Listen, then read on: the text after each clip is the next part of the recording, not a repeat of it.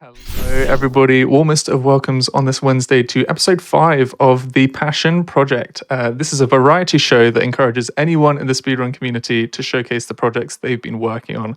Now, if you know anything about this show, you know that I'm not the normal face of it. Amber Cyprin usually takes on this show, and they're not feeling great at the moment, so we're sending all of our blessings towards them, hoping that they recover from what they've got going on at the moment. But everybody, this is a passion project, and it's a fairly new show. And Amber is looking for runs. So whether it's your current favorite game to grind, a new category, or game you've been rooting out, a finished task or segmented run that you'd like to show off, randomizers, bingos, almost literally anything can go with it. So Amber's wanting it, and you can send Amber your runs, or you can use !passion in the chat and follow the link to the submission form. Now, speaking of passion, when Amber was looking for cover, I, immediately shot my hand up because I tell you what I have a passion for, that is Sonic games. We have got a lovely Sonic schedule coming up. We have got Sonic Adventure 2 Battle, Hero Story with Emerald, and then after that we're going to be having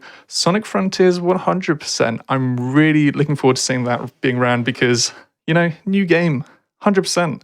What's that going to look like? I'll do a bit of trivia. The game producer, I believe, for Frontiers thought that the game to 100% to find everything would take you several days. I'm going to tell you right now, we are not going to be spending several days on this hotfix. But in the meantime, a little bit of hotfix information, especially regarding Sonic, because there will be some Sonic at PAX. Games Done Quick is returning to PAX East 2023 on March the 23rd to the 26th. So be sure to check out the speedrun stage if you're interested in watching some speedruns or playing through a gauntlet of mini speedrunning challenges. Also, your support through bits and subscriptions help out the hotfixes happening. And I've got a show on Saturdays, every other Saturday, going places, definitely worth checking out. We're definitely keeping to the show theme for April the 1st. Haha.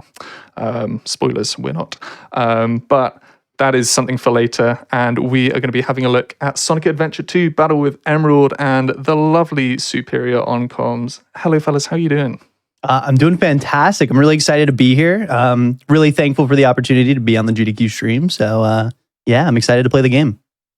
Yeah, and I'm doing well too. Yeah, no, that should be really fun. Glad Em asked me to be on this. It'll be a good time. Awesome. Well, fellas, whenever you're ready, you are welcome to count us in, and we will go. All right. This run is very fast paced. There's a lot of tricks. There's a lot of things to explain. We probably actually won't even get to be able to explain all the little nuance things that are going on. But there is a trick that happens within the first 30 seconds of the game. So we're gonna start now. I accidentally hit A. 3, 2, 1, go. Let's go. Absolutely. All right, so starting in City Escape, we're going to be in a little boring section here. There's only a couple of these in the game, but there's already some tech that we can do. You can actually do double jumps off of these ramps to try to get a little bit of extra speed, and you constantly build up speed as you go down the hill. So our goal is to try to get as many awesomes as we can. We got a cool there, so it's not that big of a deal. And we can jump over this pad here. Got caught on my foot there. But Soup, if you want to explain City Escape since it's happening right now, that'd be excellent. Yeah, so for this, obviously with Sonic games, it's very momentum based. So Em is going to get down these speed pads, charge up a spin dash, and unroll and re-roll at a particular time. And he's going to pause, and then after the pause, mid spin dash charge, he's going to unroll and press A to do a trick. You're going to get a ton of speed, and then you're going to... when he gets it, you're going to see Sonic do some funny. Em is a big proponent of doing this multiple times as opposed to going skipless. So we'll see if we can get this. That should work. There we go. Yeah, there we go. Nice. Wonderful. Yeah. So this trick is really, honestly, we're so lucky that this works because after the way that the stage is laid out, it actually spirals on top of itself. And Sorry, I'm having trouble getting on the rail. The camera here is very, very bad, as you can see. Very hard to control Sonic. There we go. Yeah, bad cam rails can be really rough sometimes. It's just so rails just in general are pretty hard to homing attack on, so you can have some issues, especially with back cam rails and like having the camera angle like looking up at Sonic as opposed to kind of like to his back where it normally is. So it's just kind of hard, and you have to have some, you got to really know your angles, and so people can definitely get caught up there. Yeah, I definitely, it was like one of those situations where it was like the camera, it was not in a position to save it where I'm used to. So it was just really uncomfortable, but we made it through. We're good. Just made it. And so, yeah, that's the first stage, City Escape. We got to see the silly skip, and we're going to move on to our first boss, Bigfoot. Yeah, and Bigfoot actually is a fight that can be done frame perfectly. I'm not super great at the frame perfect because I don't do what's called a homing attack cancel to give us a little bit of an extra distance on a homing attack right at the beginning of the fight. Because I'm not the best at timing it. I just like to mash A. But I only get it like a frame or two slower than normal. So let's see if we can do it. Either that or you're just going to game. We're going to get it anyway. It's fine. We'll see. We'll see. But if you're hitting Bigfoot in a position where he... like literally the frame he is vulnerable, he takes damage. He doesn't move at all, as you saw there. So very good. Not frame perfect, but a good enough fight for the time. So good. Yeah, I want to say that's like 3 or 4 frames off. So close enough. Yeah. All right, but if you now we want have to Wild explain Canyon. hunting, Yeah, so it's Knuckles. So there's 3 pieces of the Master Emerald. We are resetting that piece because it is not the best piece. Neither is that one. So when we spawn into the stage on first load, there are 1,024 possible sets that you can get, and then after that, if you reset, it's kind of like the Wild West. You get a lot more nice spot on that free piece. But basically, the goal is to find the 3 pieces of the Master Emerald relatively fast. We read our first hint, and that is generally how we know where we are. So we know Armored Carpool is this piece over here. And yeah, I'll say that's already it, as fast as you can see it. Wild Canyon is definitely one of the quicker hunting stages. So it'll be hard to explain it all. But yeah, that's basically the goal is we see the hint, try to get to the piece. And again, like how we saw with M, sometimes you can see pieces out of order and grab them, but obviously the radar normally does not tell us. So it's a lot of kind of like routing from piece to piece from when we get hints, and sometimes kind of having that eagle eye to try to spot free pieces when we can get them. Yeah, and Can you do that again? Because I really like Knuckles. oh, trust. Well, we got a few more stages, so we're good. Yeah, We 4 got- more. Let's go. 4 more. But here we have our first time we're controlling Tails. As you can see, Eggman 1 is very much a pushover. If you don't move at all and you just shoot straight ahead, we can manip the computer to just kind of like run forward pretty much. And occasionally he'll run off course, but here we get our first stage of gameplay with Tails. And funny enough, this is the first Tails stage, but I would argue that it is the most difficult to go fast in as the mech character. The goal with the mech character is you want to be conserving momentum as much as possible, and making like wide turns, like 90-degree turns. You lose a lot of speed. So you'll see I'll try to like hop around corners, and hopping itself actually slows Tails down too. So anytime we're trying to just like hop around, we're trying to conserve momentum and maybe meet one of the cycles for like that door right there that I just went through, so that way I don't bonk into it and lose speed.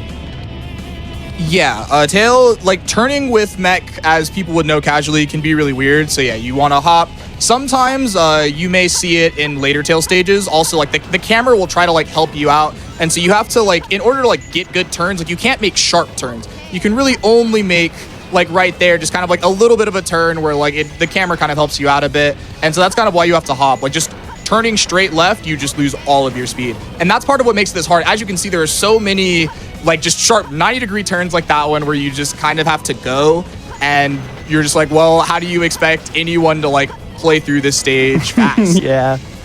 And as you can see too, what we're able to do with Tails' lasers is we're actually able to shoot through the walls. He just has aim hacks, so he can lock onto the robots further into the stage and actually unlock some gates for us. So we don't even have to really like sit around and try to like aim at them super precisely or anything. Just kind of waggle the laser around. Yeah, and that is definitely the name of the game, with a lot of the optimizations for Prison Lane is like, as you saw there, like kind of shooting enemies a little bit earlier to open up these doors for us, because that's a lot of the time losses, either not going through the doors properly, where you kind of have to like go through them with like the most amount of speed, or just kind of like having to wait. So but yeah, that's it for Prison Lane. Now we have Metal Harbor, our second Sonic stage. We're going to get the Light Dash soon. We have one little fun trick, under loop, which we do get. Yeah, that one's a little bit finicky sometimes. If you get the wrong angle, you can... It's honestly easy to save if you go too high, but if you go too low, then you just kind of die and then have to restart. And oh boy, here is my least favorite upgrade in the game, Light Dash. Light Dash does... No way. Yes, it it lets us go fast. Obviously, you can see we're using it here. It is useful in certain spots. But one of the big issues with it... Here, wait, I got to do a skip here. Yeah, I can talk about it a little bit. Yeah, so with Light Dash, so Light Dash is basically like a content-sensitive action where when you're up to a trail of rings, you get a prompt in the top right saying to do a Light Dash. So what happens sometimes is it can be really fast because of that, where it's like, you press it at the right time and you just go. It's a very snappy action, but also at the same time, it can also be very finicky because it's context sensitive, and it can lead to some messy situations and some unfortunate deaths. Yeah, unfortunate deaths happens to me all the time with this. So right here, we're going to be... the name of the game with Sonic games a lot of times is you're just trying to skip the loop, so we're going to skip the loop here and avoid that ramp. That wastes a lot of time to just be kind of in the same area of the stage when we can just kind of jump past it and make it to the end.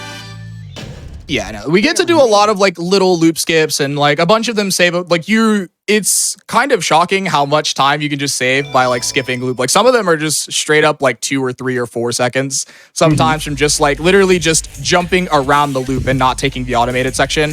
And so we saw a few of those. We were explaining Light Dash a little bit throughout Metal Harbor. You're going to see a few more in Green Forest as well. But of course, we have our favorite iconic scene that I'm talking over.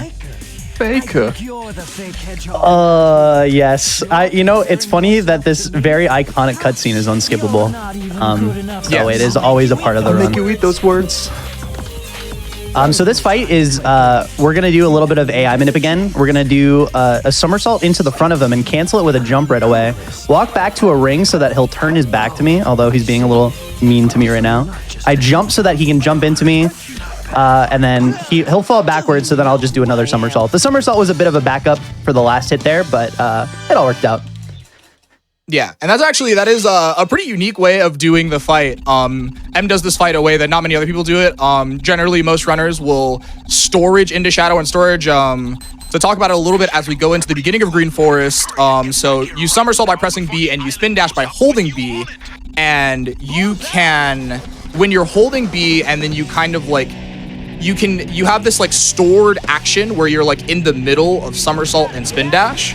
And so that Sonic, because he is still like walking but like storing that, you can hit Shadow throughout that.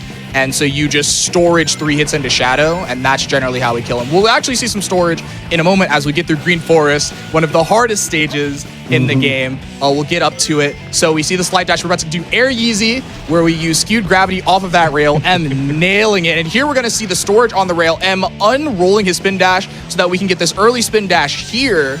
And that was that storage throughout there, going in halfway through before the spin dash charge. Gearing up for mini wall run. Nice, and we got it. That's 2 out of 3. All our Emerald viewers, shout outs to them. All right, but yeah, now we're gonna gear up for the big boy wall run coming up, where we use a loop speed launch to get on the tree and run up the tree. I'll let M do this real quick so we can get it. It's a little low. Yeah. This is suspect. Yeah, this looks a little scary. Okay, we're good. We didn't get Vertex off, so we will not be doing Task Run, but we will see ourselves a Moonshot, our second fastest of the 2. Still nailing it. Nice wall run, M. Thank you. There we go. One last little loop skip for our troubles that we get. That was a little scary.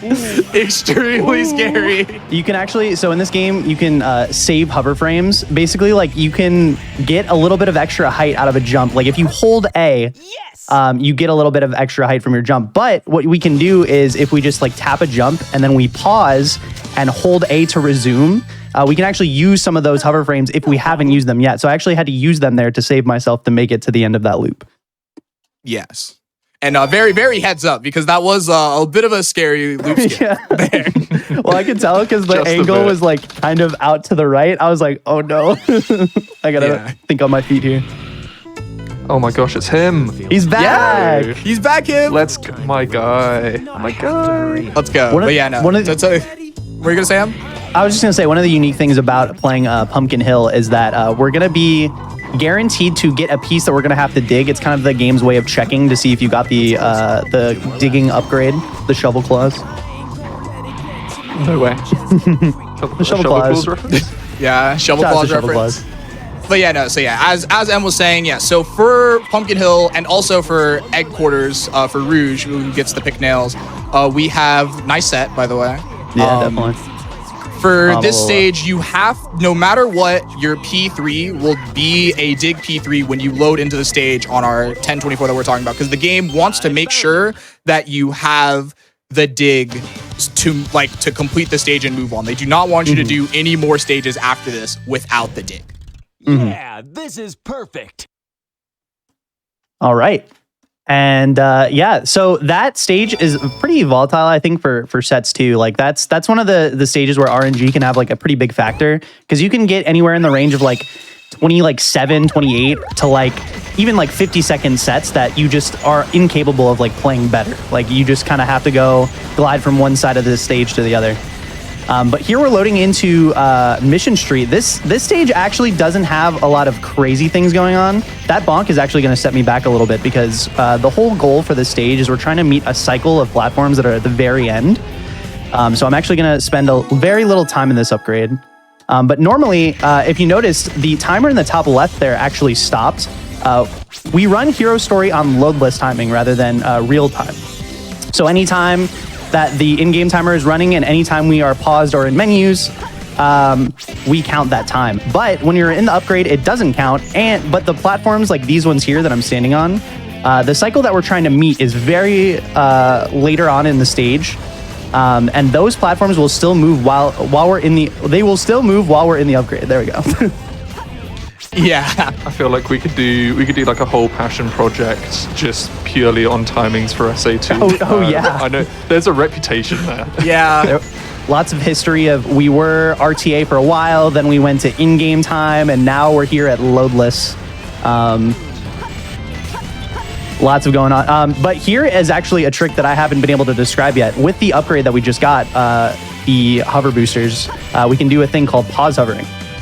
The way that the game works is if you have the hover, if you hover, like say the frame after you jump, you actually get a crazy boost of height. And there's actually like a window for that. Where if depending on how early you do the frame, the more, or the jump, the more height you get. And we use that to skip over a bunch of like different platforming sections and stuff. So it's useful for us there to get the cycle. I met the cycle, by the way. And so now all we have to do is run to the end. Yeah, I was like, I'd say we were talking about other stuff, but yeah, M did get the fastest cycle, zero cycle. It was pretty clean Mission Street, but yeah, no, for pause hovers, so that first, like we cannot even think about getting zero cycle until we hit this. So you saw M hit weight hop. After getting the hover, running up and doing the pause hover off of that weight, that is one where you have to do a pause hover. You can't really get around that. For some of these other pause hovers that you see M do, some people will actually try to min-max it and double tap, because it's like the pause is really just to make sure that we can get as much height as possible. And so some people will actually try to min-max by double tapping. And so it just kind of depends. It depends on the runners, but there are points in times where you have to, and we'll also see that later on in Hidden Base. We'll get to that as well. But now we're here in Aquatic Mine. Hib, you didn't have to wait that long in between stages this time for Knuckles again. He's back. So this time we are gonna This track is a do banger as well. changing some water levels. We're gonna wait for either a green ping or a free piece. There we are. We're gonna go up here. Always there's a set of free piece checks that we do up here, because always we are going to change the water level down to the level 3 to make sure we get this. This is a really cool stage, a big fan favorite, because there's a ton of fun movement that you can do. There are sign clips and wall runs all throughout to do for little bits of optimizations, and I think we will be able to see a sign clip here into the Ghost Room, nailing it first try. Pretty solid set as well. In between, like, that 20 to 30 in terms of its variance is generally like, you know, you're not really too mad at that at all. That's a very solid set heading into Route 101. Yeah. Yeah, absolutely. This is perfect. I'm really glad we at least got to show off some of the tech, because actually in practice I got a really good set that I didn't get to really show off any of the cool aquatic mine tech. There's actually a thing that we can do where we can run on walls as well in that stage, which I'm sad I didn't get to show, but you know, it is what it is. I wanted to show at least the fastest way to play out that set rather than waste time. So here we go. We're in our kart racing stage. This is the only time that we have to do this in the run. It actually does have more depth than you would assume. The first thing you're going to see is I'm going to start snaking when I go downhill here. And by keeping the tire screeching might be kind of annoying, but unfortunately it is the best way for us to move around in this kart game. Oh, the humanity. Yeah. Just try to ignore it. Just listen to the sound of my voice. The way that the boost system works, it's actually a score system rather than the amount of rings you have. If you get 20 points, you get a boost. And so if you hit the balloons that are on the little pit stops, those are worth 20 points, and it actually resets whatever point counter you're at. So there's like kind of a routing to this so that we're getting boosts whenever we lose speed from going like uphill. I actually do a route that's a little bit different than other people's. It's not the most optimal route, but it is the most consistent route as far as like bailing you out if you need like an extra boost or something. So it's pretty lenient, I'd say, compared to the other routes. And like the most optimal route will only save like maybe like a second on my route, or maybe even less. So it's really not that big of a deal. Yeah, Well, like, you know, the fastest routes are, they don't save as much time, but yeah, there's like one of the routes that can give you an extra boost. And there are a few, so there's like M's route, there's Aura route, shoutouts to Aura, and of course Geek route, which is probably like the fastest and like most famous one, if you know. Yeah, Geek Route is definitely the optimal one. Every time I've tried to like practice Geek Route though, it would always just kind of like, it would be hard for me to do consistent enough to like have the boosts when I needed them. So I was like, all right, I gotta workshop this. I gotta figure out a better way to get around this. And practicing the stage is not very fun. Well, whilst this is all going on, asking sort of questions, what got you into this game? Where has the passion birthed from, Emerald? Well, for me, it was actually from Talon. If you guys are familiar with Talon 2461, Yes, legendary Sonic speedrunner, been around for a long time.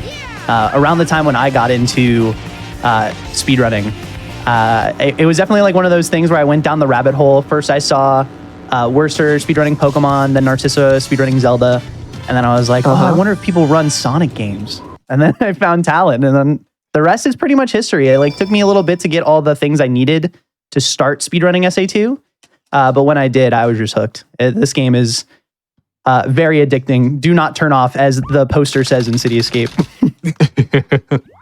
Yeah. But all right, here we are entering Hidden Base. We are in Desert. My personal, I love Desert. I love the Desert stages. It's a very scary set of splits when you're mid-run, but doing the execution for these stages are really fun. So here we are, Hidden Base with Tails. We're going to see another one of these pause hovers that are required. There we go. Yeah, so we're gonna bail on that. So for pole hop there, as we saw, we're gonna get on that pole and then do another pause hover over to the left to skip a lot of this section and get to where M is currently pause hovering to now. The reason why M bailed out is because this is cycle based. So if you're not fast enough to make the cycle or slow enough to like want to wait to catch the next one, then you generally just want to bail out. Generally consider a pretty like hard-ish trick, just because like getting the pause hovers and being fast enough can be tough for people. But yeah, no. So now we're gonna move over here. This is definitely a big stage where you want your pause hovers and even just kind of like your general like double tap hovers or other hover timings to be on point, because there's a lot of it. And the other part of it is these door breaks as well. You can lose so much time to these door breaks. You want 3 like relatively spaced out shots, because these doors, funnily enough, have like some kind of like small amount of invincibility frames. You can't like immediately shoot them out. So it's like, it's really weird. But yeah, it's about like having your hovers be on point, having fast door breaks, and just like obviously your general consistent Tails movement by maintaining speed and not taking too sharp of turns. Exactly, yeah. And a couple little pause hovers here to end it off. This is pretty much, oh wow, I've actually never fallen there before. That was funny. Take this section a little bit carefully because it's easy to die. Yeah, it was a little scary. Yeah, we're chilling. We'll still get Sub 150, hopefully. Please. Okay. All right, there we go. Yeah, still sub 150. Let's go. Even with all the little mistakes. Yeah, unfortunate to miss the pole hop at the beginning, but that trick is very tight. So there's like a few different ways you can like play out that section. I tried to go for the fastest one, but very difficult indeed. And speaking of difficult, coming up now is Pyramid Cave. This is another very difficult Sonic stage, very technical as far as like movement and stuff goes. And it also introduces the upgrade, the bounce bracelet, if you want to talk a little bit about super bounces and stuff, Soup. Oh yeah, Pyramid Cave, really fun stage as it introduces the bounce. The bounce, when you are in the air, when you jump in the air, you will press B and do a bounce. We'll get to that in a minute. Do you want to talk about this mock bounce that M is going to do and a bit of movement before we get there?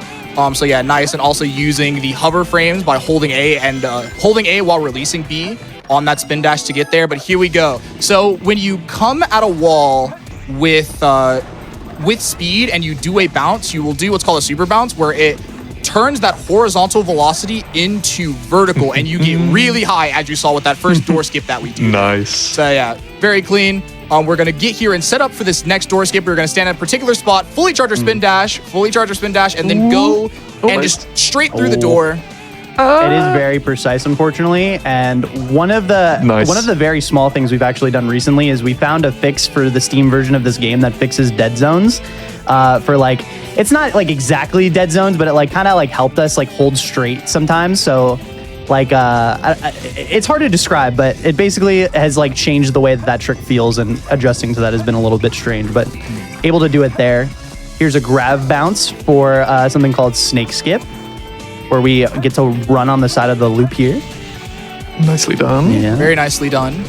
All right, here we go. A few more super bounces and just some other fun movement as we end off this stage. Generally, coming up to these hourglasses, you want to bounce at the middle of them so that then you can do a bounce excel, which in the middle of a bounce, if you homing attack, but right before you hit the floor, Sonic will hit the ground running, and it's generally the fastest way to hit the like go from a standstill to like full like close like the closest thing to full speed as you can get from a standstill.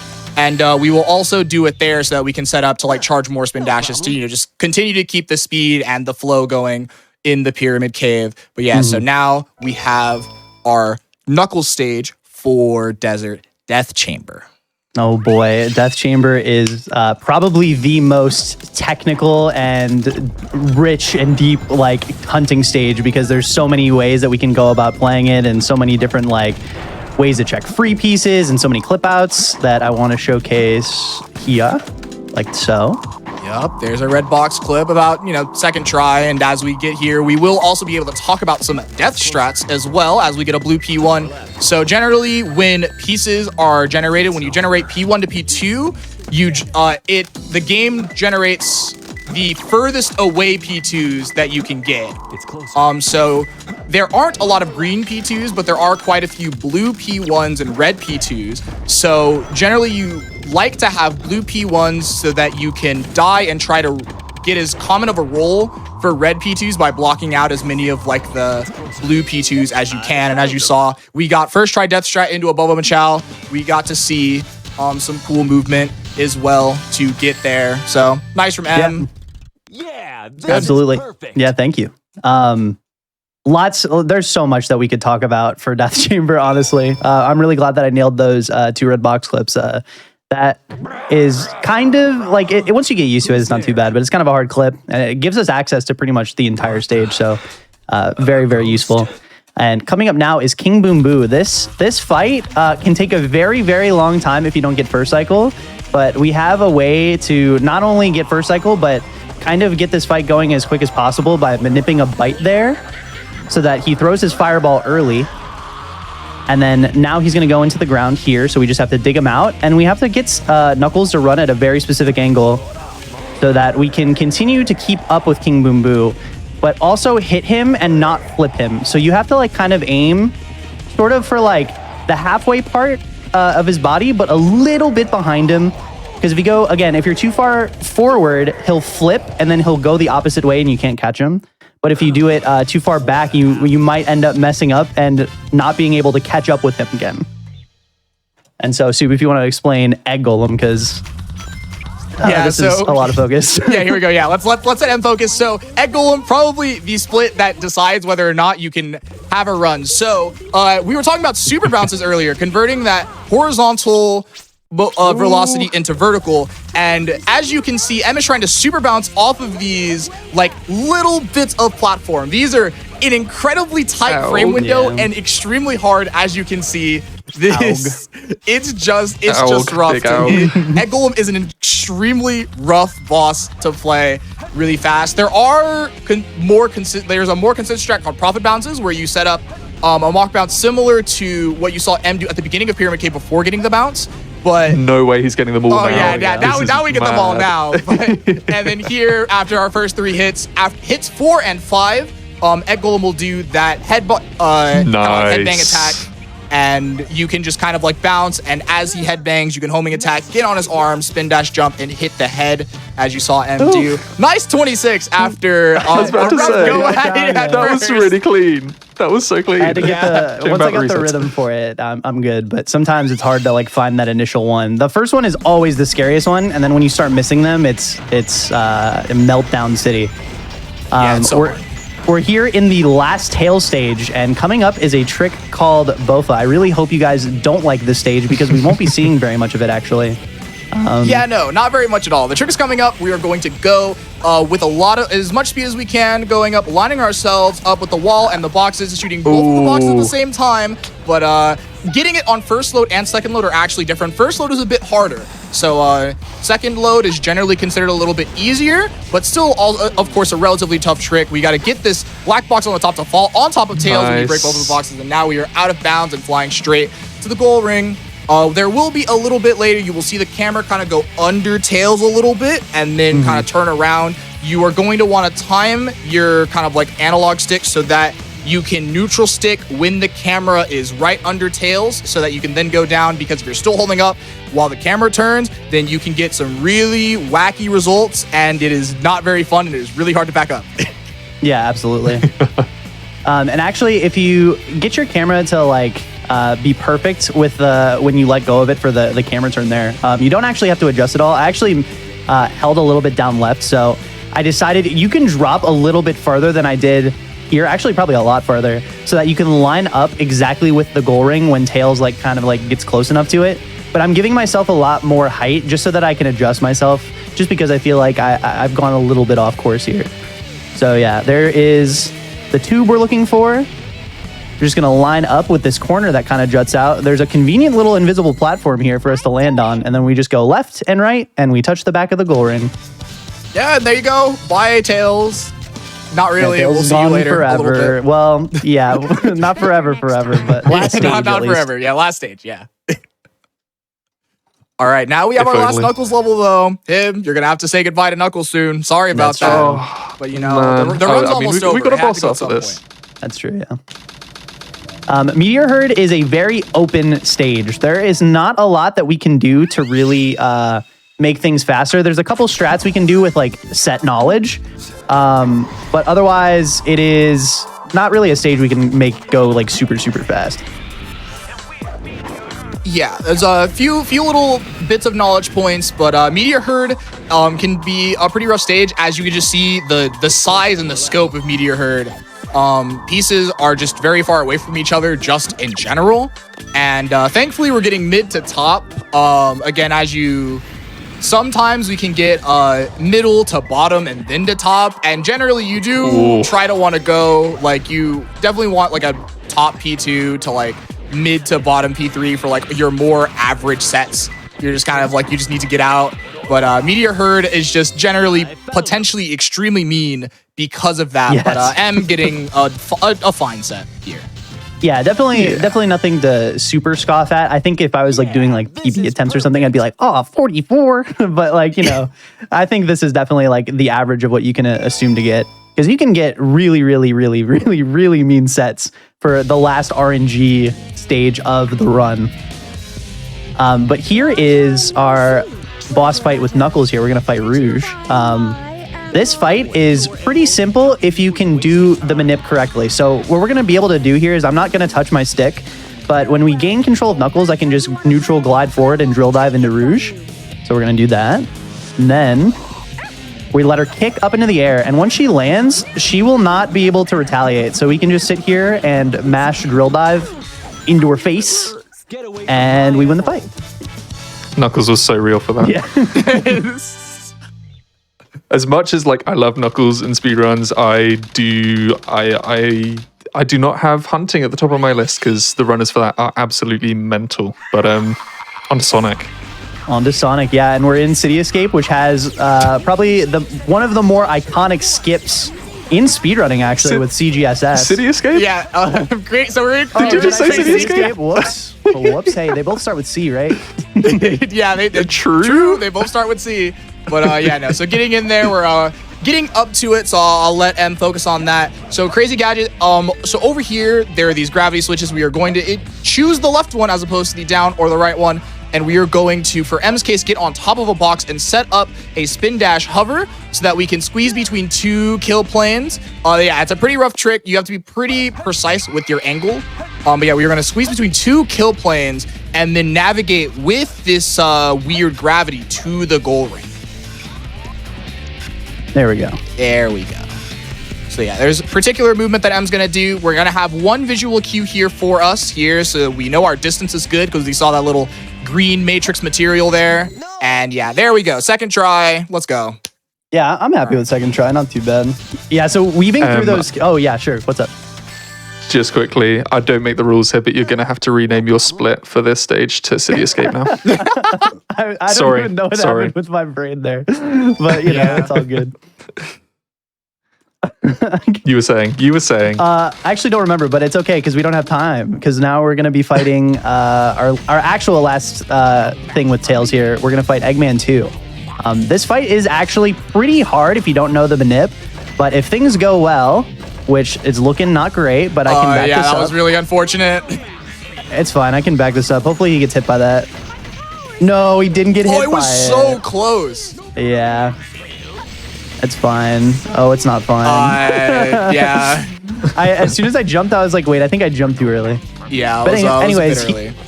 Eggman doesn't move until you start shooting. So if you can get him in the right spot here, he hopefully will stop.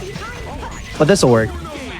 Yeah, He actually got hit close enough to the bomb this time to where he got hit by it. So now he just needs one more hit to die. Yeah. So there you go. Potentially rough fight if the manips don't work. There are two manips that you can do. So M's choosing to do one there. But generally, yeah, 14 to 15 second fight, as you saw there, as long as you can get it. But obviously tough, as we saw in the first attempt. And here we are in Final Rush, our last stage. Yeah, I hope you don't like this stage either. Because we're not going to be able to see much of it. Doing Final Rush skip, actually, I kind of have to count out loud. So if I could just get some quiet for a sec.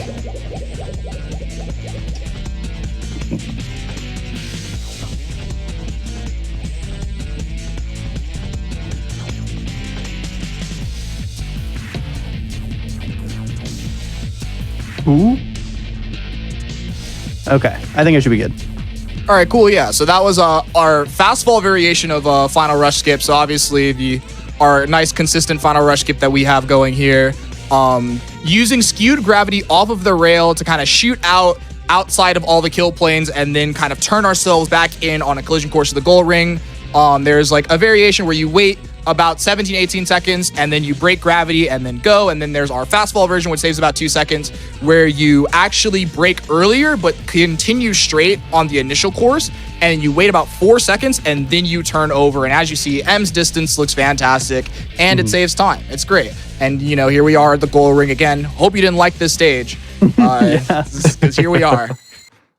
Right at the end. Nice. Yeah, so that's there's like a bunch of different ways that people like do like the timing for when they're supposed to do their turns and stuff. I actually just count out loud. So like any distraction from like other people talking is just like, oh no, this is gonna mess me up. So that's why I had to ask for a little bit of quiet time, but it all worked out perfectly. So it's good. Yeah, there you go. Nice. And then here is our final fight, and it's gonna be time after we do the last hit on Shadow. This fight is pretty easy if you can lock Shadow in place. So we actually whip out to the side here so we can get a faster homing attack onto him. And all we're trying to do is we're trying to time our homing attack after he times his so that we hit him before he touches the ground, and that's time. Yeah, there you go. GG's. GG. Thank you. Yeah, honestly, not too bad. Definitely a little bit of a rough start with City Escape, but we got there. I feel like everything went pretty well. Oh, yeah, that was a pretty solid run. I actually forgot to put on my live split, so I don't even know how long that was. On our end, using real time, of course, yeah. 3660. Okay, yeah, not too bad. Which is well under your estimate that you gave us. So, yeah. I gave plenty of time to, just in case there was a lot of meltdowns. Because again, a lot of the tricks in this game are pretty hard. And I wanted to be able to showcase all of the big ones. So I think I did that. So very good. Yeah, I think you did a pretty solid job. Since, you did so well with your estimate, the passion for this game, I know we asked about how it started for you, but where has that taken you? Like, where has the passion for this game sort of propelled you to? Because I know that you've got a couple things going, not just your stream, not just the speedrunning this. There's more to it. Definitely. Well, I think like my passion, at least for like this game, kind of like started really young. This is always like one of my favorite games growing up. And then, of course, like I said, the story with like Talon and getting into speedrunning, but True. eventually, what that allowed me to do is I started to stream this game full time. I was able to go into full time streaming because of this game and the amount of time I put into it, and just I don't know. It's just it's kind of like a surreal feeling to just think that I was able to kind of in a way make sort of a little bit of a career out of playing this game, and of course making other stuff too. But because I put so much time and heart and effort and just played this game nonstop, I probably have. It's hard to say, but because we don't have statistics past I believe 2016 for Twitch stats, but I'm either the person who has streamed this game the most or the second most. The only person that is in contention for that is Talon, because Talon has obviously been around a lot longer than 2016. So, I really love this game. I don't think I could ever put this game down. I think it's too addicting, and I think a lot of other runners kind of share that sentiment, because there is no other speedrun quite like this game. It's just it's got everything it needs, I think, Well, hey, that sounds like passion. And I know that Superior is also a big fan, not just of this game, but adventure era games. But when it comes to SA2, if you were, putting it out there to the masses, to the crowds, why should people pick this up? It's very fun. I think it's an extremely satisfying game to nail tech for. So just any kind of general movement or any kind of tech, it's very clear when you do things wrong and very clear when you do things right. And when you do things right, is an incredibly satisfying feeling. It's really cool, at least for me. And especially you have the Sonic and the tail stages, and then there's also the hunting, and you have that decision making process. So you get to make these mini routes in your head as well when it comes to the treasure hunting stages. You kind of also get to flex that bit as well. Every run, because of hunting, kind of has its own unique identity to that as well. And I think that's really cool, and it's something that I really enjoy by running the game. Awesome. Well, if people were, to be interested in this game and wanted to, maybe start learning it or just seeing more runs of it, first of all, where can they find the community for this? Well, you should definitely go to speedrun.com/ I believe SA2B here. Let me just double. Yes, that's /SA2B. We have a Discord linked right there. If you check there's a following button or a follow button. It's located directly under there. Please join. The community is very active. It's very large. It's very passionate. Tons of great people in there who are always willing to help new runners get into the game. And I really truly believe that it might be a little bit of a rocky start getting started with just the general movement, because the game feels a little bit slippery when you're first starting. But when you really get into it, I truly believe you guys are going to love this game. I mean, it's just phenomenal. Great community, great speedrun, and yeah. Awesome. And then, of course, because, you mentioned that you play this game a little bit. We also talked a little bit about Frontiers. Where can people find you? Where can people find me? Oh, well, they can find me at Twitch TV /Emerald with no A and 2Ds. It's actually, I know it's linked on the title of the screen if you guys, or title of the stream if you guys want to click on that. And yeah, that's me on everything on Twitter, YouTube, everything. So yeah, definitely check me out. I'd appreciate it. Awesome. And we've also thoroughly enjoyed commentary courtesy of the Superior. Superior, where can people find you? Well, twitch.tv/The Superior. Exactly how you would expect it. No caps. If I don't know if capitals matter, but no caps if that's a thing. Yeah, that's where I be. Awesome. Well, thank you so much, both of you. That was, Sonic Adventure 2 is always a treat on this channel, and that was a really good show. I thoroughly enjoyed that. But folks, we are going to be having a little break. We are also going to be heading into quite a long run. So just a heads up, we will be having breaks throughout that. We take breaks just to, check on ourselves, make sure that we're doing all right, get up and have a stretch, make sure that we're hydrated. We're going to be taking one of those before we head into the 100% category of Sonic Frontiers. Spoilers, like I said, it is not going to take a couple of days to finish off. So Dawn is going to be taking us through that. Emerald will be back on comms for that. Lovely stuff. Yeah, stick around, please do. And we will see you very, very shortly.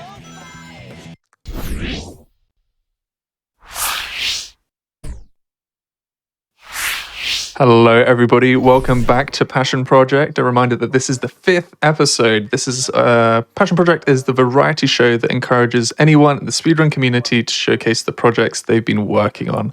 We have already had a lovely Sonic Adventure 2 run, courtesy of Emerald. Emerald is going to be joining us once again on commentary.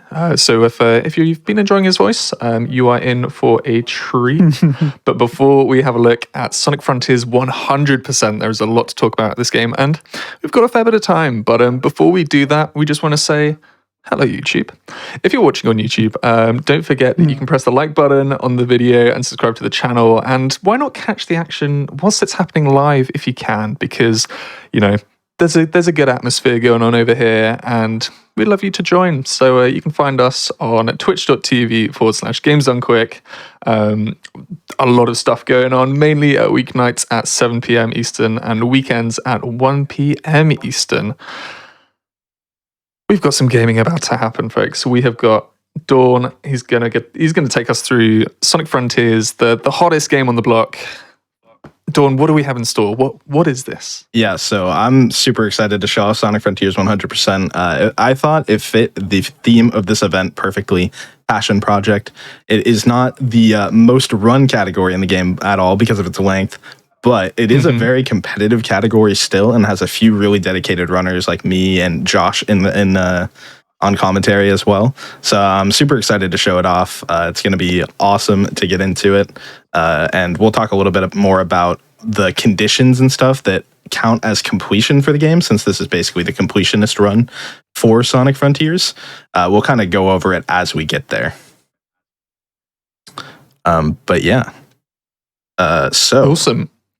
Should I talk about... Okay, yeah. We'll talk about the very first one right now, because we're going to be getting into it, and it's going to be over in a blink of an eye. If you don't understand what's going on, it'll be a little weird. So the very first condition that we need for 100% is getting all missions for every single cyberspace stage. Now, what that entails is, first off, getting the S rank, which is a time requirement. Next is a ring requirement, which sometimes can be incredibly high. And then getting all of the red rings in the stage is the third one. So that, as you can imagine, going out of your way to get all of the collectibles is going to cost a lot of time, but still we're able to do every one, if we do it successfully, in one go. Even 1-2, believe it or not.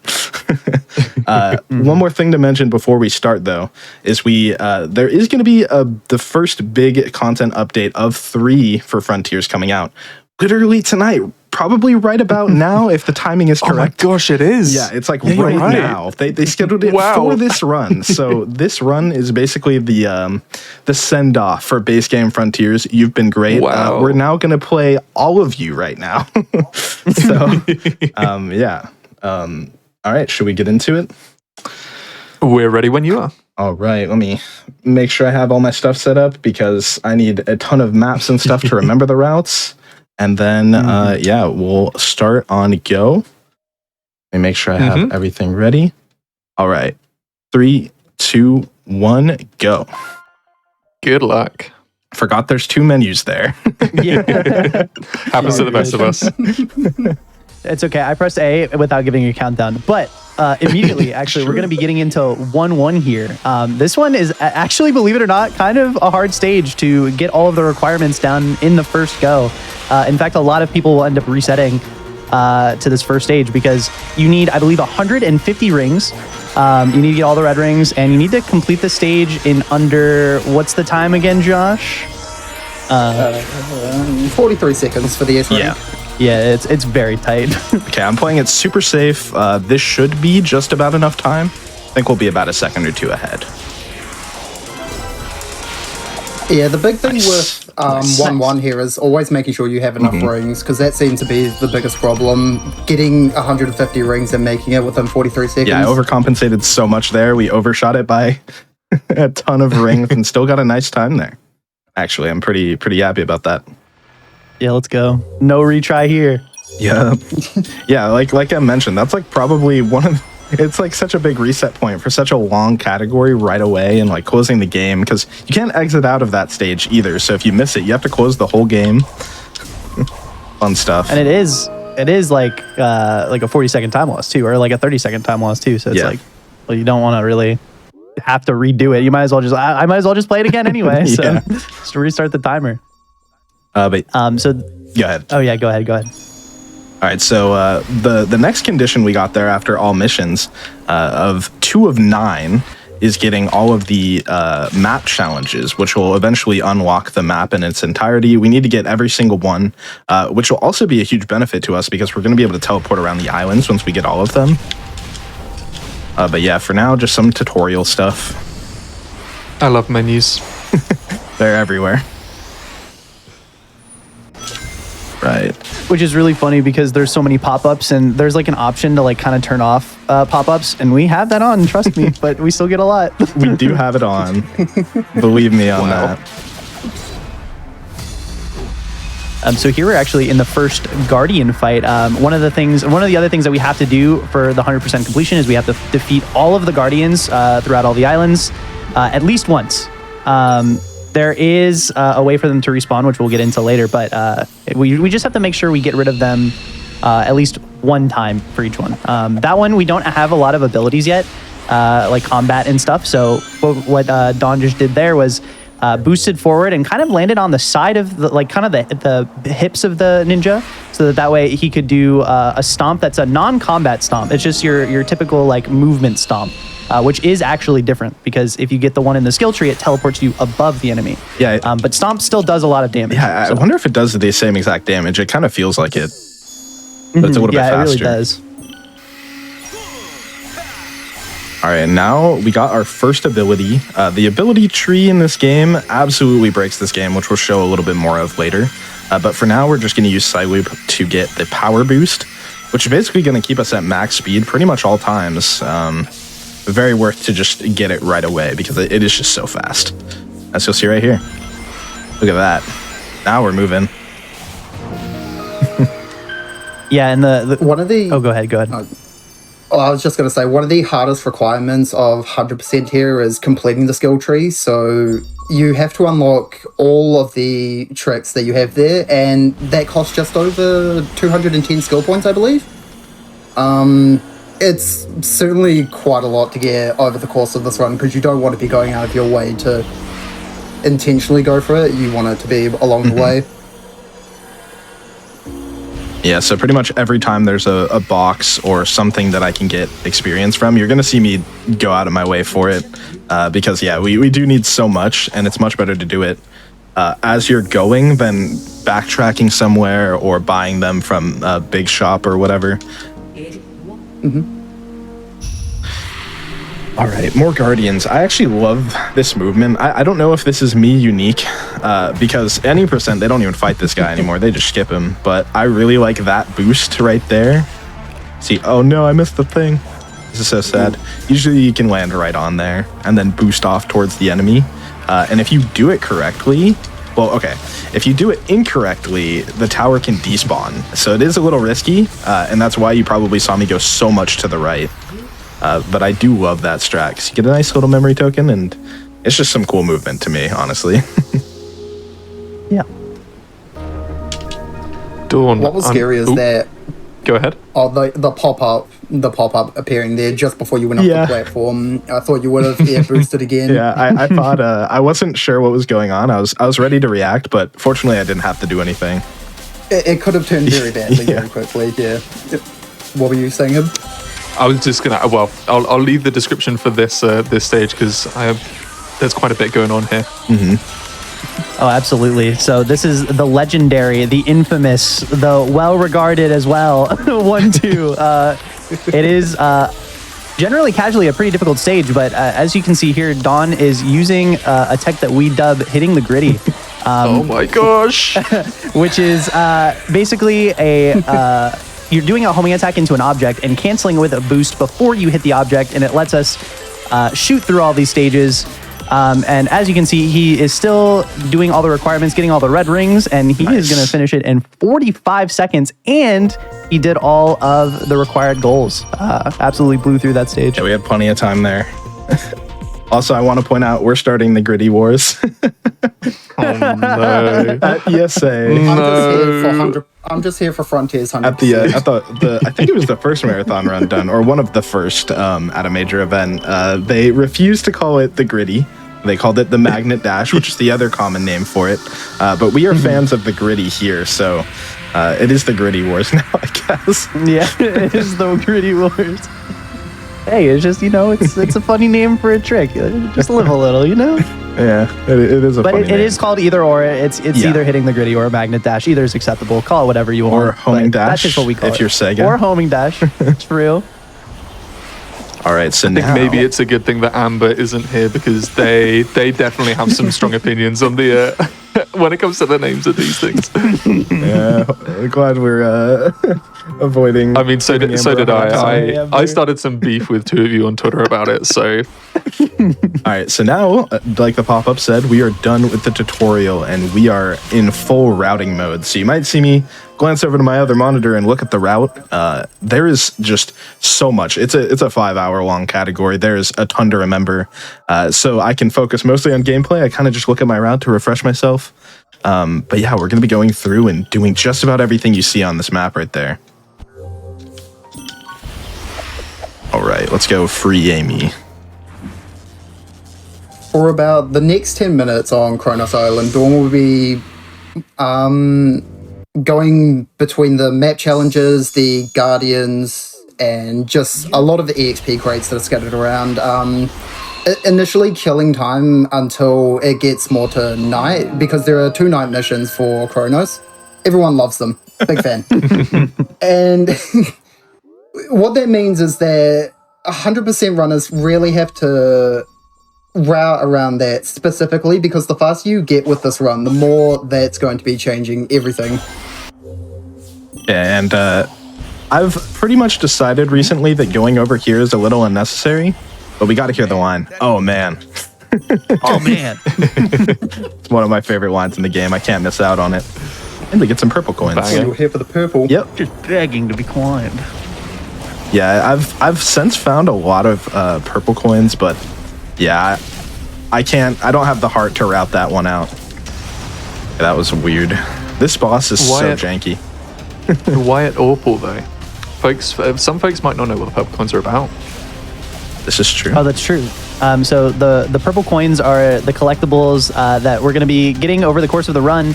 Well, actually, okay, for the first island, we need to collect a bunch of them that are scattered around so we can go visit Big the Cat to go fishing, because fishing is actually a very, very, very important part of the run and one of the conditions we need to meet for beating the game 100%, which is we have to get all catches. So we're going to be collecting the purple coins as we go, so that way we can go pay a big visit. Okay, that was kind of Man, weird. I love fishing. Yeah, we're going to be fishing quite a bit. You're going to see plenty of Big the Cat. That's one of the best parts about this run.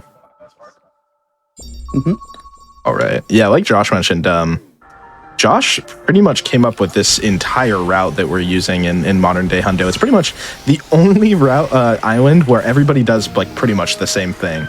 And I'm a little behind on the route. There's some new strats that people do. But yeah, like Josh mentioned, we're basically stalling and just finishing everything. Like I avoided that emerald, right? Because that's going to start a chase sequence if I get it right now. And instead, we're just going to go ahead and focus on getting the map challenges and basically preparing. And just, yeah, stalling for those night missions. Because night missions are so fun, especially when you can't control whether it's day or night, right? I love them. Hey, maybe we'll get that in an update, buddy. Maybe that's coming. That would be awesome. Well, speaking of night and day things, and we've mentioned Josh a couple of times, I feel like routing of a particular other game that has elements of that in might have helped out. Josh, what is your experience when it comes to Sonic and, coming into this game?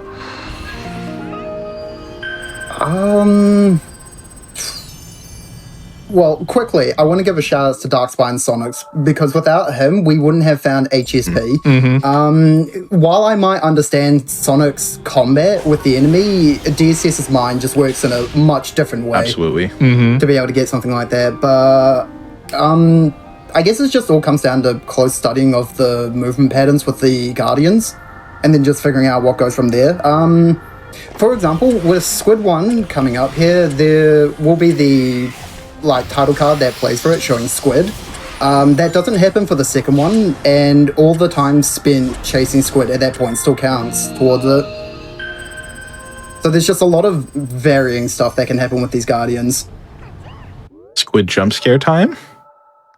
Yes, please. Prepare your squids, chat. Prepare your squids. Oh, we're waiting a little bit. Wow, that's a shock. There you go, Squid. Squid. There it is. I don't know why. It's so funny. I can't quite put my finger on why it's so hilarious, but it really is. It turns around. Yeah. Stares directly at the screen. I think it's just really funny because it seems like he's doing he's emoting for a YouTube thumbnail. He's like, what? Oh, It's the red square as well that does it for me. Yeah. Alright, so mainly with combat, Dawn is just going to be pushing himself up to Phantom Rush. That was close. Yeah, I wanted to be a little safe there. I hate the pop in here. It's one of the parts where I'm like, are you serious? I can't even see where I'm trying to go. All right. I like getting these because it's so much skill points and also some purple coins and a memory token. I probably could have grabbed that later. It's all right.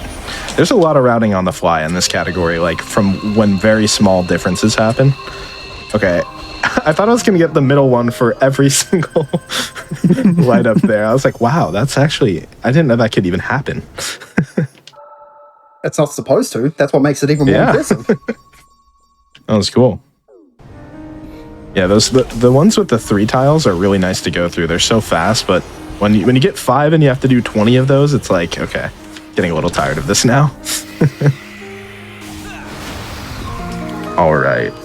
Yeah, this segment of the run is probably one of my favorite, and I also love that I love here that you get to hear so much of the music because we're not interrupting it with cutscenes or whatever. You actually get to hear a lot of this movement.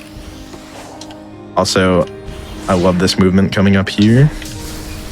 Since the cutscene skip here doesn't really change your trajectory, you can just know exactly where you're going and boost down. There was a moment in that where I couldn't tell whether you were talking about the movement of the music or the movement of Sonic. Both.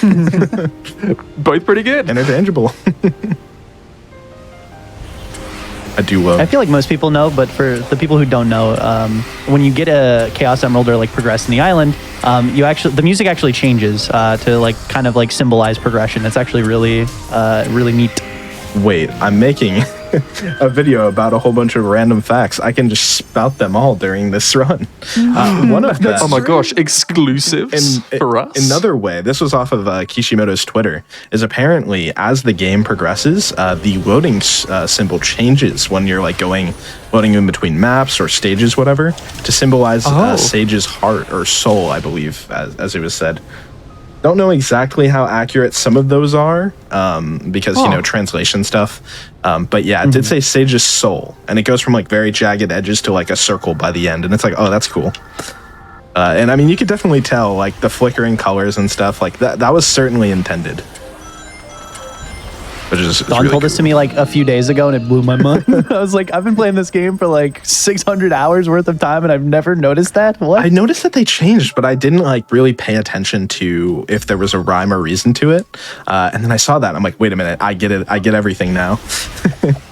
Yeah. My mind is blown. Yeah, the game has a lot of small stuff. Like, for example, did you know if you make an infinity symbol, you can get infinite boost? Wait. But little did you know, it is not actually infinite boost. It will only last the span of 5 minutes.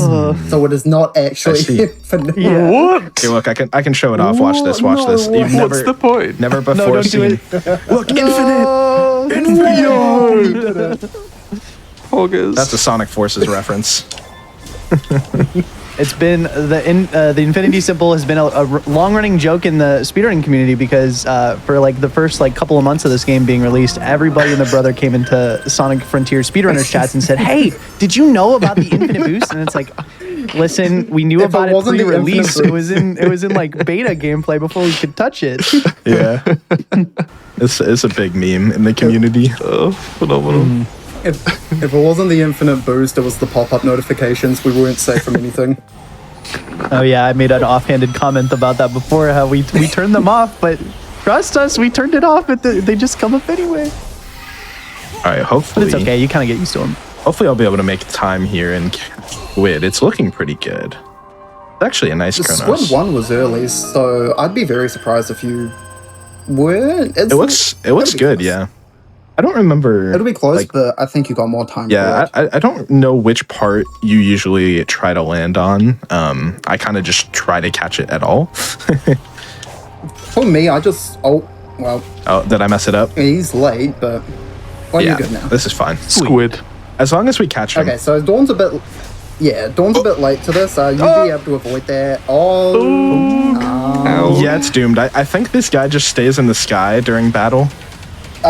Go fight Ninja and do the challenges around there and get him when he comes back around because he's going to be going around there the whole way. This is the problem with Hundo. Squid is Terrible. the main guardian killer of this Yeah. island, but thankfully I've had to deal with this sort of thing before. Yeah, I just landed too far up where the path wasn't really like fully figured out, I guess. Don't really know how to describe that, but yeah, it's weird. Hopefully he'll de-aggro because the battle music is still playing. Yeah. Well, this is kind of the beauty of Hundo, just because you do have to do these routing things on the fly, which can be kind of frustrating, but it's also a very like cool thing because it's like, okay, I can now I have to kind of adjust my route a little bit and think on the fly, which I think is just I think a really cool dynamic in any kind of speedrun. All right. Interestingly, I've been keeping a loose eye on chat, and apparently the update is now live. I think it let's did go. go live when you said it would. So, yeah, people are going to be enjoying some screenshots and different music, I believe. Yeah. Also, Squid is still aggroed. What do I do? Oh, jump, no. just Oh, wait, jump hold on, just hold jump on. him. Perfect. Go. Oh, he's. It might be a little slow because of how far back we landed, but actually this looks This will fine. still work Nice. out. Yeah, this still works out. It was a bit scuffed, but it still worked out. Yeah, Nice. I don't know. Should I? I'm like trying to figure out if I still want to go do the night mission right now. I probably do, yeah. Cause like we're I don't think there's We're any next to better yellow. time for Yeah. it.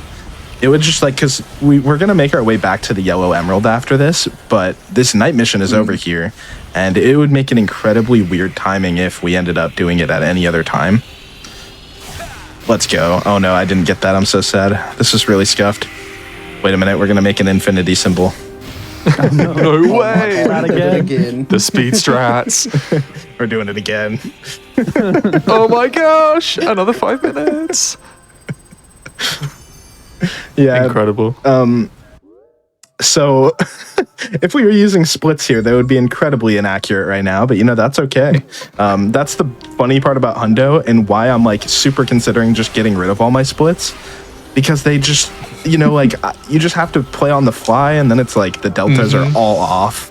It's like, why do I even have these? Now, Oh, what's up? Sorry, I was just going to say all other runners for 100% use splits, and I just have it for map challenges and islands. So that way, if a change does happen, I don't have to drastically change my splits every time. Yeah, it's just delete map challenge like when all the map challenges are complete, and then you're pretty much good because the island complete time is the same. And this is one of my favorite splits because it's called hitting the gritty with Giganto. Even though I don't actually hit the gritty, but we're having a grand old time hanging out with our first Titan of the run. Doesn't he just look so friendly? Certainly a sentence. Good heavens. Yeah, that's a great one, right? I wish I could say that was a unique sentence, but we've said it many times before. Yeah. So. You're a different breed, you lot. I was drinking am I water, getting him. You can't say this. Sorry. Yeah, so anyone out there that wants to help us glitch hunt, because most people are focused on 80%, find a cutscene skip for this, please. Look how long it is. We could save like a minute, even if it's a really bad setup. We have a few cutscene skips. Well, I think there's two that we do in this run. A little bit more than we do in any percent. I think we do maybe three in any percent. We add one extra. But yeah, we do 3. It's by dying basically on the same frame or around the time the cutscene starts, because for some reason gameplay is running in the background, I guess. But I play this escape sequence, whatever, the first Titan encounter, pretty safe. But I do it in a way that's going to actually save a bit of time. Instead of the delayed hitting of the rocks, if you go down here, you can just mash. Ooh. Nice. It's pretty safe. Saves a little bit of time. Just it's random small optimization, you know. Now, more Giganto. You know, if Giganto just turned and threw Sonic out into the ocean, the game would be over. It's a pretty glaring plot hole in my eyes. Does he know? Does he know? It's the age-old question.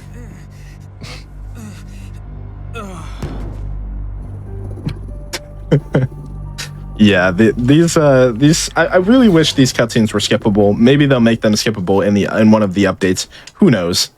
Honestly, I do feel like some of us speedrunners should tweet at Kishimoto and be like, "Hey, add a percentage counter. Hey, add a..." It's like, gosh, Yeah, how true. nice would that be for us? Imagine if they developed like an in-game timer as well, Yeah, like baked into the game. I think they're doing that for arcade. Oh, Where it's like Egg Shuttle, but you can actually see it on screen the whole time, which is really nice. that would be lovely. So, yeah, and I don't think I mentioned this earlier, but I am a mod for this game, like a SRC moderator. And yeah, it's going to be a fun meeting this weekend talking about all the update and very little info that we have about it and trying to make very important decisions quickly. So that'll be fun. But I am super excited to see the new content. I'm sure plenty of us will be playing this weekend. I'll probably try to do a hundo run with some of the new stuff. Not currently sure if anything's going to change in the rule set. Like, yeah, I don't know. It's a bit weird. But only time will tell. I believe, like, not just the updates that's come out now. I believe there's something in the pipeline for the characters, the other characters that aren't Sonic, which, as somebody who's a self-professed lover of the red guy, that looks quite exciting. We love the red guy over here. I'm hoping they do it justice, because I had this very scary thought in my brain that because of like how the lore of the game goes, technically the characters are still all trapped through cyberspace, even when you or in cyberspace, even when you complete the islands. So I hope that it's just not like you just do cyberspace stages with the characters. I hope like it'd be cool if they did that still with like different abilities, but I really want to be able to run around an open zone with like Tails or Knuckles. It would be so cool. Yeah, that would be interesting. Imagine you could do like NG Plus and play as the characters through the whole story. That'd be really cool. Yeah. I think it'll be hard for them to like try to give it like a lore reason for it. So I don't know how exactly it's going to be implemented, Yeah, so My thought is that we could potentially have it so that, like, when they all spoilers, when they all save Sonic and Rhea, you get to play as them. You know, that'd be Oh cool. yeah, that could work. And it would fit in pretty well. And then they can also add like cyberspace or something. Oh, dude, they could just do missions to save him instead of Yeah. just standing in a circle. Exactly. Yeah, and that'll make it feel so much more like climactic and impactful. Because Sonic's been trying to save them all game, and now like instead of just being like, "Oh, cool, they saved him," it's like we gotta save him. Yeah. No, that'd actually be really sick. Yeah, that's kind of my hope for it. Or they mentioned throughout the game like all this stuff that they want to do, like Knuckles is envious. Oh wait, I gotta do this. I'm still not super practiced at this, but we're gonna try. Shout out to Josh. No, I keep landing just it was so too close. far. But if you get close enough to that stage, you can actually do that cutscene while this is going on. It's a nice, cool little optimization. Yeah, if I landed right here, would have worked. So close. Yeah, I still got to try some of the newer stuff here. But this is an early strat that I found to skip this like little platforming challenge. Just kind of land on it instead of climbing and stuff. Yeah, it definitely saves a lot more time than having to like. Don't you have to side loop that thing down there too? You side loop it, and then there's a little cut scene, and yeah, it's so much. Yeah. This little map challenge we're going to right now, though, is the enemy because it just doesn't make sense in the route ever, which I think is why Josh has like currently rerouted it.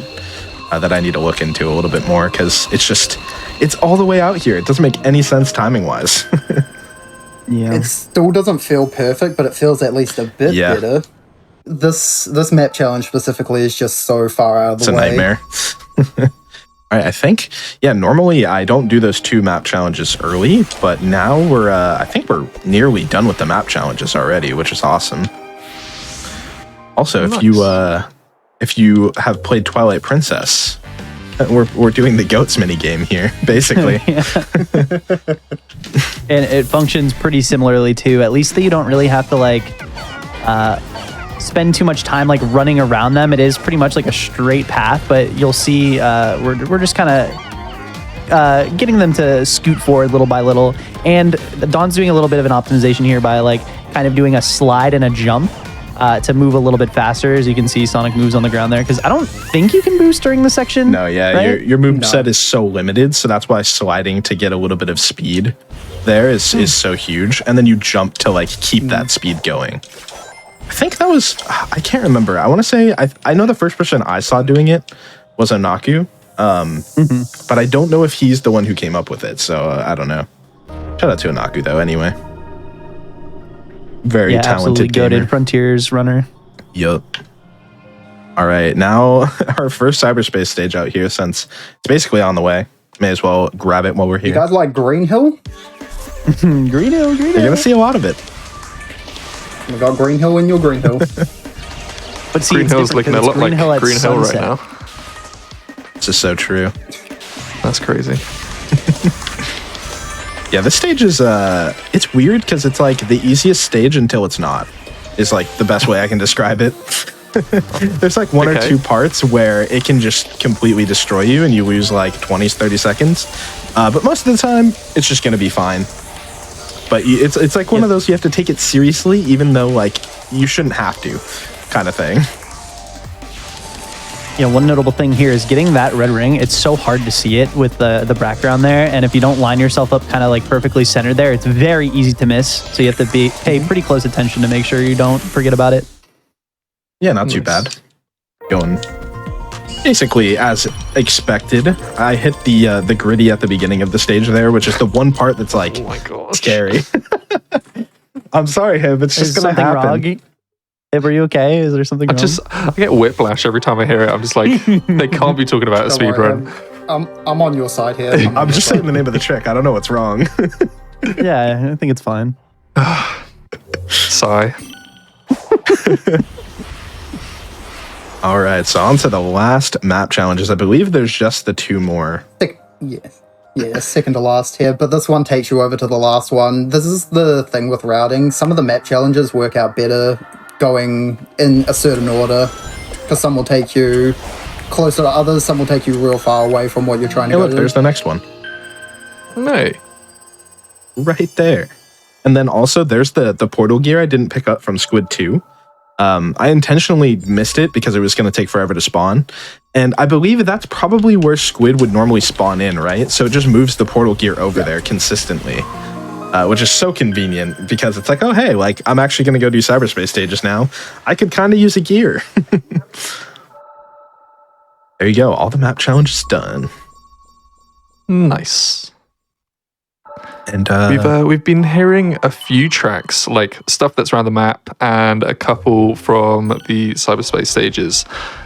In like 3 words, how would you describe this soundtrack? Because this game kind of goes a bit hard, you know, in several different departments. But how would you lot describe it? wait, did you say 3 words? It's I'm limiting you. I'm really sorry. It's a banger. Yeah. Okay. Yeah. Solid.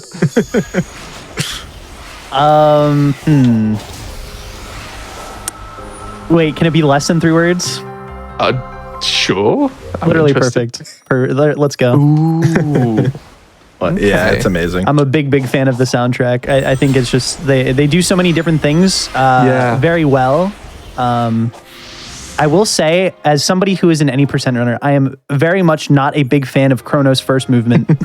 but after I wonder why. Chrono's first move, yeah, after Chrono's first movement though, it becomes really good. But the whole atmosphere like that the Chrono's first movement is supposed to present, I think it does a very good job at doing it. It's supposed to be mysterious. You're like alone without your friends. You don't know what's going on, and I think it really fits the mood for that. And then the rest of the soundtrack, I think, progressively fits into its perfect spot, you know? So, yeah. It's incredibly eclectic. Like there's a whole different range. Like the orchestral pieces are chef kiss, and yeah, it's a Sonic game. It's gonna slap. Oh no, I don't know if I've ever missed that rail.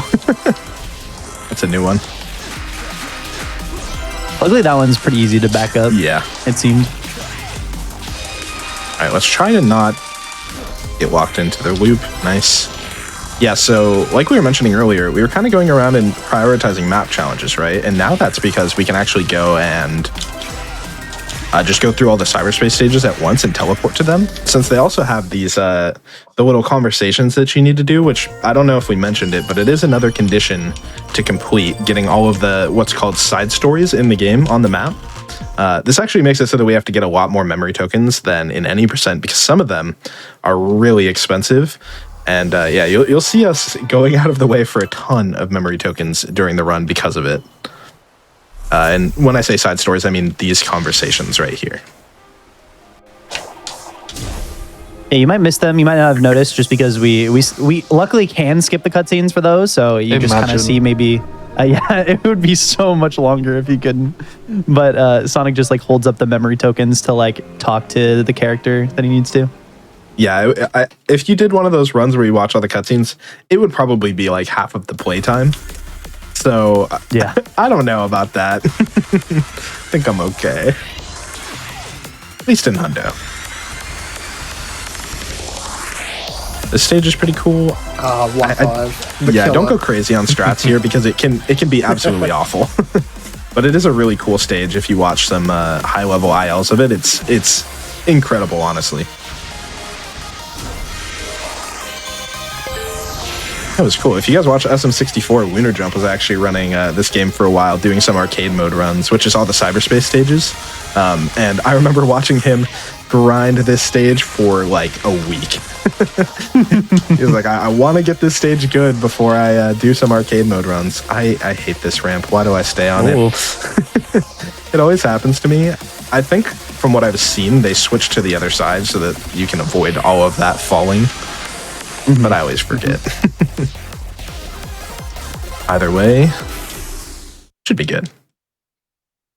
The only downside to these cyberspace stages really is that we don't get to hear the soundtrack all the way through. It was starting to get into the really good part there at the end, but we're already done. Yeah, a lot of the songs ramp up, and so yeah, we don't really hear some of the best parts of them because we're busy speeding through them.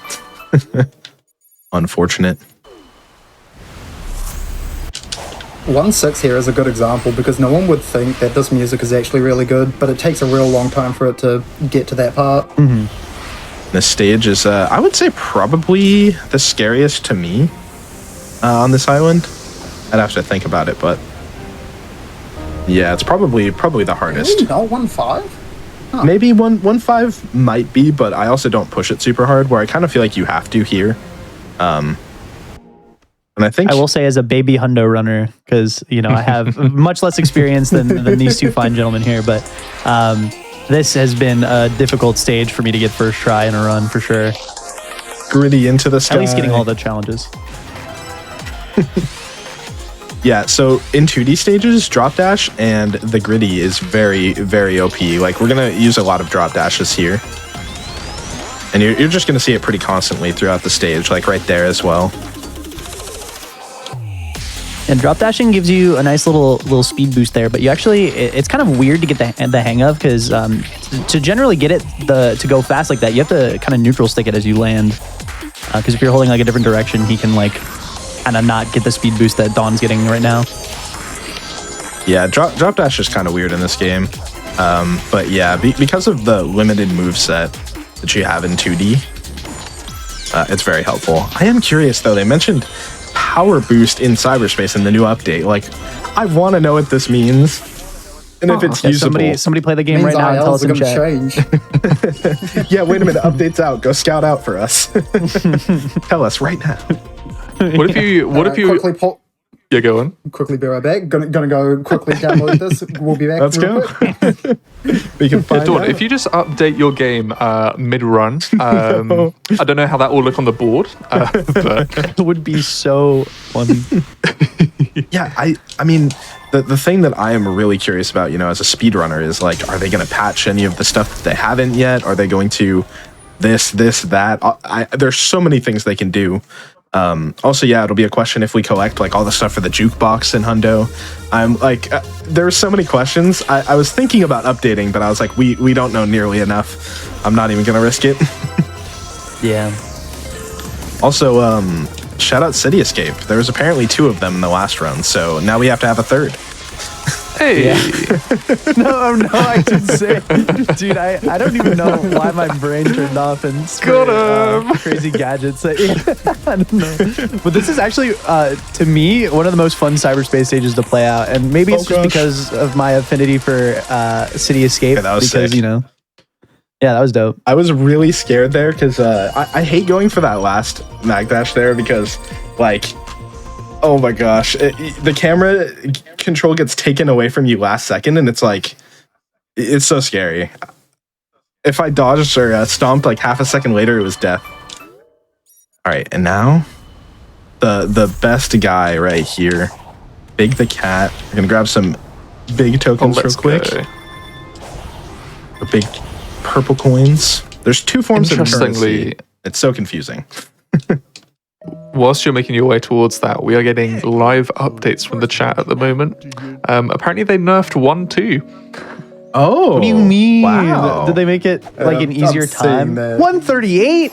No. 138? 138 for the S rank? That's crazy. Look, a minute I think is good. Maybe 105. But that is crazy. Oh my gosh. That's actually kind of a letdown. That 'cause, is, yeah. I think that is one of they unintentionally made, I think, one of the most like beautiful first or second technically cyberspace stages for people to play, because it's like, I don't know, when I first played the game I got so hung up on it. I was like, dude, I have to get an S rank. It only took like a few tries, but like, I was like, dude, I have to get it. Like, this is everybody's saying how hard the stage is, Yeah, I think it all started with that Alpha Rat video where you got to play it early. And then he was stuck on 1-2 for like a couple hours of his like timed playthrough. He was looking Wow. around and people are like seeing Giganto already, and he's like, wait a minute, I'm in too deep. But I just think it's great because that's so many of our experiences. It's just getting caught up on 1-2, and it's like, I could get that S rank, and then you find out quickly it's not very easy without speedrun tech or a good route, which if you just commit to your route, it might be really hard and not wanting to look it up or whatever, because some of the routes are pretty slow with a lot of automation and stuff. But yeah, we are Anyway, now in our next condition. You got to do 32. we love fishing. Yeah, it's fishing. There's some amazing fishing emotes that we always spam in chat during this. It's a very cozy time with fishing vibes. There's 32 fish in each of the fishing areas on each island. So that totals up to quite a bit of fishing for the run. But it is a nice little break time where you get to decompress and kind of hands off the controller, chill, get some stretches, drink some water, you know? Very chill time.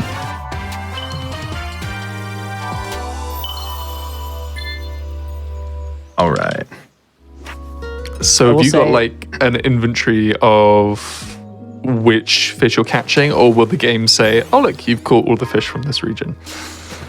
So usually how I do it is because the amount of purple coins it takes per fish is like the set amount, right? On Kronos Island, it's 1. On the next one, it's 2, then 4, then 8. I usually just do the math to count for 32. Okay.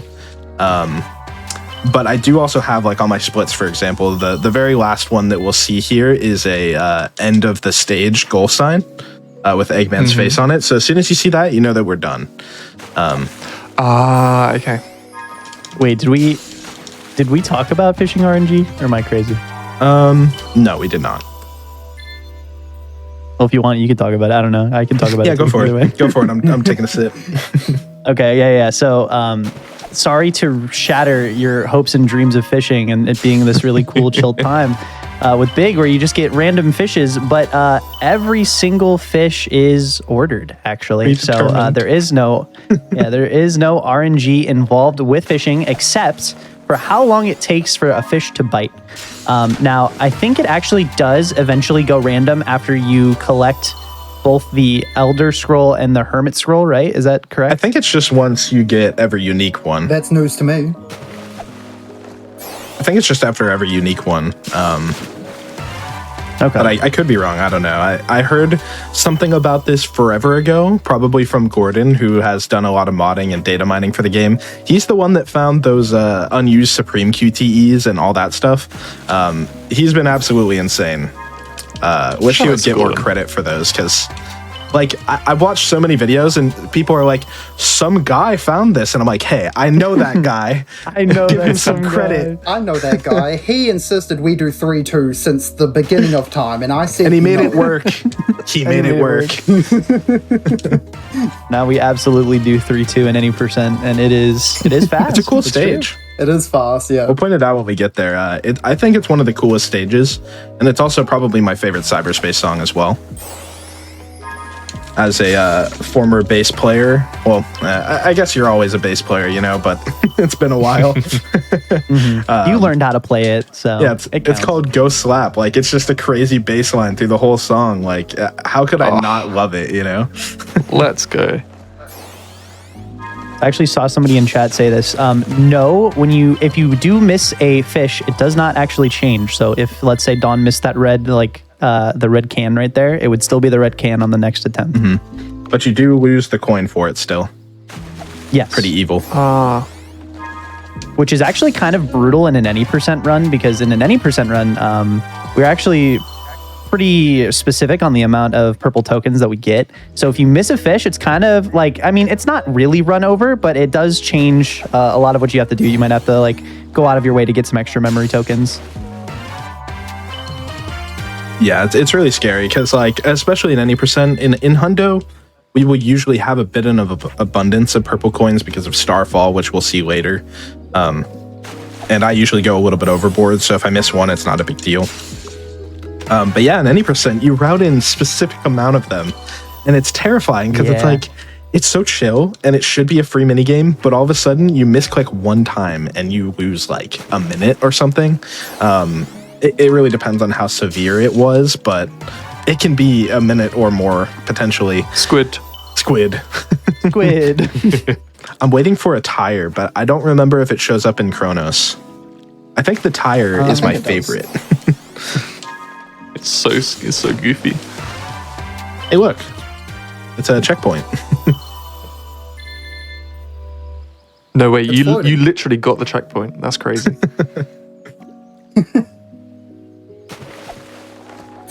I love this song too. Like, if you would have told me 3 years ago that like there would just straight up be a lo-fi song in the middle of a game, in the middle of a Sonic game, it's like, wow, that's crazy. But it fits so well. Oh, Yeah, absolutely. I think good. I think one of the cool things with different Sonic games is like they generally try to like tap on like all sorts of different genres of music. And that's why I think another reason why the Sonic Frontiers soundtrack is so good is because there is so many different genres of music incorporated into the soundtrack, and they all fit somehow. A tire. let's go! I'm a tire. He's so excited. Look at him. He's so precious. Yeah. How could you not love that little guy? He's so happy about his tire. And Big is popping off in the background, but you can't even see him because the tire is so big. Oh, incredible. I'm so happy. God, I love this game. It has so much charm to it. Like, it definitely has its flaws, but there's just so much that I love about this game. Really cool. I will say I'm super stoked for like a Frontiers 2 because I think everything will be a lot more smoothed out. Well, and I'm also so excited for it too because a lot of the ideas that Kishimoto has, he said he's trying to test and even implement some early in the content updates. So they'll have a great idea of like, how do these playable characters feel? Because maybe they'll just have them from the jump next time. Like that'd be super cool. And it's sort of a national playtest in a way where, and he's been receiving feedback so well that, yeah, I mean, everybody kind of flamed him a little bit for, obviously not everybody, but people were a little upset that he was like, we're taking this like a play test. It's like, we're happy with what we have, but like we want to hear your feedback. And he's like so active on Twitter. It's crazy. Really cool to see. You'd never expect a like huge, like well-known developer like that to be like in the Twitter trenches trying to like get info from all the people playing this game. He really cares, and that's awesome. Yeah, shout out to Kishimoto. What a good guy. Yeah. What a great director. Very excited for the future. And also, if my math is correct, this should be the last fish. Ooh. Yes, sir. That is indeed the last. Oh yeah, because it ends up being 104, and then this one will give us 6. There you go. Hey. Eggman. Excellent. Excellent. Can't believe you. I will see myself out. I heard you the first time. All right, and we'll double check while we leave. It'll say 100% complete on the portal if we got it correctly. And then, Ooh. but yeah, I mean that's the end. So I'm pretty confident. I just like to double check everything. 100%, or it just says complete, not 100%. Oh wait, I forgot to buy. We're going back in. I thought you were doing some crazy stuff. Yeah, I was like, wait, are we buying? My bad. Oh gosh. Bro is strat hoarded. I'm gonna say real quick to the audience, brace your ears. I'm sorry, I have to do this. Oh yeah, it's loud. Yeah, I'm sorry. Alright, this is preparing you for Uranus, because this is just a taste test of what's It is, to come. yeah. But also now notice that loading screen. It's a triangle that'll evolve when we go to the next island. But why I used those is because they're incredibly cheap. And now, if you watch our attack stat, it's going to go from level 1 to level 52. So we are powerful now. A lot of mashing. Try to avoid some enemies here and talk to Amy. Okay, this is not going very well. Hopefully that guy despawned. Yeah, I guess you don't have to run that far. Cool. So we're going to lose a little bit of time there, but not a big deal at all. Just loading back in. Also, I found a new slingshot last night, so I'm going to give it a try or two. But it is kind of precise, so if we don't get it, that'll be all right. No way. He used the best strat in the game, the infinite loop. Let's go. I'm glad you mentioned that because it is actually, this is like one of the very few times in the game where it's actually useful. Yeah. Yeah, because Incredible. the boost meter runs out in like 2 seconds here. I don't know why they did that, but it does run out incredibly quick.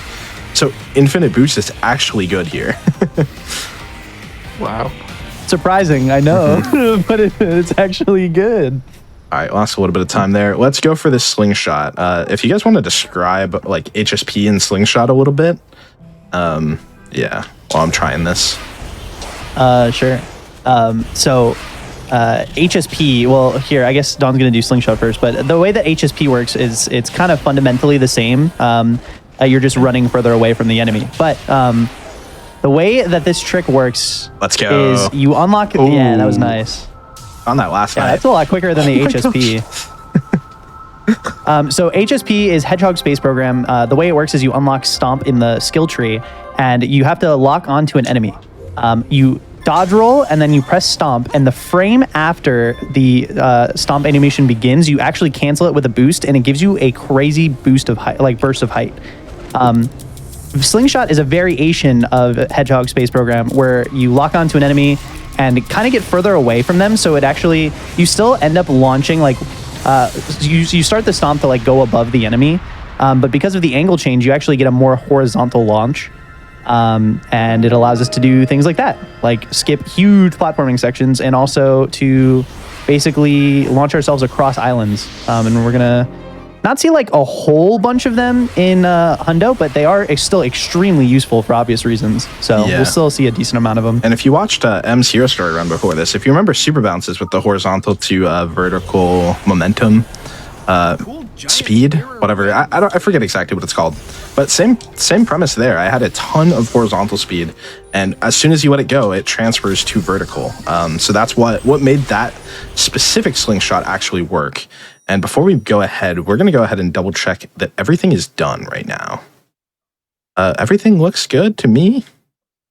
And then also, Yeah. I gotta say, for this part coming up, there are two strats that we actually have for this laser puzzle, because if you play this game casually, you'll know it's a nightmare. Blue Blur just showed me a new one. Literally, what was that, last night? Last night, And yeah. Natborn has another one, and they're basically even. But after a few... Oh, okay, wrong way. After a few movements, we're done. Right now. And they both are about the same speed, but Blue Blur's to me is a little bit more easy to remember and execute, so I'm just doing that, and it's real fast. So yeah, I saved so much time there. That's unreal. Shouts to Blue Blur. For Yeah. a little bit, Blue Blur like told us about it, and we were like, okay, but where's the video though? And it actually took them a while to be able to like get it to us, but when we got it, we were like, oh wow, this actually is a lot faster. This is so cool. Literally found out, or not found out about it, but watched the video last night, and it's that easy to remember. So it was like, okay, I mean, I'm definitely implementing that. It's going to save me a little bit of time. But yeah, that laser puzzle is, I'm sure you remember casually, it was brutal to try to like figure out how to get it to work properly. And now we got our first Titan fight of the run. Awesome stuff.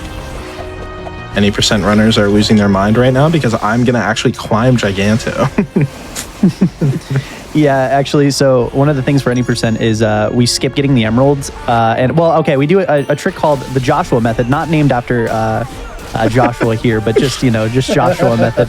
Lovely irony. It skips the end of the tutorial sequence, and for the one of the random after effects of that is we don't get the ability to climb, so we actually have to get creative with climbing Giganto and only use the blue rings. So it can kind of get weird to like learn, but yeah, we have ways around it. You get the ability to climb back after this boss fight as well in the any percent run, so it's not really that big of a deal. Also, I don't know if I have it. No, I don't have quick side loop, so we might not be able to do this. Unless... Oh, okay, he Ooh. denied my advances. He said no. Interesting. Yeah, I hate that. So sad. Giganto Double moment. laser, let's go! Oh, I haven't missed that in so long. You can actually dodge out of this attack.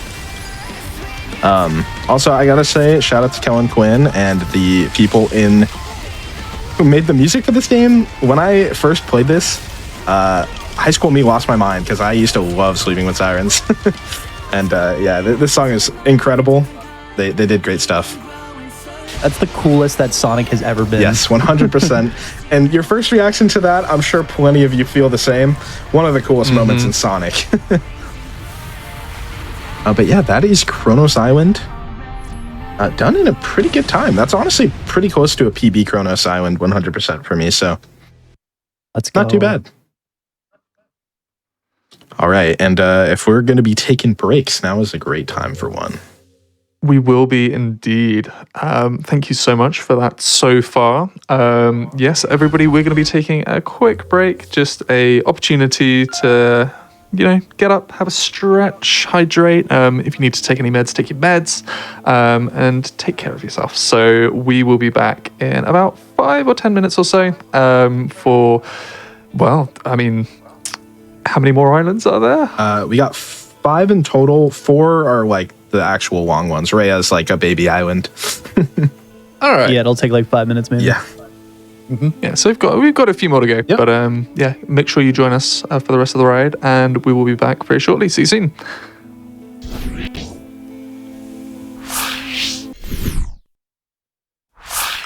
Welcome back, everybody. This is Passion Project. This is the variety show that encourages anyone in the speedrunning community to showcase the projects that they have been working on. A little reminder that this is a fairly new show, and I am not the current face of it. Amber wasn't able to make this show, but Amber is looking for runs, whether it's your favorite game to grind, a new category, or game you've been rooting out, a finished task, segmented run you'd like to show off, randomizers, bingo, you name it, they want it. Send Amber your runs by using !passion in the chat and following the link to their submission form. A little reminder that previous things that we have had on here, reference to some of the previous, folks that have helped out with this community. We had Shovel Claws showing off Spark the Electric Jester 3 not too long ago, and it also did runs of Sonic Frontiers, ? I know that it moderated for it. I'm not sure whether it actually ever did any runs. Don't blast me for that if that is not true. I think mostly ILs. Okay. Yes. Mm-hmm. Okay. I won't slander its name too much, but we're not here for that. We are here for Hundo. We are going to be keeping on going with that with Dawn, with Sonic Frontiers. Hello once again, Dawn and gamers. Yep. So we're going to be starting Ares Island. It's one of the hardest islands in the game to me, and we're going to just go ahead and get right into it. And we'll do that on the countdown. 3, 2, 1, go. Good luck. Thank you. Right away, we got a lot more slingshots in Ares than we do on Kronos. Look at that. We're already flying right away. Ares. Yeah, slingshots change the game a lot, and it makes a lot of the movement around really fun. Yeah, Kronos, for whatever reason, we really haven't... Well, I think it's probably because it's a pretty small area, but we haven't really been able to route much slingshots. I think the only one I did was the White Emerald one, and I literally found that the other day. Literally last night when I was messing around. The only new slingshot for Hundo that I do is from 1-3 to Amy near 1-2. Okay, yeah. But other than that, everything is so close together that by the time you actually do a slingshot, it would have been about the exact same time. Maybe shorter if you just ran to whatever it was you were going to.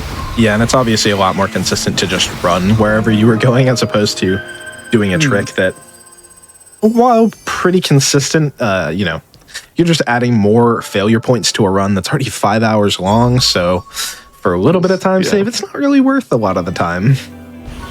Here's one that's very worth, though. Hopefully I'll get this quickly. And actually, I'll just clip through the ground. Love slingshot.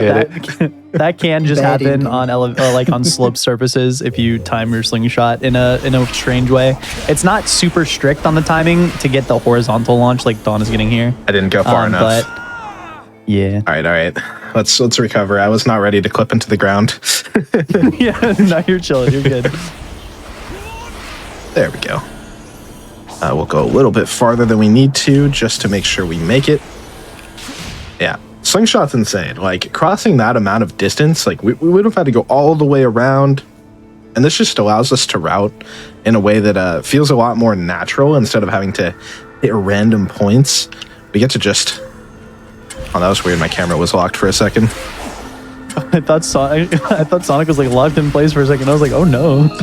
Yeah, I was trying to turn the camera down so I could see the spring, but it just wouldn't move. Oh, I've been noticing that with this. Maybe it just locks for longer than I think. Weird challenge. Yeah, any percent runners know and love this stage. Smile.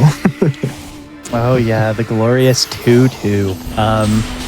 There is a lot of like really difficult strats that any percent runners have been implementing too. Some that I haven't really messed around with, but Same. they can finish the stage in like 22 seconds or less. I think actually I saw Katie get like a 19 or something. Yeah, I think the swear. world record holders and world record contenders actually are getting like sub 20s now in single segment, which like is impressive enough if you're doing the IL, let alone all missions where you have to get 5 red rings. Like it's incredible. I don't do any of those super crazy strats, but I still do strats that are pretty tough, and I only lose a few seconds for it. So Yeah, speedy but consistent. yeah, to me it's this, super. this stage is scary. It is. scary, especially optimally. Like just seeing people IL this. Like I think Refrag's done a bit of this, and I was just like, whoa, this is Yeah. whoa. Yeah, they've implemented some of the same stuff from the IL into the all missions, and it's absolutely crazy. I can't believe they do it in single segment. Like these people are crazy. At least it's early into the Yeah. run, but still. It's early, but it's not early enough in my brain, only because it's like you still have to play all of Chronos again, which is Yeah. already like a huge reset point in itself. So So one thing we haven't mentioned yet is Ares has an incredibly high memory token count, the highest in the game that you need to get 100%, at almost 300 total. It's kind of absurd. Like, we didn't even need 100 for Chronos, and now it's tripled. More than tripled. It's like, why did they do that? But you'll see me get a lot of random memory tokens just scattered around, and it's going to save us a bit of time in the long run. They also littered the map with them because you need so many, so you can usually get like 3 or 4 in one quick little spree. So it's some fun, nice little parkour movement to maneuver and get as many memory tokens as possible. yeah, what's funny is we'll try to avoid doing a lot of the platforming. We'll just try to like launch ourselves off of like a rail or like a ledge or something to like air boost into some memory tokens or light dash, because you can actually, a lot of people don't know, you can light dash memory tokens. Purple tokens there being one of the very few collectibles that you can't light dash. Yeah, I kind of go a little bit out of my way for those just to make sure that we have enough. Because on this island, we're going to need 64 in total, and we're going to collect the bulk of those through areas itself. So we need to find about 50 by the time we get to big. Also, funny parry challenge, aka just hold the bumpers. Very skilled gameplay. It is very funny that you can just hold parry for almost all interactions, because I think you can hold parry for, is it 30 seconds or is it longer than that? Yeah, I think it's about 20 or 30. Wait, what? I thought it was 15. Maybe it is 15. Maybe it is. Maybe it just feels like 30. It's pretty long. Those jump rope parry challenges that we do, I've started it at 15 and Sonic cut it off like right as that time Yeah, that sounds rendered. about right. I could be misremembering. I've seen them. I've seen them run out, so I think you're right. It's a lot longer than it should need to Yeah. be, put simply. Absolutely. The fact that you can still hold it for that long and it will still parry whatever it is you're trying to parry is kind of absurd. Oh, and on top of that, you can just re-enable it without falling or anything. So yeah. it's like it doesn't even matter that it has a time limit because there's no real consequence to that time limit running out. Kind of funny. Now, one of the only skips we can do from any percent here, one of the chase skips coming up. If one of you two want to talk about it a little bit as I do it. Do you want to do it, Josh, or should I do it? I'll leave it to you, Ian, because I'll explain Guardians. Okay, yeah, perfect. So this trick is pretty complicated, but it's kind of simple for like how it's performed. We have to talk to Knuckles and free him. But before we talk to him once, because we have to talk to him twice, we aggro this Guardian over here, the Shark. And if we talk to Knuckles while Shark is still aggroed, we have a few seconds to do it. We can actually move during this cutscene here. So Don is going to position himself in front of Strider. And while unlocking this move, you get the text, "You are the key." Now, you're not supposed to be able to move during this, but because we were able to maneuver Sonic over to Strider, we interacted with him and aggroed him. So it actually unlocks our movement here. But it's very important that we don't touch any face buttons here until we get to this climbable wall.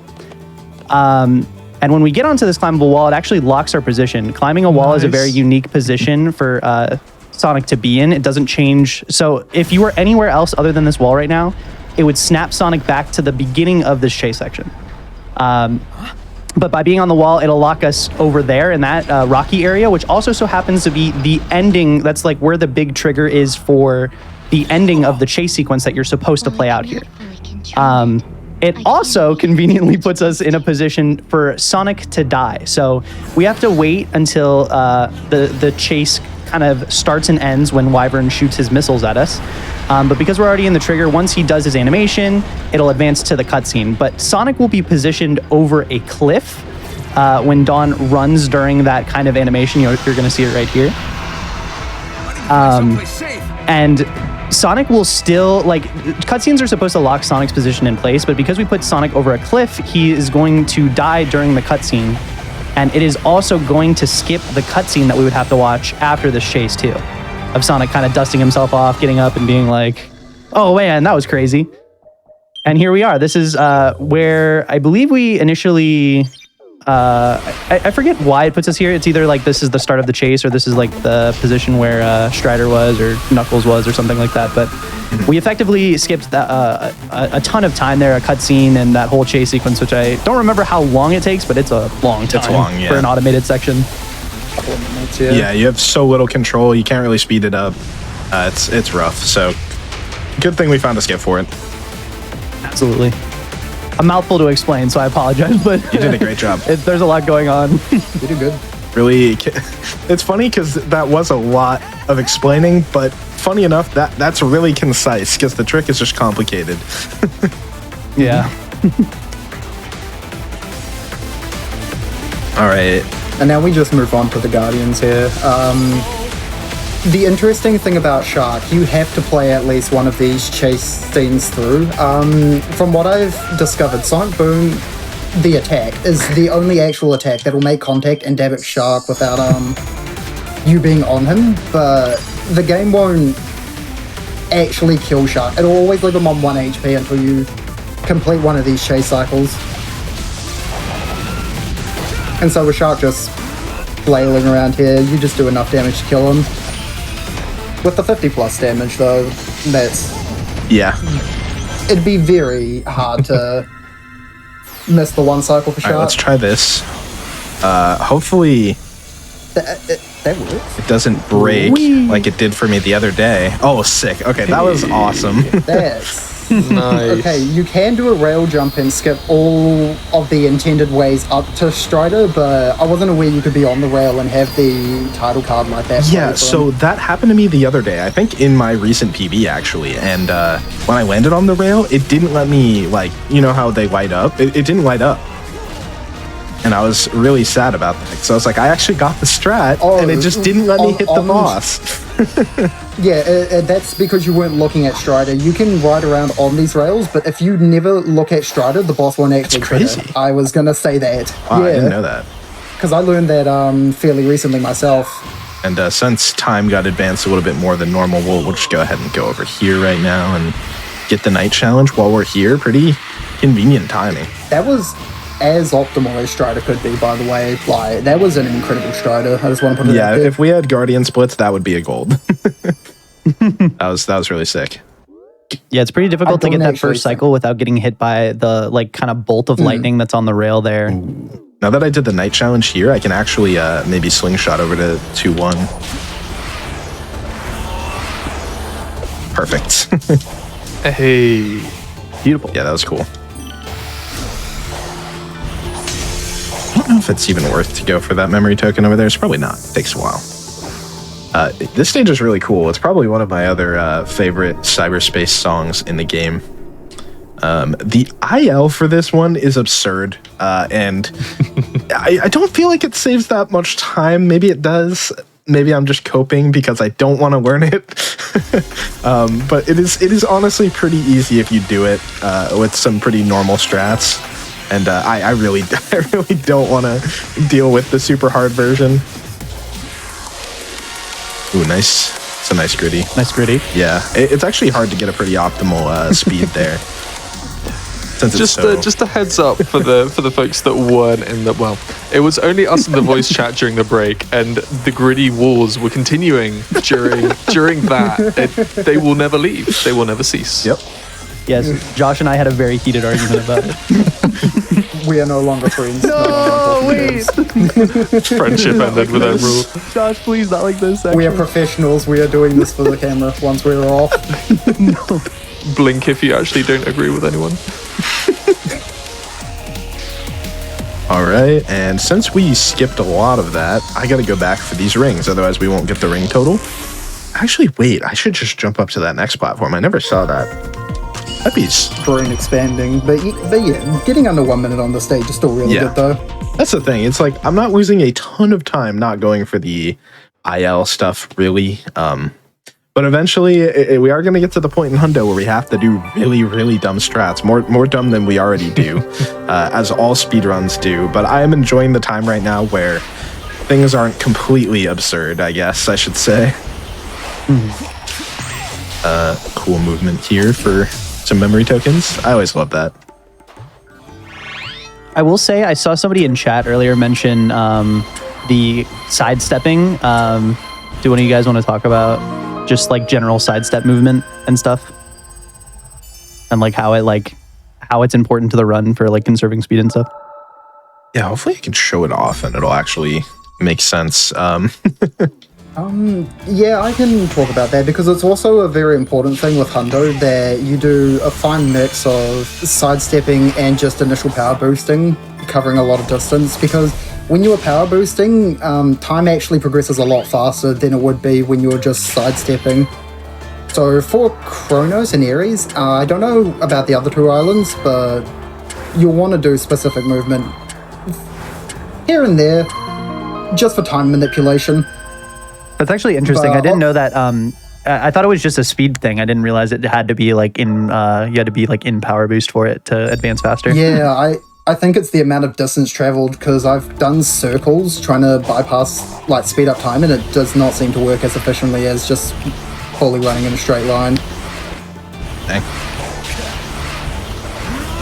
Here we go. I always try to do the inputs for Slingshot like too fast and end up missing it. The bad muscle memory. Because you actually want to delay Slingshot a little bit. Yeah, and it's such a contrast from when you're trying to do like an HSP, which is the more vertical launch, where it needs to be frame perfect, like like in order to get the best launch. So like you kind of like get the muscle memory to get that frame perfect launch, and then like for slingshots, you have to teach your brain to kind of slow that down. Also, I'll show off sidestepping here. Watch the speedometer. See how it's going over max? That's why we sidestep. Because every time he sidesteps, he actually gets a little boost in speed. And so if we power boost and then start sidestepping, especially when you're on a slope, momentum, crazy, you actually end up going like a lot above the speed cap, where power boost does not allow you to do that. So even though it's a little bit harder to maneuver, we're going to try to sidestep wherever we can. And yeah, it can save us a little bit of time. Yeah, it's notable too that it conserves speed going uphill, whereas I love that Sonic, that spring. Sonic just glues to the enemies. Rip to a real one. Yeah, so when you're going uphill while sidestepping, you don't actually lose speed in sidestep, which is really cool, but you can still gain speed while going downhill, which is pretty cool. Also gotta say, quick side loop, super awesome to have, something that's unique so far at least to Hundo.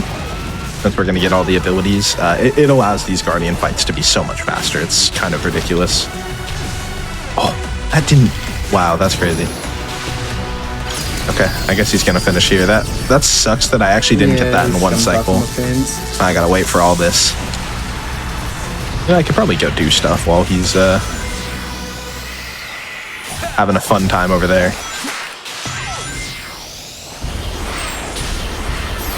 Here we go. Yeah, I really love, honestly, like, I can't even really put it fully into words why Hundo is, like, so much more fun to me than any percent. But I really just love being able to do the whole game and really show off really cool strats for just about everything. Because there's so much unexplored in the other categories. Like, you don't really touch Guardians almost at all. Or challenges. Yeah, no. No, we definitely don't touch challenges, that's for sure. Very slow for any percent. Because, I mean, look at all these cutscenes. It's like, I'm not going to tank that time loss. Yeah, I mean, as far as I know, the only real benefit to doing map challenges is just unlocking parts of the map. And I think you get fast travel after you unlock the maps. All of them. Completely, right? Yeah. Yeah, but you have to do all of them, so definitely not worth it for any percent to do that. Yeah. But yeah, I definitely agree with you because, like, I mean, we barely ever get to see this island. I think I appreciate, like, this part of Hundo, like, just the beginning part the most because it's like we skip Kronos completely. We skip basically all of Ares other than getting one Chaos Emerald, which we only stay on one section of the island for, so... Yeah, you get to see about a quarter of the first two islands in pretty much every other run. NMG kind of fixes that a little bit. But yeah, I mean, people also really like Slingshot now, so like NMG is kind of weird since it's banned, because it is a major glitch. That's why we've been thinking about doing an all Emeralds category where there's basically no island skips. And that's pretty much the only restriction. That's something that I've really been wanting to run so that you can actually do Slingshot. I want you. Let me not forget that. Okay. Shout out to Josh here. Let's see if I can get it. I'm really bad at the strat. About to say, there's a Let's funny go. thing where Hey. That activation range is so long for no reason. But it works. Oh, I thought I was going to skip this. Yeah. Darn. It's kind of it weird. sadly never skips this, no matter how far you go. Oh, do you have to like just keep running really far? There's even more. Yeah, but It's even more time. I think when we tested on Chaos, like, we're still bound to that cutscene happening no matter where we are on the map. Crazy. Dang. Yeah. Oh, speaking of running away from cutscenes, I did not want to do that in Kronos. After you beat the tower under White Emerald, you can skip the cutscene. But if you mess it up, you soft lock. So I didn't really want to go for that. Yeah. I didn't want to take the chance. Sorry. Can't believe he doesn't want the 10-second Yeah, I'm time taking save. the L today. I'm sorry. Unbelievable. All right. Hopefully. 10 seconds or your run ruined. Which is it? Yeah, like 50 minutes into the run, which is nothing in Is it- Hundo, but Does it put the game in a state where you can't fix it? Because, like, does autosave, like, not fix it? Or... can you? Yeah, you just have Yeah, to you close can't the game. pause, right? Yeah, you can't Oh. pause. Because it locks everything Dang. because it's trying to play the cutscene where the spring spawns so that you can do the platforming challenge up to the White Emerald, but you're too far away for it to spawn. And so the unlock of all of your abilities just never happens. Very funny game. And I mean, you can replicate it casually super easily. So it's one of those things that I'd love to see them patch out the lock, I guess. But they would probably also patch out the cutscene skip, so that would be unfortunate. Double-edged sword there. Yeah. All right, collecting all of the purple coins that we can. I want another one of these. This is a cool one that I found recently, but if you jump at the wrong timing, it's kind of annoying like that. Let's see if we can get this. There we go. We land right on the top of this guy. Get some extra purple coins. Because normally I don't think it's really worth to go up here. But if you can just kind of land Not there. to climb, no, but that way is really Yeah. good. Those jumps off the rails have to be, like, one of the most satisfying pieces of movement in this game. No Air Jordan. Dang. So we had Air Yeezy in the Adventure 2 run, and now we've got Air Jordan. Yeah, we actually have Air Jordan in SA2 as well. Oh Yes. my They're both gosh. in the same stage, Air Yeezy and Air Jordan. Yeah, I didn't do Air Jordan in my run because it's a little bit of a risky strat, but I shouldn't be surprised at this point. I really shouldn't. You're talking to some Adventure 2 runners. We love our kooky names. So you'll notice I'm actually skipping some side stories right now, and it's just because they are very expensive, and we do not currently have the income for that. So we'll come back for them. Also, tough strat here. Let's see if I can get it. You can actually not let this guy start his fight at all if you do it correctly. Oh wait, I'm done. No, I did it in the wrong order. Okay, Which he didn't we'll do it next time. This is so sad. So what I was supposed to do there was quick side loop immediately and then do the bounce. I was thinking about the next hit. I got ahead of myself. But luckily there's 2 of these, so hopefully we'll show it off the next time. Yeah, so if Zero Cycle had gone according to plan, that whole air section that you saw just there would have been entirely skipped. That saves about 30 seconds, if not more. I'm gonna do a quick side loop just in case. This is what tank would look like. The only tricky part to this, I feel, is sometimes the lock-on won't actually reach tank for whatever reason. And if that doesn't work, then I personally myself haven't found a way to fix that problem. Before we do this stage, I want to get enough memory tokens real quick. You say hello to Knuckles so we don't have to come back here.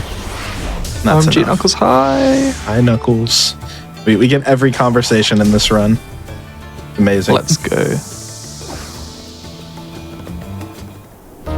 Also, I love this stage. I think it's an absolute sleeper, but once you start learning the tech, it's actually really cool. IMO. It is one that no one is ever going to talk about, but I actually enjoy it a lot in the Hundo run. I think it's in NMG actually. I don't know. Maybe that's changed, but I think back when I ran it, it was included in the route. But here's one reason why I really like it. Like that movement is sick, and then that. I don't know. Just something about it is so satisfying to me. I think it feels good to destroy these 2D stages because I am not a big fan of them. So doing stuff like that to make them cooler is always just very satisfying.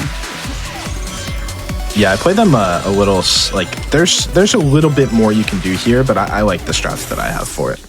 Pretty fun. Yeah, that's 2-3. That's 3 of the 7 cyberspace stages down in Ares Island. And 2 of them, well, I guess really just one is one of the most challenging in the game that's going to be coming up in a little bit. But it's probably the most fun to me. The one that's like Sky Rail, if you remember that one. It's a really cool IL.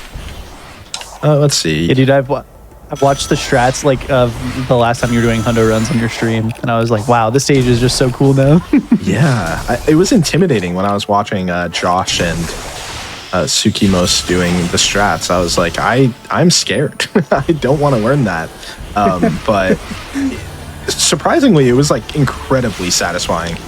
Where is he going? I can never find this challenge in particular. Right here. There we go. I was wondering where you're going. Yeah. I've learned most of Ares, and you know the desert landscape kind of blends in when you're learning it, and It all looks the same. yeah, this area looks so similar to me. I can never figure out exactly where I need to go. I need to just like IL that movement there, and just to figure out where I'm going. Yeah, no, I can relate to that.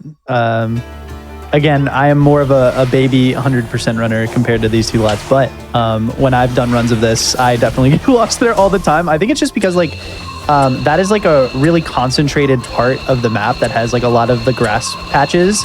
So it's like really hard to discern what is like an object of importance compared to like the grass patches. That was crazy. I feel like I only got outside tiles there. These tile challenges are being weird to me today.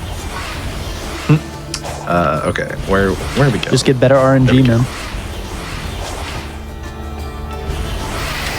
All right. Okay, dude. Wait, does it put you that far away? No way. I it's actually didn't know crazy, that. 'cause That's cool. Look how slow you move. Yeah. It's actually huge. Yeah. Yeah, so actually, I think the game expects you to talk to Knuckles there before we can skip it because it's not one of the needed conversations for like memory tokens or whatever. But you can just start this bullet game here to, you know, advance the story. And I guess you can just side-loop and run far away. I didn't realize you could run that far away to like get a nice little head start, because it is very, very slow to move with it in your hands. You can't boost or anything. Yeah, it's so speedy. But you do have to be careful, because you can, if you're not careful, you can land in the water with the bullet. And then you're just stuck. Okay, that's really funny. Yeah, I've had it happen, and the desperation when that happened, it's like, what do I do? I have no clue. Like, I've never encountered this. I'm in the middle of a run right now. What is going Yeah, on? you're like an hour and a half in. So that's why you'll see me hug the other side of the wall so hard, because I never want to experience that again. All right, and also, well, I guess we're not all the way there yet, but I do love this routing coming up.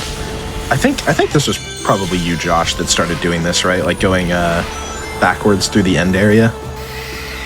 I actually did test going forwards, and if they both ended up being the exact near Oh, same. really? That's crazy. I couldn't believe it.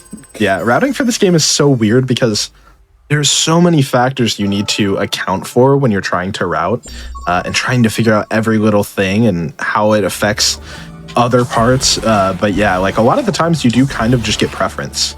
So yeah, we're going through the end area near where the crane game is backwards right now, just to finish these two missions, so we don't have to do them later. Apparently goes even with some other strats, but I definitely prefer this routing. I couldn't believe it. I definitely thought the initial way was going to be at least slightly faster to justify it. But it was like maybe a second faster at most. Yeah, that was a cool trick launch. Oh, Yeah. Was that intentional? The only problem... I don't think it was. Wait, yes. That's what made it cooler. yeah, Oh yeah, of course. Oh, it was. I've done that before. Absolutely. If it's fast, it's intentional, Yep. obviously. And yeah, the cool part about doing this backwards is now, and you might have noticed this before, that rails spawning in. Rails spawn in when you finish like certain sequences of map challenges. And we're actually going to be able to use that to just get straight out of this area, because otherwise it's kind of tough to do it. But now we can just jump right out. Oh, wrong way. Extra memory token. Yep. Intentional. And now we're flying. Yeah, this was a dig spot I just did not know existed for the longest time. And when I saw it, my mind was blown. Let's remember, there you are, Sage. Hello. Go visit over here real quick. We haven't really mentioned it, but this is my favorite movement in this island. It's so good. It is a pretty cool one. It goes ham. Yeah, it is really interesting that they made like all the movements progress, and they definitely put a lot of stylistic thought into how this game was going to go, which I appreciate a lot. Yeah, it gives it that sense of like, I don't know, you can kind of tell that they really cared, I think is the big thing. Yeah, they really wanted to give you a sense of progression as you complete each part of the island and stuff. It's pretty cool. So it just occurred to me that like there's so many memory tokens right here. I just got one dig spot, and then there's one right here. There's also one right here. Actually, Yep. kind of crazy. Never really realized that before. It's interesting that it's so concentrated, because I definitely, when I was playing casually, was not, there's no way I was going to find those spots all next to each other. I was definitely just wandering aimlessly. Well, yeah, and it's especially weird on Chaos Island because a lot of those become dash pads and springs, and so Okay, that's an example of, I don't think they cared about the player. I went insane every time that I found a cool dig spot, and I was like, oh yes, memory tokens, and then it was a spring, and it makes the little Yeah. funny sound when it's a spring too, to like taunt you. yeah, they like psychologically train you to be like, oh, cool, memory token, and then you get hit by a spring, and you're like, I did not know that I was going on this funny 2D ride, but here I am, and I have no choice. You leave it, come back later, fall for the same track. Yeah, they do reform instead of just staying there, which is crazy to me. It feels as infuriating as hitting one of those Eggman panels that bounces you backwards. I don't know if I should leak all my secrets from the video, but this is also in my video. Okay, I'll leak it, because you're gonna see it anyway. I need to not do that. This stage is really cool because there's just a lot of really interesting movement. One of them I learned about recently, shout out to Josh. You can just do that. Like, also this, just switching between layers real quick. Yeah, why not? Thank you. You're kind of smooth with it though. Yeah, this stage is so cool. Also, this movement. I'll save my other secret in that location. Because there was another one right there. Ooh. This stage is so cool. You can Wait keep your for secrets. 2 to 3 years from now, make a video saying Sonic Frontiers was truly misunderstood. Am I the only one that liked Sonic Frontiers? Am I the Yes. He said it. He said it. instant 3K likes on Twitter? Let's go. Yeah. One thing I quickly want to talk about though is like the progression of 100% and how far it's come. A lot of other runners used to do split Ares.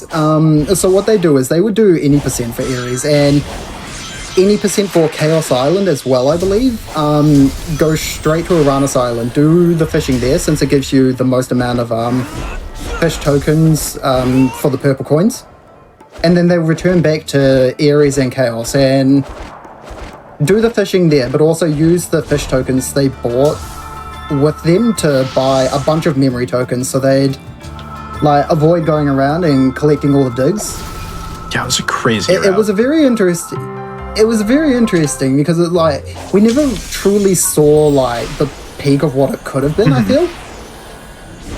And so it's really hard to tell. Like I still think it might be slightly faster, but I think doing every island and one after the other makes a lot more sense. Yeah, I believe that was Fans and Master Roxas mostly who developed that route. Really interesting idea. I'd love to dive back into that a little bit more. But it was such an interesting idea because, like, who says you have to do the islands in order in 100%, right? Like, and especially with fishing, with the tokens being so inflated, it was a good idea. And yeah, we should probably look into that again because it's super interesting. I actually did it for a little while. Didn't end up sticking with it. Can't remember exactly why we ended up switching away from it, but it was a pretty cool route. Yeah, Didn't you guys use like? Oh, I guess not. I was gonna say maybe did you guys use emerald storage or something, and maybe that's why you did it. I don't think we weren't really allowed to use emerald storage because one of the conditions we don't really have to mention because we just kind of get them is getting all of the chaos emeralds, right? Right. So it made it kind of weird. You had to like get the emeralds that's right, in yeah, because you certain still have to get orders. it. Yeah. Okay. Emerald storage, for people who don't know, we don't even use it in any percent anymore, but you could like get an emerald on Ares. There's an actual specific enemy that takes chaos emeralds from you, which is really crazy. And you could complete the island without like getting the rest of the chaos emeralds, so you could eventually go back to Ares Island and the enemy will still have the chaos emerald. So if you progress the story to Chaos Island, got an emerald from Ares, then it would give you the emerald, or the game would like consider it as a collected emerald on Chaos Island. I've done emerald storage very effectively. Let's go. He's right here. Yep. I'm trapped. Somebody else. This is so sad. No, this is so sad. No. Dude, I don't know how I got the cyclone kick there. Aw, dang. This is really sad. I thought we would get at least one of these 0 cycles. Ow. Dang. It happens. Alright, you'll have to watch the next run next time. Follow Don SR on Twitch Let's go. for more 100% speedruns of Frontiers. Yeah, I'm definitely going to be doing some more runs now that the update came out. I was thinking of taking a bit of a break, but I'm so intrigued as to what it's going to do to the run. I guess I have to see what the update actually did first before I say that, but I'm still excited to run it a bit more in the near future.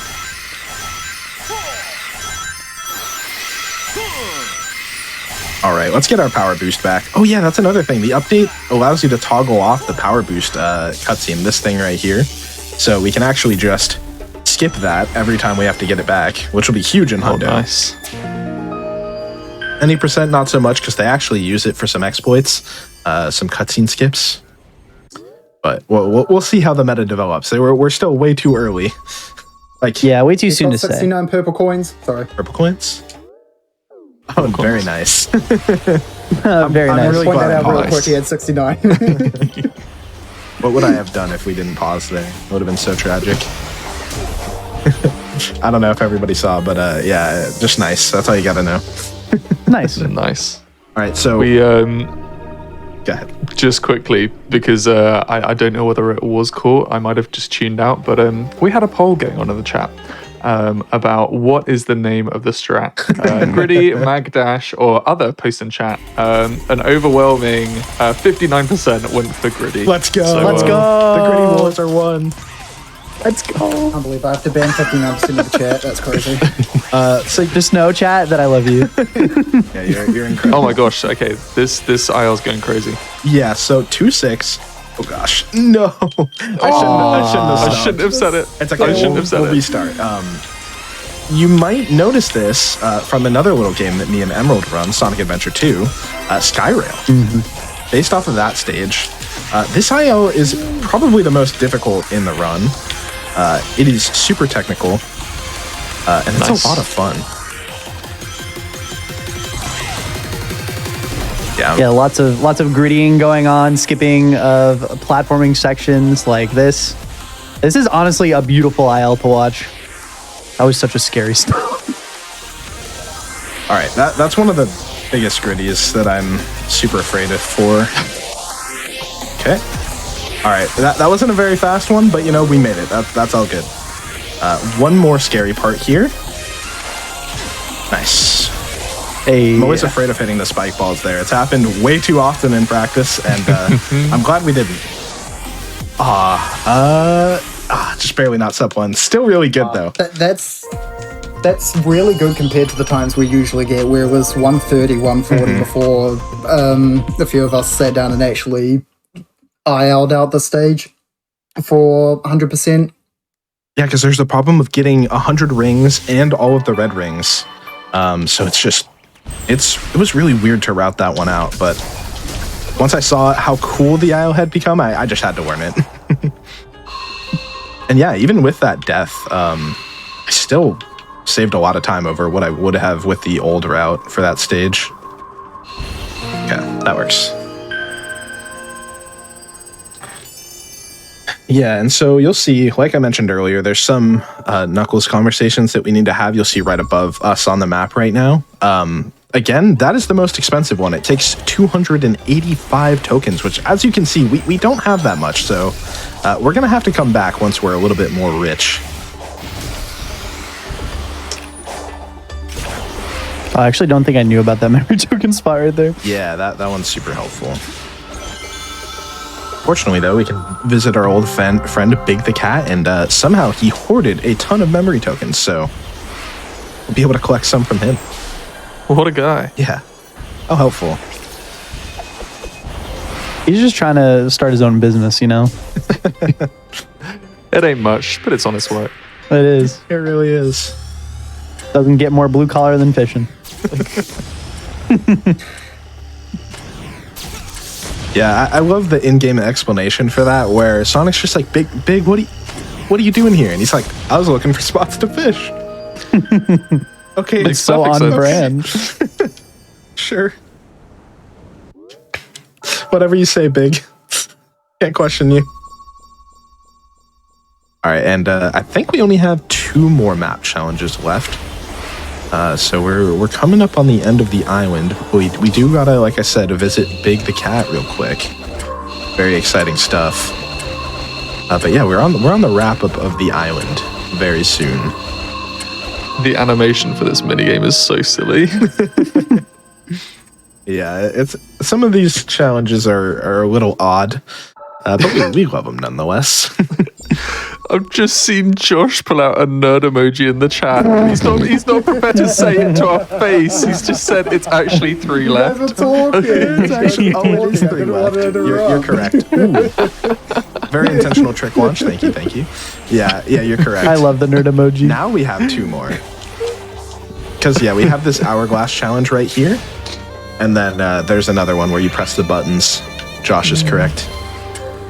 I wanted to get the truth out there, but I didn't want to interrupt. So considerate of you. I appreciate that. Can't believe you would lie to the viewers at home. Okay. There we go. Beautiful. In my PB, that part got messed up, and it was really sad. Because it should be so free, but if you mess it up, you have to, like, awkwardly run all the way back. It's very sad. Right, there you go. And if you were counting along with us at home, this is the 3rd one from when I mentioned that. These bounces are so weird to me. There we go. Nice. Yep, and so as long as I didn't miss anything, all of the map challenges should be done, and we'll be able to warp straight to Big the Cat from here instead of having to run through the underground tunnel. So that part's pretty cool. Cool, I didn't miss anything. Hey, nice. Let's go. It's so easy to get lost in the thick of things and just totally forget about one small thing, and then your whole plan is kind of thrown to the wayside. So nice. He's back. My guy. Oh yeah, so fact number 2 to break your mind. The first one was the fish are actually a list. It's a predetermined order in which you catch them every time until you've caught all unique fish, I believe it is. There's a little bit of confusion there. But anyway, it's still true nonetheless. The other one, all of these fishing spots are actually the same location. It's just different sides of the lake. Yeah, this is all one spot. Huh. The Big just moves the bridge around. Yep. And that's why it's like, it says like northern fishing spot, eastern fishing spot. It's just different parts around this little pond or lake, whatever you want to call it.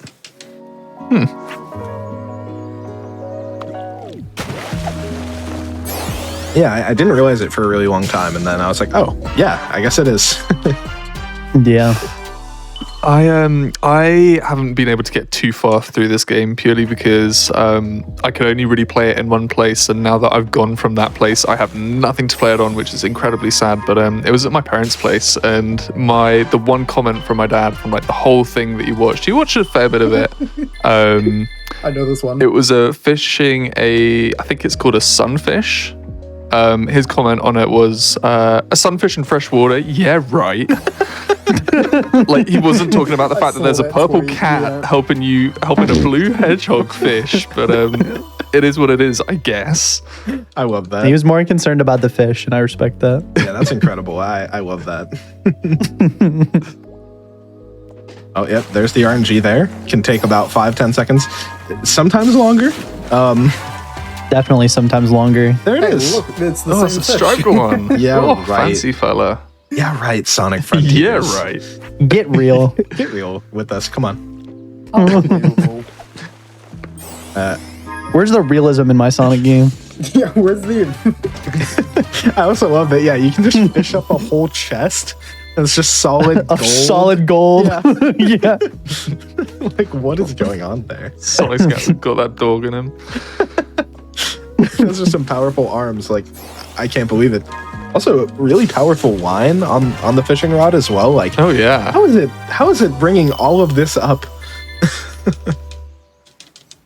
Must have the max upgrades from Sonic Adventure 1. True. I reckon every time that Sonic is paying money, he's probably paying for a new line. That actually might be it, honestly. That would actually canonically make a lot of sense. And Big is still... I guess maybe Big just has like a spool of fishing line in his pocket or something, you know? Yeah. Ooh, we're getting some fish knowledge in the chat as well. Somebody's saying, fun fact: sunfish are the most useless mean fish out there. They're like mostly bone and cartilage, and are just aggressive and will bite into things just because, and not bother eating them. Wow. Wow. Was that a fun fact? I don't know if that was very fun. You can include had that in fun your with next that. video, Dawn, free Yeah. of charge. Yeah. He's a big meanie. When I'm talking about fishing, I'll just start zooming in and talk about the traits of the sunfish. Let's go. That would be some pretty great content. Oh, I could totally see somebody doing like an in-depth talk about like all the fish from this game. Like actually, going deep into them. Maybe that's Wait. Real. maybe that's a Real future fisherman video for you reacts to when Sonic when you hit a Frontiers certain age. That does sound great, actually. Like think about like a 30-minute long video about like the lore behind Big the Cat or fishing in Sonic Frontiers, and it's like 30 minutes long, super serious the whole time. That As it should be an incredible video. Octopus jump scare. All right, yeah. So we are, I believe we're about a third through the fishes so far. Didn't really do too much of the math, but it'll become pretty obvious to us once the time comes. We're looking for an oarfish in Ares. All I know it ends on 204. Yeah, that's helpful because we can just watch that number, and also I believe you get 6 tickets from every fishing spot. So until we have 6 tickets, it doesn't really even matter. And yeah, similar to Chronos in Ares, we basically just get all the map challenges and then we just start warping around everywhere to clean up all of the random little stuff that we either skipped or would have been too far out of the way prior. Yeah, it's pretty speedy. And hopefully, I'm trying to think of how many memory token spots I still need to get. I think it's just 1. It's just the one near 2. There he is. Let's go, another one. Love you, I Dad. wouldn't expect that fish to be mostly like bone. Yeah, right? Bone and cartilage, yeah. That's kind of wild. I'm guessing that makes him not very favorable to predators. Yeah, I also like that the robot fish probably came immediately after that comment, and that was okay. Love it. All right. Another chest. Let's go. Hey. Yeah, these gold cards are actually really nice because you can buy anything with them. The memory tokens are a bit expensive, so a lot of the time it actually is pretty worth to have them. And we'll definitely prioritize the memory tokens here. But we'll try to buy some power seeds if we can as well, just to get closer to max attack. But usually that'll happen on Chaos Island.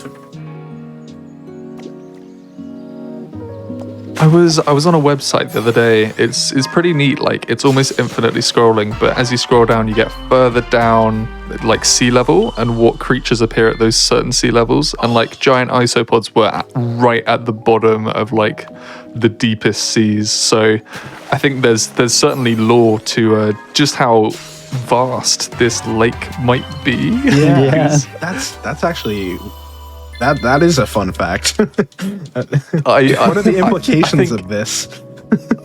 I haven't even got through this whole game, and I'm feeling like brewing a Sonic Frontiers fishing, like encyclopedia video. That'd be incredible. See, the isopod is very memorable to me for this game because I was on like a very good any percent run one day and I was waiting for the isopod to be fished up, and it took practically like 25 seconds for it to bite on the line. No. So my I just gosh. lost a bunch of time to not biting the hook. Yeah, That is tragic. it's weird because it's so unlikely for those long wait times, but they do happen. It's just weird that it's so rare. Like, thankfully it is, but when it happens Yeah. to you, you're just like, okay, like I just lost like a whole stage worth of time to nothing. Like, wow. Incredible. Yeah, at least in any percent, we don't fish very much. Or in Hundo, we Yeah, do so many. It's so rare that it'll happen. Like the variance on time for like a typical any percent run is literally only like maybe 5 seconds, honestly. And then there's those random runs that one time it'll happen. Yeah. And you'll definitely notice when it happens.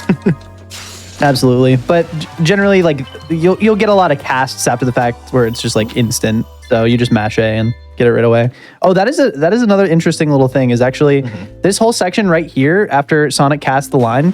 Until the fish bites, you can just mash A that entire time. Yeah, right here. You have to time it. Yeah, you have to time it for actually, yes, you mash A here to skip the animation of Sonic actually pulling it in. But right here, like you could mash A until the fish bites. But like when the red ring comes up, then that's when you actually have to like time it. Yeah, like this entire time from now until the timing, you could theoretically be mashing. I do have a superstition though, that the fish will take longer to bite if you're mashing, so I actually stop, as well as an effort to preserve my hands. But like, like I don't know, it's just like a random little superstition. I just don't tap it. I don't know why.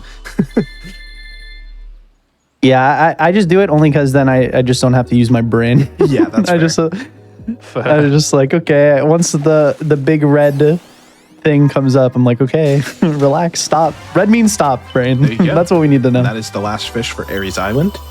Now we'll be buying some memory tokens. We should be getting about 8. We want about 270. 275. There we go. Wait, no. 2 more. Math.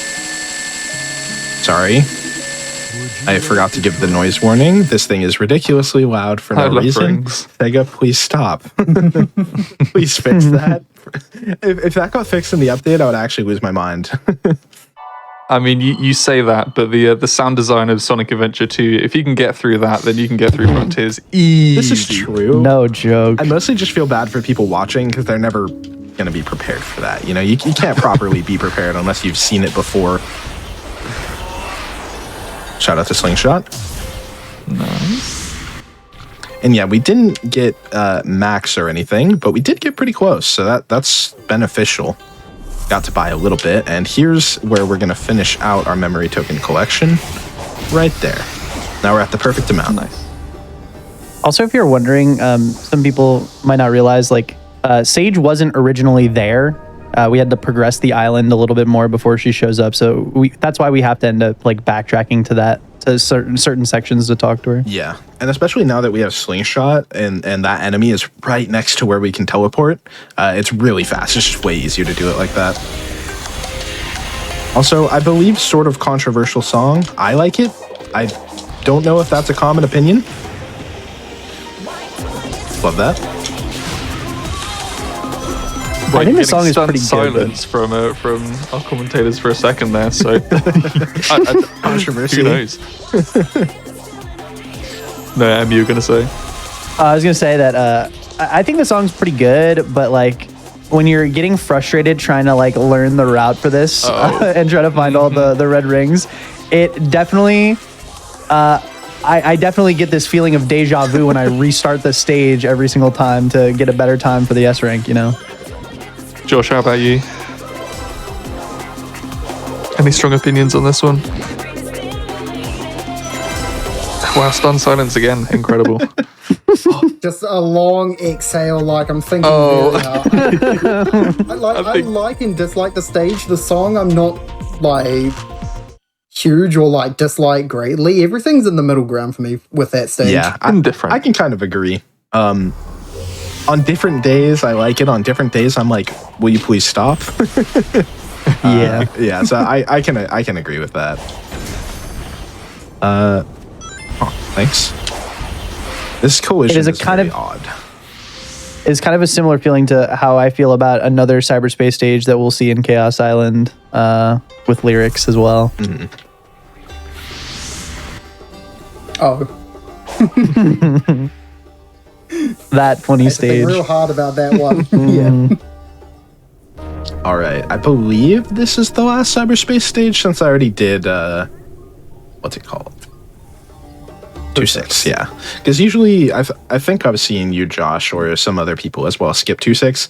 I just like the stage. I'm a little too giddy to play it, so while I'm there, I play it. Yeah, either or. Like, you're going back there anyway to talk Yeah. to Knuckles, so it's like, doesn't really matter if you do it early or later. Also, shout out to Radical Highway. I was gonna say, any more Sonic Adventure 2 fans in the chat? It's kind of crazy that we got 2 of the 4 shadow stages in here. Shout outs to Dark Story. Yeah. I mean, those are definitely two of the most, I think, memorable levels for me, like casually growing up too. But I was also just a huge Shadow fan, so Shadow is pretty cool, especially in SA2. absolutely. Yeah, now that I think about it, one of the things that I'm the most upset about on the cyberspace theming is that we didn't get a space area, because I would have loved Crazy Gadget and Final Rush, as well as like Terminal Velocity would have been awesome. Oh, yeah. It's a big miss. I'm so sad that it didn't happen, and it could have brought more variety to have a space area as well. I'm like, it's such a missed opportunity, man. True. But who knows? Maybe imagine we get more cyberspace stages. That would be crazy. I don't think they'll have the time for that with all the content they had planned, but still, would be cool. We can hope and dream. Yeah. I'll expect way too much and then be disappointed. It's the rule.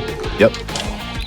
So this mini game, you just have to save the Cocos after, I guess the tower enemies are like smashing them, but they're fine. You get faster the more you have, but it also makes it more risky because the pillars, or the towers rather, they fall down faster as well. So it can be kind of scary if you get a huge stack of them. Yes. And then you have to start over again. When I originally played that, I didn't know that you could do it in multiple goes. I thought you had to get all of them. And I was so confused why the minigame was like impossible.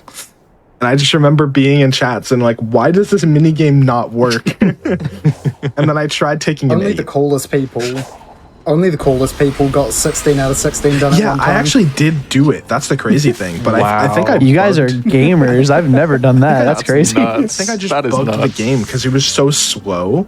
Like it was like the speed didn't increase, which is crazy to me. I wonder if there's a consistent way to do that, because it would probably be a little faster.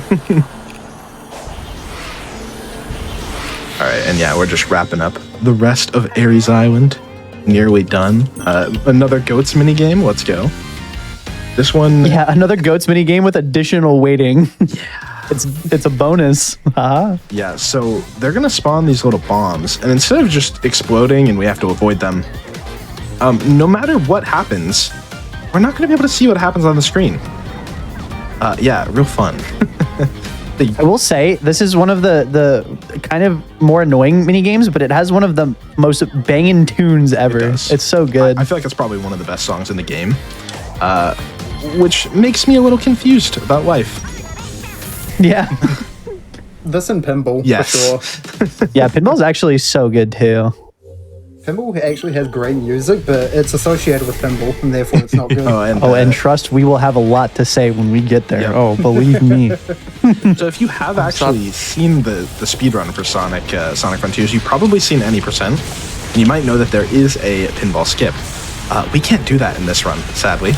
So we're playing it. Yeah, it is definitely a blessing. I will say that the any percent category would be on thin ice if we had to play that that pinball mini game in the any percent run, just because like it is so random. You can just get well, I guess again we'll talk about it more later, but it would have created a lot of inconsistencies with the run, and it's so deep into the run too that I think it would have been really hard to get people to want to run the game. To just lose runs to pinball constantly. Yeah. During the early days, everyone was like, please find pinball skip, please find pinball skip. It was all anyone was trying to do because it was just painful. All right. Oh, wait. And we also have to play it like really risky too. But again, we'll get to that. Yeah, let's double check. Oh, yeah. Okay. I forget. I have to warp here. That's right. We even talked about this. So this is the most expensive Knuckles. This is why we have to get an absurdly high number. Let me retry that. Why am I shooting off to the right? We can still make it, but it's just gonna be a little slow. There we go. There you are, buddy. OMG Knuckles, hi. For one of the last times in the run, sadly. Goodbye forever, Knuckles. Okay, so we're gonna go fight Shark. Such a great guardian. Wonderful.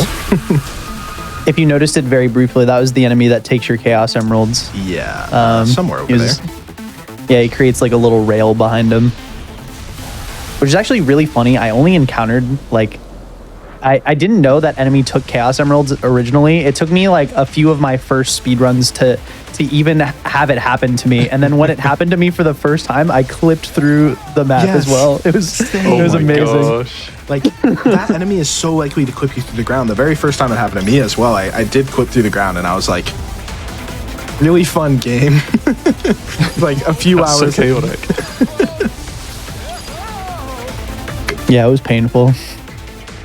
I think what happens is like, so the enemy needs to be a certain height above Sonic. So instead of the enemy moving up, obviously, Sonic goes down to be at the right spot for the animation. And yeah, that you can just about guess how well that goes, even if we didn't tell you. I would have thought that developers would have learned to not like move the player when an object does something, because the objects are just not very consistent. Yeah. I don't know. Yeah, I think what it probably does is it probably pushes you down like a set amount of distance. And if there's just a slope where you're at that moment, then you just get pushed through it. Oh yeah, before we go too far, let's check and make sure that we completed everything except for that last area. I always like to do this in runs because I'm a little paranoid, but we're looking through all of the... Yep, everything looks good. Great. Nice. Especially on a run like this, like, I don't want to miss one or two things. I gotta show off the whole game, including through this. Yeah, we're not going to change the title to like 99.3%. New category, new meta. Oh, shout out to JH2000. They told me I gotta try it here. Let me try it right now. How do you do this? Okay, so apparently, D-pad? yeah, if you move the D-pad and the analog stick, you can actually move in two directions at the same time. Ooh. Yeah, I don't know if this was known, but JH let me know about this last weekend when I was doing my Hunter run, and I was like, oh, well, I've just been losing time. Oh, there it is. This mini game actually that you have to do is actually deceptively a little bit difficult, just because the perspective that the camera gives you here is just so, it just feels like they're trying to lie to you. Like it doesn't feel like it's lined up super well. And I think that was to add like artificial difficulty to it, but yeah, it definitely takes a little bit. There's a little bit of a learning curve to being able to do this quickly. Yeah, absolutely. At least I didn't put it on a timer. Yeah. True. Yeah. That would be mean. That would have been evil. Also, yeah, I gotta point this out. How did that ball get so much momentum? Because if you look into the cave, there, like, it really only could have been in that one spot, because the cave gets narrow. I don't understand.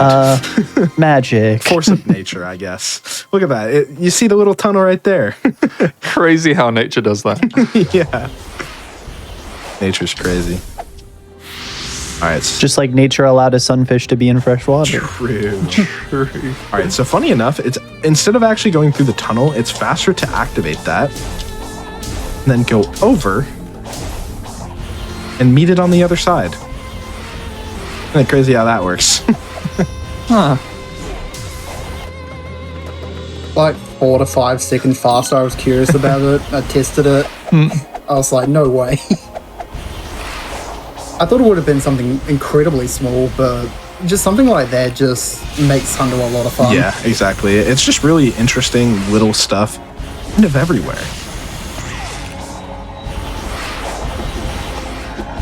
Sure. And I have a love-hate relationship with this fight. I think it's like probably one of the coolest Titan fights, but it's also kind of weird in the speedrun because it's a bit of an auto-scroller. So, yeah. A couple things that Dawn did there actually. Infinite boost being useful again. Wow, crazy. Yeah. You technically don't have to get it for. I didn't get it. Oh, yeah. This Sometimes is- it happens. I mean, it doesn't really matter. I just did it because it didn't waste time to get it. So that's why I was trying to do it. Yeah. Yeah, if you climb the tower like that, you have plenty of time because it actually snaps Wyvern to like kind of come towards the tower, which is why like Dawn was able to like hit the trick rings and then like dodge roll over to him after the fact. But yeah, you can. We can manage boost. The reason why infinite boost is kind of a meme is because you can actually manage boost well enough by mashing boost. Yeah, look like to. It's like going up, and I'm not losing out on like really any speed at all. Exactly. Yeah. So it's like. That's why it's such a meme is because like you don't necessarily ever need infinite boost. It is just kind of a quality of life thing to like not have to manage it at all, you know?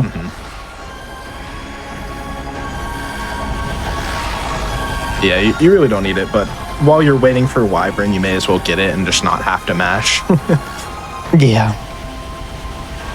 Oh, but yeah, the other thing too there was just that, again, Dawn hit the trick rings there so he could get onto Wyvern earlier because you're actually supposed to wait for him to do like a long animation where he swings around the tower and you meet him at the platform. Yes, gotta be my favorite song of all the Titans. Let's go. But yeah, Also my favorite song, so good. there's a lot of clips of this fight being insanely buggy. Hopefully none of those glitches happened to us today. I just cursed it, didn't I? You might have, especially since you didn't parry after or hold parry after the first one there, because you can just sometimes get hit by a second missile on your way up to Wyvern. So this fight is real. As you can see, it's very fast. We do like a specific combo to try to avoid Wyvern doing extra attacks. We can actually skip some of the retaliations he does. He will still retaliate. But our goal here is to do Cyclone Kick, Dodge, Stomp. Wait, is that... No, Cyclone Kick, Stomp, Dodge, and then Cyclone Kick again, I think. One thing Or I is will it the other way quickly around? point out I think it's Dodge Stomp. Okay. I've done it so much that I like haven't thought about it. It's just like muscle memory, so...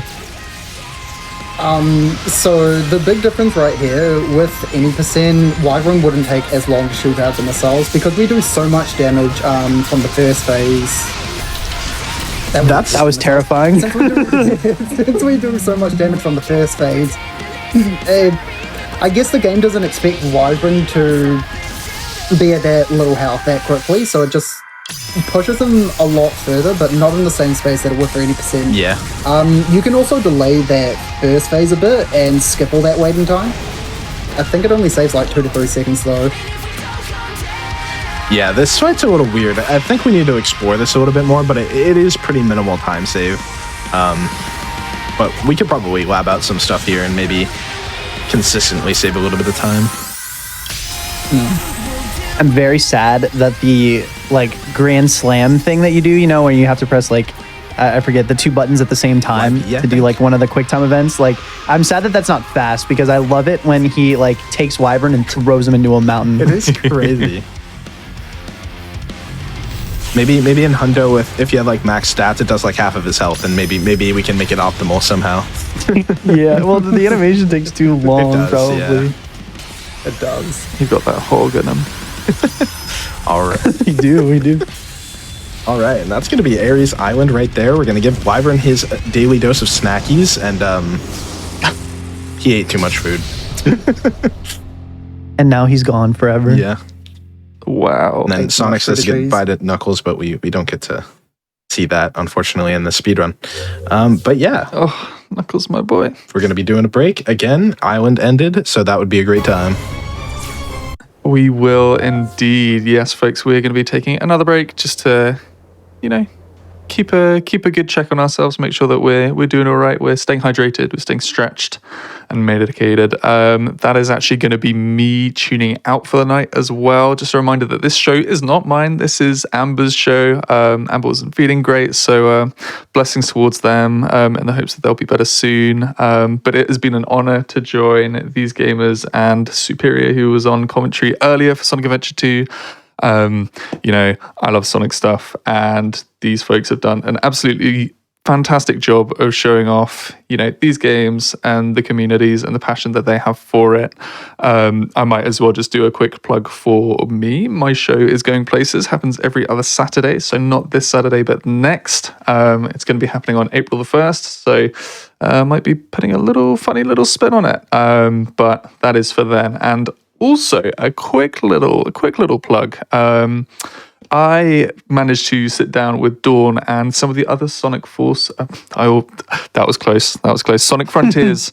Sonic Frontiers. I didn't say Sonic Forces. Sonic caught yourself. Frontiers moderators on the Sonic Speedcast, which is a little podcast thing talking to members of the Sonic speedrunning community. So if that's something that you might be interested in, sort of hearing about how folks got into the games, what moderating looks like for it at the moment, you can look on YouTube for Sonic Speedcast being one word, or you can have a look on Spotify as well, the major streaming platforms. But I think I have outstayed my welcome and I'm losing my voice and I need some sleep. So we are going to be throwing it over to Church and Sarge, who's going to be joining us for the rest of this show. But I have been Hypnotics. It has been an honor.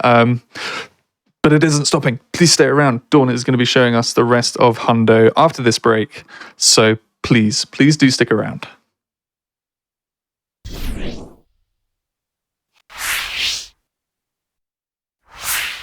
Hello, everybody, and welcome back to the Games on Quick Hotfix. This is Passion Project. This is Sonic Frontiers. I am your second host for the night, taking over for Amber. And I have been dropped in the middle of something. I'm not really sure what's going on, but between the options of Gritty and Magdash, I hate Gritty. So I'm going with Magdash. I can't believe this. The Gritty War continued during the break. It is never ending.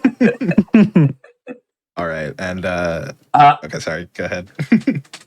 I was going to say, I'm excited to see what you've got in store for me here, so whenever you're ready. All right, I'll count it down on go. 3, 2, 1, go. All right, so we're in Chaos Island.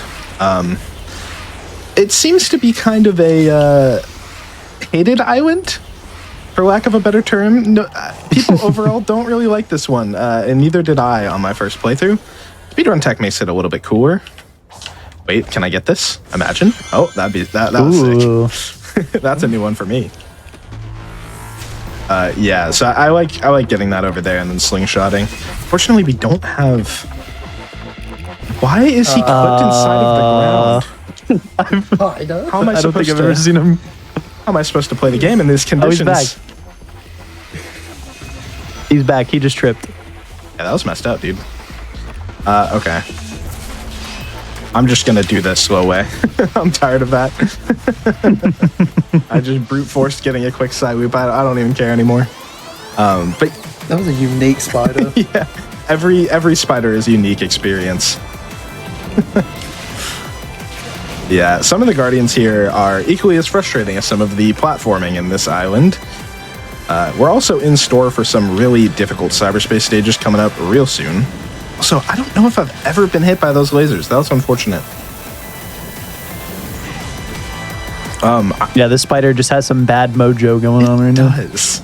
Maybe not the best start for one of the hardest islands, but maybe we're saving our luck for pinball later. Who knows? True. Get the bad luck out of the way now. Yep. Recently, though, I've actually kind of changed up my own chaos route. I'm still not entirely sure if it's faster or a lot faster. I don't know. I got a PB with it and saved time on the island, so let's just say it's faster. Either way, it's cooler. So that's why we're going to be showing it off here today. At least I think it's cooler. But what that's going to entail is we need to get a lot more memory tokens a lot earlier than we normally do. So you're going to see me going out of my way for strays and side-looping in downtime as well, so that I can hopefully get a little bit more memory tokens.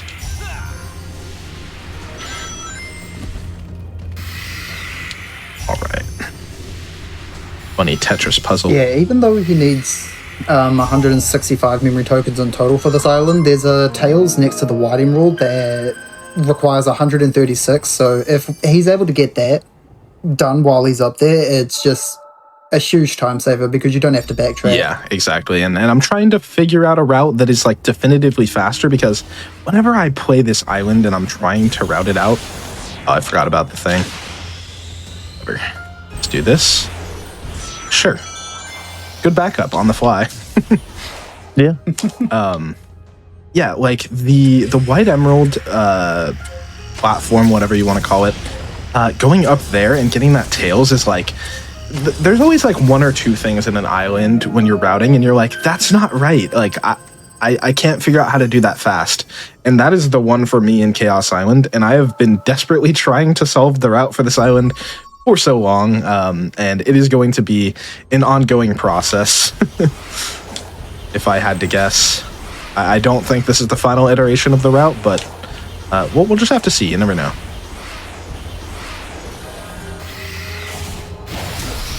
What I do like is that with Kronos and Ares, the Kronos has the main route. There's not much deviation from there. Ares has like a small bit of deviation there. People start doing their own things. And with Chaos, me and Dawn have entirely different routes. Yeah, and so does Swiffy also. Yeah, like... Yeah. So everything is pretty much the same up until we collect the first emerald, and then after that is when we all start doing different things. Also, shout out to Green Forest. I've heard this stage is hard. Sorry. My jokes are getting more lazy. Well, no, I mean, I feel like people won't appreciate how funny that is until they realize that Dawn made a YouTube video about Sonic Adventure 2 Green Forest, calling it SA2's most challenging stage. It's true. I made the claim that which it's it the is pretty hardest stage. Which arguably true or not, I think it is personally, but there's some arguments. It's definitely up there. Yeah. Yeah, I mean, I would definitely, if it's not the hardest, it's definitely like second hardest, probably. Yeah, go check out my YouTube to figure out why it's the hardest stage. It was the first video that I had that actually did really well. I had like 50 subs, and then all of a sudden it got like 40k views, just about the history of the stage. And I think it has like, because also it was the main leader behind like one of the biggest times of change in competition in Sonic Adventure 2, so that's why I really wanted to tell the story of that one. But yeah, Donna Sar, go check it out. Yeah, it's a really, really dope video. You guys definitely gotta check it out. All right, let's see if we can get this one. Man, I gotta figure out a better one for that. Yeah, that one seems a little bit awkward to try to grab. Yeah, sometimes it's free, and then sometimes I just can't manage to get it, and I don't understand the difference yet.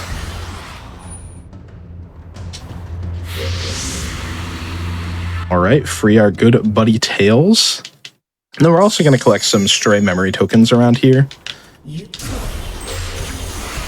For a second, my brain was firing off because I was in any % brain mode where I was like, wait, is he going to do the cutscene skip? Yeah. No, we can't. Yeah, we can't, unfortunately, Well, here. Yeah.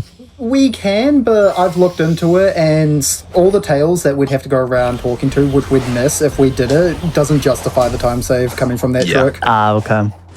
Exactly. It's just, I think we pretty much do every other cutscene skip. It's just that one. And honestly, that one doesn't really save that much time anyway.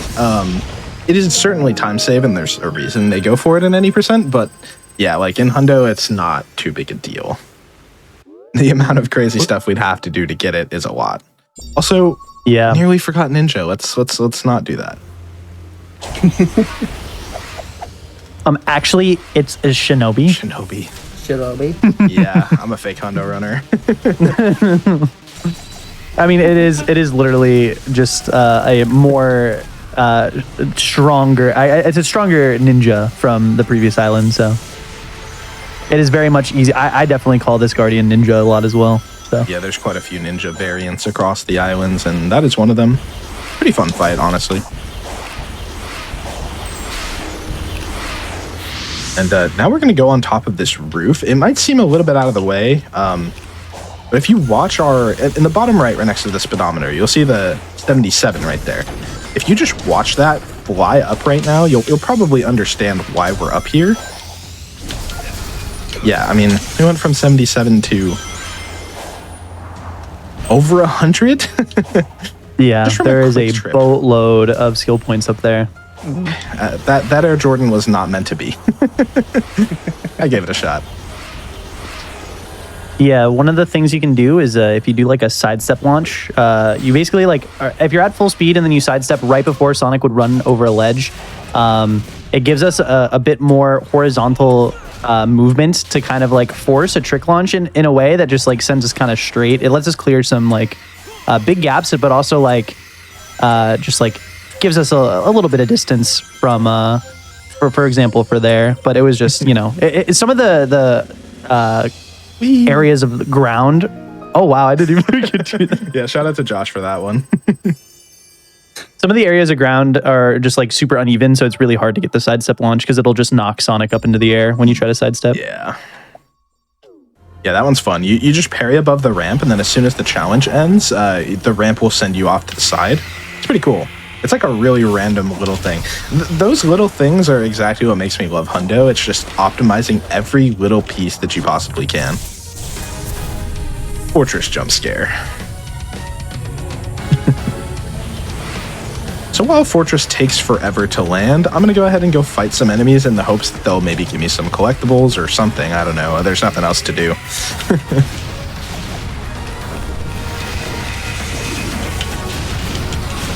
Yeah, you can get all sorts of collectibles from these enemies. Sometimes they even drop like portal gears and stuff like that, which is pretty insane. It's a pretty valuable collectible to get because generally you get portal gears only from either random dig spots or guardians. So. Also, there's a really funny thing that happens in this game. We believe it's tied to frame rate, but you can actually duplicate portal gears. Now, in any percent, they use 30 FPS to do it easier, and they will stomp off of a tower, and for one gear, you'll actually get 2, and that is really beneficial for their routing. For us, it's not too big a deal in Hundo because you're fighting the Guardians anyway, but because this is such a big stomp distance, you can actually do it here with Fortress, and I'll try. I'm not usually very successful at it, but let's see.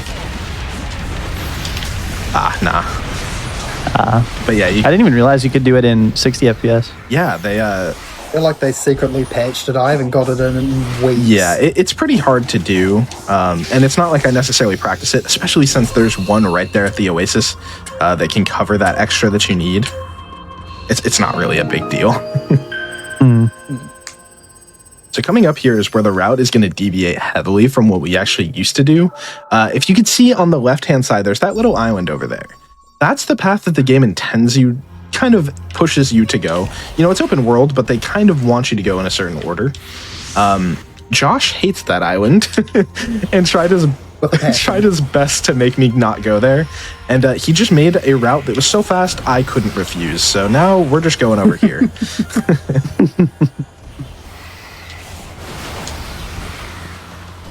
I'm fine with a lot of strats, but the second they mention Island 3-3, I tune out. Yeah. I'm just like, you've I lost thought of me. so many good strats that are over there, but like, you just outdid me. You won the war. The island itself is just not good for movement, and there's only one enemy to slingshot off. And I don't even really think it's an optimal slingshot because it sends you so high up in the air. So yeah, what we're gonna do is we're gonna go ahead and complete all of the map challenges. We're gonna all the map challenges except for that one over there, and then you can probably see it right now. Yeah, that little Coco guy over there. We're gonna warp to him after we do big fishing, so that we don't have to navigate that island. It's pretty nice. It's okay. This is not where I thought I was. Hello. What is going on? I've lost my bearings. There we go. That's the rail I wanted. Thought I was over here. So now this slingshot's kind of hard. Hopefully I can get it first try. Don't really need a super good one. You just got to get it. Nice. The speed is good, but it's mainly to avoid the lava. Yes, because it just slows you down so much having to jump over that. Yeah, that one looked like that one is definitely like a more awkward slingshot because you know the way that slingshots work for certain enemies like that when they're grounded, you need to knock them up into the air with a side loop. So you have to like do it in such a way where you time it to where they're up in the air and you're far enough away at that point while they're up to actually do the inputs for the slingshot. So a little bit more difficult than you would initially think. And one thing you're going to notice, we'll see it more later, but Starfall can actually give you a ton of purple coins. Even if you see purple coins on the screen, I'm not going to be collecting them because we're going to get the rest of them from Starfall, and yeah, we'll show you how later on. usually the timing ends up being right. Also, shout out to Gordon Ramsay. This is the stage that he forced upon the rest of us. We all didn't want to run this, but he somehow managed to get it into Any%'s main route and is still used to this day. So, shout outs to Gordon for that. Absolutely. Saved it. Yeah, Slingshot One man did. and his passion. Yeah, absolutely. And you'll see why Gordon loves this stage. There's something called 3D and 2D, and I'll let you extrapolate from this. Yeah, we just walked right out of the 2D playing field there and go straight to the end. It's a really cool It's one of the only places we can do that. That's actually a pretty familiar trick for like other Sonic Speed games as well. Getting 3D and 2D to like break sections, very popular or very useful tech in games like Lost World and in Sonic Colors as well. All right, we got a big slingshot coming up here. It's pretty difficult, so hopefully I'll nail it. We kind of stole this one from Any%, if I'm being honest. Use it a little bit differently, though. Okay.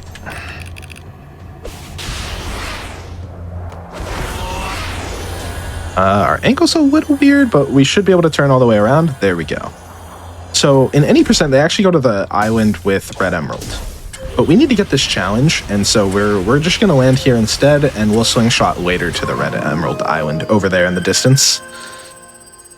Yeah, these islands are also kind of the weird ones. It's like, what do we do about those? I think we've actually recently arrived at a really good answer for that. Yeah, it's really frustrating too because I think casually the only way you're able to make it over here is by taking a very, very long 2D platforming section of rails. So it's very convenient that we have Slingshot to just save heaps of time. Yeah. Honestly, made this speedrun so much better. Shout out to Kombu for finding Slingshot. Absolutely. Where are you, little guy? There we go.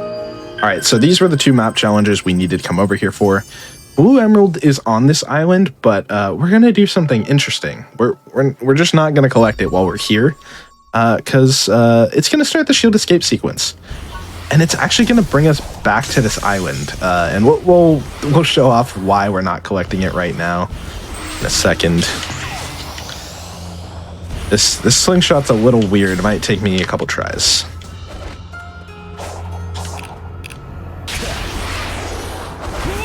Nice. Good. Yeah, that one is so there's- awkward. There's so many factors to like keeping the lock on too in certain positions for slingshots. Like sometimes enemies deload, sometimes like if you barely nudge your right analog stick and change the camera at all, you pretty much just drop the lock on reticle. Thank you, game. Portal gear, nice. Oh, okay, yeah. Actually, thank you, game. Yeah, I wasn't even gonna attack that guy, so thanks for the drop there. Oh no. Oh. I don't know how to recover from that. What do I do? That's new. You might just have to play through it. Do this quickly, I Yeah. guess, and then just go back for the other one. Well, that's really unfortunate because usually you can just navigate these all in 3D, which is a lot faster than 2D navigation, as you can probably tell. Yeah, unfortunate. I'm sure. I mean, you can even see it here. I mean, casually, this happens to a lot of people. They just get kidnapped by the 2D sections, and it still happens to us runners too, because the triggers for these sections are actually kind of large, depending on the area you're at. So Yeah, I just accidentally latched onto a pulley, and all of a sudden, there's your 20 seconds of time lost, good sir. All right. So this is why we actually didn't collect Blue Emerald while we were over there. Because while we're here, the game does not intend you to be over here this early. And so it basically thinks the only option is Blue Emerald, and you're going to see that right now because we spawn over there and Blue Emerald's still there. It's supposed to be collected in the cutscene. And shout out to D-Pad Gamer who actually found this skip super early on. Really cool. Like honestly, I've worked on them with videos in the past. They're really smart about games and trying to break them. I was very impressed working with them on a few things, and then like basically first week of this game being out, they found this skip that is huge, called Shield Escape Skip. Hopefully I'll get it first try, but it's kind of annoying.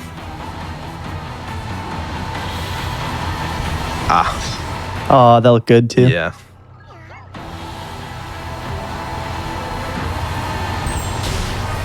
Oh, the boost didn't. The boost like didn't change my trajectory. That was weird. Yeah, actually, when you're trying to get out of this, so we're putting Sonic on a very like small, uneven piece of ground here to get a trick launch up into the air. There is a huge kill box that's around him, and the only way out is through the top. So after you get this launch, you have to react pretty quickly to getting it, and then boost forward so that you can maneuver your way out of the top. Yeah, and then we activate Squid because Squid actually has to finish or when we try to end the sequence, the game will just crash. Also, yeah, that's when we get Blue Idol during this. There's no point to do it when we're randomly in the open world because we're just going to be back here anyway, right? Yeah. This is going to be a little close, but it should make it. Yeah, we're good. That's a good launch, yeah. That launch is pretty difficult. It actually took a while for people to be going for that. But the gamers have improved, which you love to see. So yeah, we do have to let this section play out because if we don't let Squid get to the end, the game will crash. But you might be wondering, well, what's the point then?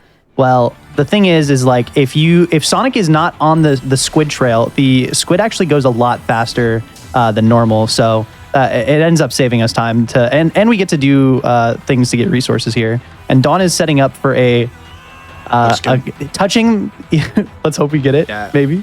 That looks good. Yeah, he would have been hit by the cutscene by now. Cutscene nice. Yeah, so you touch the end. There's a huge trigger for the end of this the chase section there, and Dawn touched it at the same time that Sonic died, and by doing that, you get to skip the other cutscene that is supposed to play at the end of that chase sequence. And because of where he died, Sonic actually spawned in a different location than where that chase ends, which is also beneficial for us because then we can skip like a little rail section that we would have to use to get over to the small island that he was on. Yeah, it was kind of crazy because like Shield Escape Skip evolved from like, yeah, that's like a pretty good time save to now we have 2 cutscene skips around it. It's just that skip in particular is absolutely crazy and can be a huge run killer in both hundo and any percent. So that is fun. Yeah, absolutely. Also, did you know you can just jump over the drift panels here? You don't have to deal with that mechanic. Thankfully. If you did, you're one of the few who actually do know. I mean, that is, I think most people really struggle with this stage because of those drift panels. And they're just like, oh, you can jump over them. Also, there's actually a big enough gap on either side to just kind of walk around them as well. Yeah, I still play that stage a little safe. Just because it's not too much time loss, but it is what it is. Also, some cool movement here for some extra strays. Hopefully I'll actually get it. It's pretty cool. Oh, I missed one of them. Oh no, and I didn't land on anything. Oh, the bounce. Okay, we'll give it one more shot. Because these strays aren't ultimately that important, but it's just kind of cool to show off. When Sonic gets that bounce like that, actually, he just, that movement is so sick. Yeah, it's really cool. Like, I feel like I just have to go for it. Even if it's a little bit extra. You get to land by tails and everything. Yep. That's exactly why I love it. But yeah, when Sonic gets that animation that happened to Dawn there, where he like bounces, it is like the most infuriating animation for most runners because it locks out all of your inputs until Sonic touches solid ground. Yeah, I hate it. It's very painful. All right, so we have to do 2 more things on this island, talk to Tails, and fight Squid at an optimal time. Honestly, I think I'm going to try to fight Squid now. Hi, Squid. Yeah, I can definitely see you. Squid. Thank you, buddy. The cameras that happen with these Guardians half the time is what really makes it. Yeah, the thing that sucks about the Squids on Chaos Island is they have a really long automated sections. Like, I don't know if I'll get this in time. You'll get the... Okay, that was really close. Nice. unfortunate about the hit, but the fact that you caught it before Squid started his paper route and all that was really good. Yeah, absolutely. I really thought it was doomed. Oh my gosh, look at that gear I flying. think that gear should spawn back if it does fall off the map. I haven't seen that ever. Goodbye, gear. That's a new one. Where did it go? It'll spawn back where Squid I starts. need So if you need it, Oh, it's it's right like, there. Okay. Right You got an there. extra Yeah. one from the enemy. True, he did. Yeah, I forgot about the extra. That was that really was funny. It was so fast. That's a new one. Perfect. Oh wait, I don't need the key. This is not any percent. I don't need that. Don't go for it. It's just slow.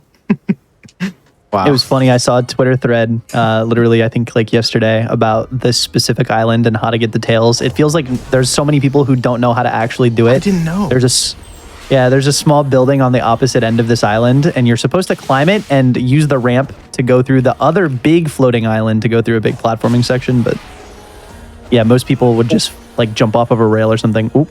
I mean, sure. Mushroom perfect. So this is what happens if you do. So we actually delay our inputs for a slingshot generally, but you can still get frame perfect launches, and that is what happens when you put a bunch of distance between Squid and you. What? Oh, are you serious again? I hate this boss, man. I'm not letting Squid you is go. perfect.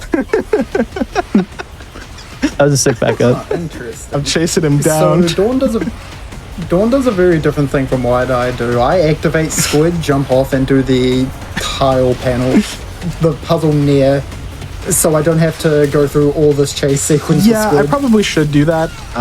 Squid is probably the boss that I haven't really optimized, but I really need to because he's a bully, if we're going to be honest.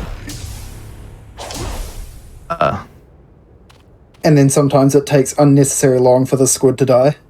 Oh. Gear, please? Unnecessarily long. Gear. Unnecessarily. Oh, there he is. Hey. I was not kidding when I said unnecessarily long. Yeah, I probably should have went and did this puzzle, but it usually doesn't take that long. So I don't know. I don't know what the right call is. That was certainly a sequence of events, you know? The portal gears are so funny this time around. Yeah. Dude, both of the Squid portal gears, what was that? I love this game. It's perfect. In Hundo, you're going to see some of the craziest stuff in gaming, I swear. Speaking of crazy stuff in gaming, strap up for a very fun stage. Very fun, very enjoyable, very awesome. A stage that you cannot really make that fast. It's really funny because I remember seeing this stage in promotional materials. Like if you look at some of the first gameplay footages, like videos, they actually show off this stage. And I was like, oh, that looks so sick. And then I played it. Yeah. Yeah. I mean, there is like very small optimizations you can do to get like boost onto the rails perfectly so that you don't really lose a lot of speed and like stomping on them and stuff like that. But there's really not a whole lot we can do to make this stage very fast. Yeah, I'll tell you the exact shot that they used in the trailer because I've seen it a million times from so many Sonic YouTubers. I saw it like literally yesterday and I was like, dang, we're still using this clip. It's coming up right here. It's this dash ring, like right now. They use that in so many videos, I swear. To be fair, the spinning is very cool. It is cool, yeah. That's why I was super excited to play the stage. But yeah, the thing that sucks is your speed's kind of locked. So I don't know. It starts to feel like an auto scroller, which are never really fun IMO. Yeah, not to mention it's also a minute long. So Yeah. it's like, dang. And that's optimally too. Like if everything goes well. One of the reasons why Gordon was so passionate about 3-2 was because he was also very passionate about not liking the stage. Yeah. Bless his heart for that. Yeah. All right, cool. So we can get White Emerald now, but we do not have enough memory tokens. We will be there soon, though. Oh, we're getting some really crazy trick launches. Wait. Okay. Imagine. Yo. I don't. No, know. I mean, Oh my yeah, gosh. this is gonna knock you out of the air. That range is so You far. could still. Imagine. Maybe. Okay, it's fine. no reticle. We can always use the OP strats. I guess not. Yeah, I don't know how the strat works. Like, I feel like I'm misunderstanding it, but you want to use cross slash, and when Sonic's at his peak, that's when you parry, but it never seems to work. Yeah, sometimes he resets. I think if you take too long to parry, I think is why. Oh gosh, I'm getting kidnapped. Where are you This going? is a Sonic Frontiers moment. He wanted that stray. Yep, that was the plan. Totally intended. He actually Looks like needs I'm that for following full this route. I'm so completion confused. of the silent. Specifically that one. Complete that one, yeah. I probably could have went backwards, but I don't know. I didn't think that section would be that long. So, oh wait, I forgot. Okay, let's.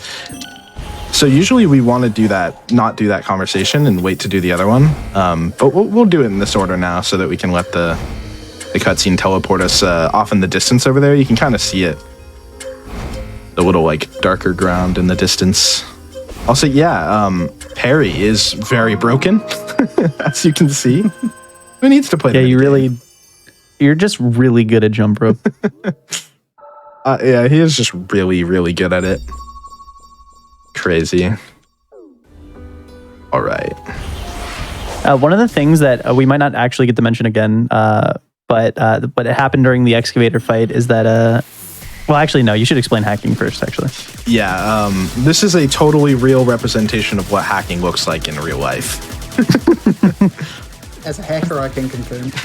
I think this is just how hacking, it feels like there's like mini games very similar to this in every game that has some sort of like hacking in it. Yeah. I mean, obviously this is Ikaruga, Yeah. but it's just, it's just very, I don't know, just something stylistically about it is just very similar. I also Reminds me of like Ratchet and Clank and stuff. I love that track. It's so nice. Yeah, what a banger. Okay, just really quickly for the parry thing, because it happened during Excavator, might not get to mention it again. If you parry after taking damage before you hit the ground, you don't lose any rings. Yeah. Which is like if you get hit, if you just hold parry and just hope, sometimes you won't lose rings. So it's kind of helpful for us, so we don't have to like get more rings for max for power boost. But yeah, it's kind of rare that it happens, so it might not happen again. Well, we have to do a lot of Guardians and a Reign of Silence, so it might happen again. True. All right, let's despawn some enemies, and then we can talk to the Sage. And yeah, we are coming up on the time where we need... I forget, how many memory tokens is it? Do you remember, Josh? It's like 130 something, right, for that Tails? 136. Okay. So we should be okay? We'll be close. Yeah. You. Wait, 860. No, yeah, you're good, because you'll have 140, because there's two. Is there two dig spots? think No, there's you just only got that one. one. Never mind. What am I talking Also, about? this stage Yeah, is I was counting awesome this to one as well. speedrun. I hated it casually, probably one of my least favorite, but the speedrun's really cool. Enjoy this world. Yeah. All back right now. Oh yeah, I'm gonna focus a little bit on this one. Oh, okay. Death. He's going to focus Yep, right now. Yeah, the stage has a lot of gritties that are a little bit scary, honestly. I'm sure like the more you get used to it, the easier they become, but still like they are quite scary, at least to me. Also made the cycle there really nice. Otherwise, I would have had to wait a little bit. Nice. Yeah, this one is my There you go, favorite right first there. lap done. Really cool.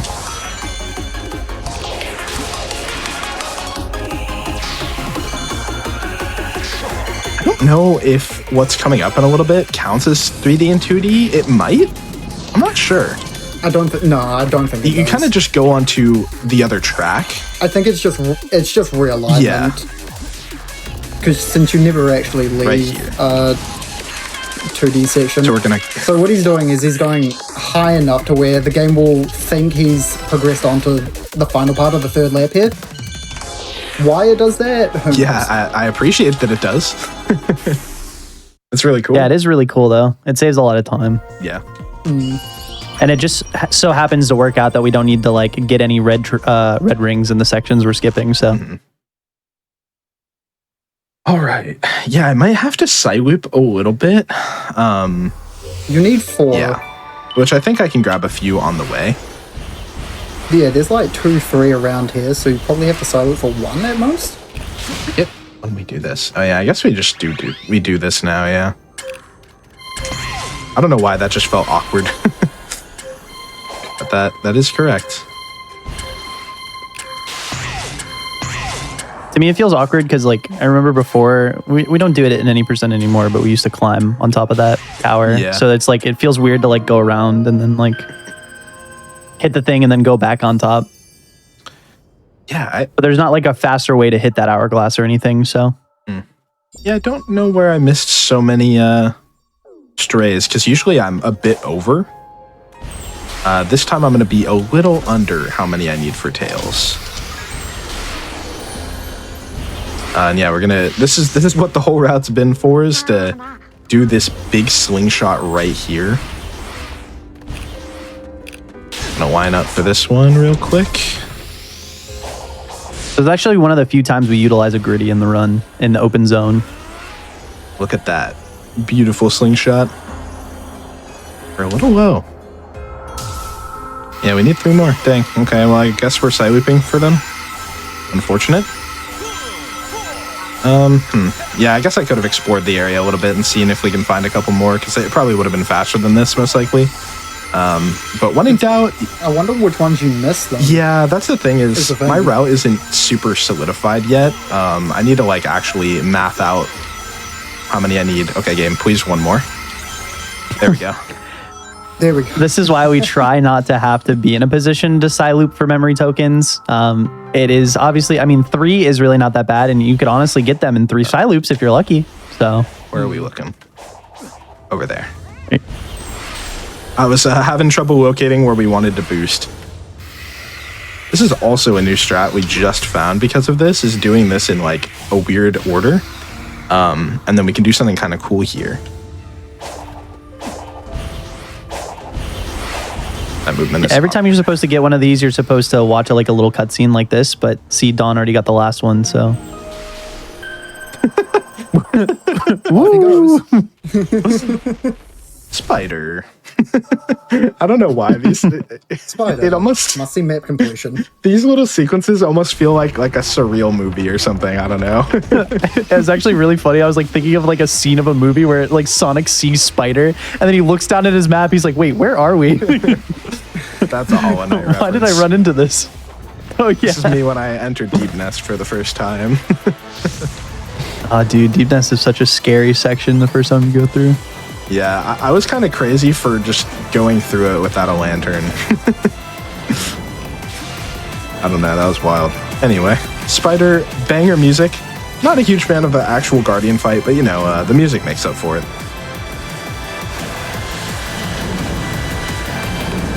Yeah, it feels kind of unfortunate that some of these Guardians kind of feel like a little bit of like auto-scroller kind of thing. But, I think this is probably the best instance of free-falling in the game, at least. But it's still free-falling. yeah.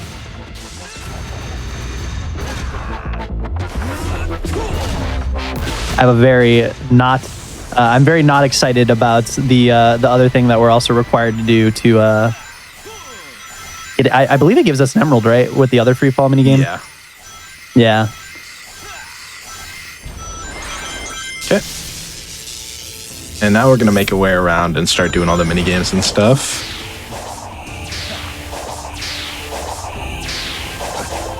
They've put ice here to try prevent you from climbing up, but if you just drop dash, it just works fine. Yeah, that I don't know why they made it so that you just can't move on that. I think maybe making it slippery or harder to move up, but they just like don't let you move at all, which is kind of weird. But yeah, for some reason, drop dash works really well. I think that was actually one of the things. Didn't they talk about that in like the official speed strats It video or did, whatever? Yeah. Yeah. Should I go for the funny slingshot here? Doesn't really save time, but it's kind of funny. All slingshots are All fine. right, let's go. Yeah, so I don't know why I decided to do this because it's such a tiny platform. But you can technically slingshot off of that if you do it right. Okay, let's give it one try. Okay, I didn't go nearly far enough. Oh no. You can go a little bit. Okay, it would have been actually so funny if you hit that trick ring and got trapped in the section there. That would have made up for everything. All right. Yeah, Chaos Island is a very odd island. Very funny things can happen, as we've witnessed on this run. Honestly, in hindsight, maybe we should go back to the split 100% route because you get to pinball in Chaos Island faster. That sounds like a plus. Yeah, I guess it's true. Let's route it out again.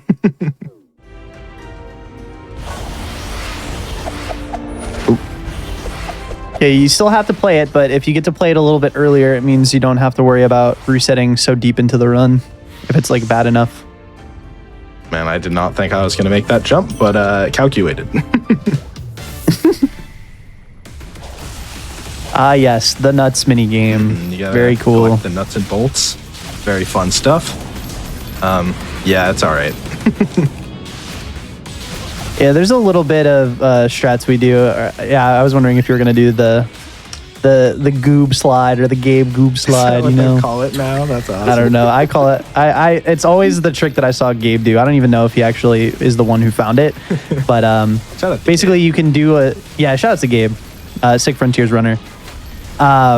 You basically just do like a slide into the box, and you can just mash boost and slide. You have to be very careful about the timing though, because if you actually do it too fast, what will happen is the nuts will spawn under the platform and go into the lava, and guess what? You can't get them. Is that what happens? I think so. That's crazy. Okay, I did not know that. Okay, Sonic is going to the lava. Goodbye. Because it can also happen up on the mountain there, but since it's in the mountain, if you just go over it, you'll notice your count like jump up by 50 or something. Oh gosh.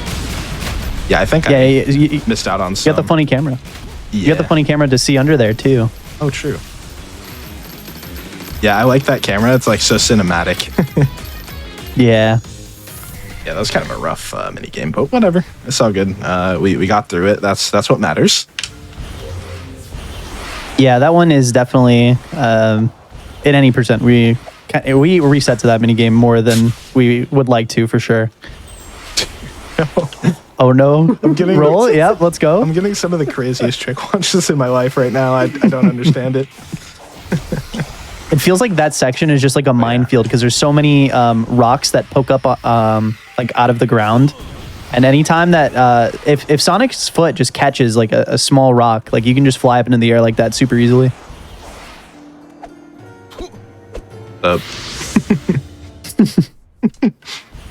Capital D : not Tails.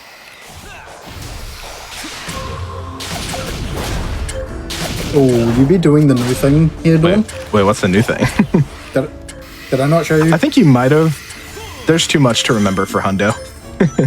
You just stand on the like one of the pillar platforms. The rail spawns. It takes you up. You one can of jump those? up to Tails a whole lot quicker.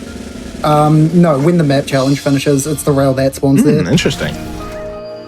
Yeah, that I didn't know about that. That's pretty cool. Oh, I see. That's pretty cool.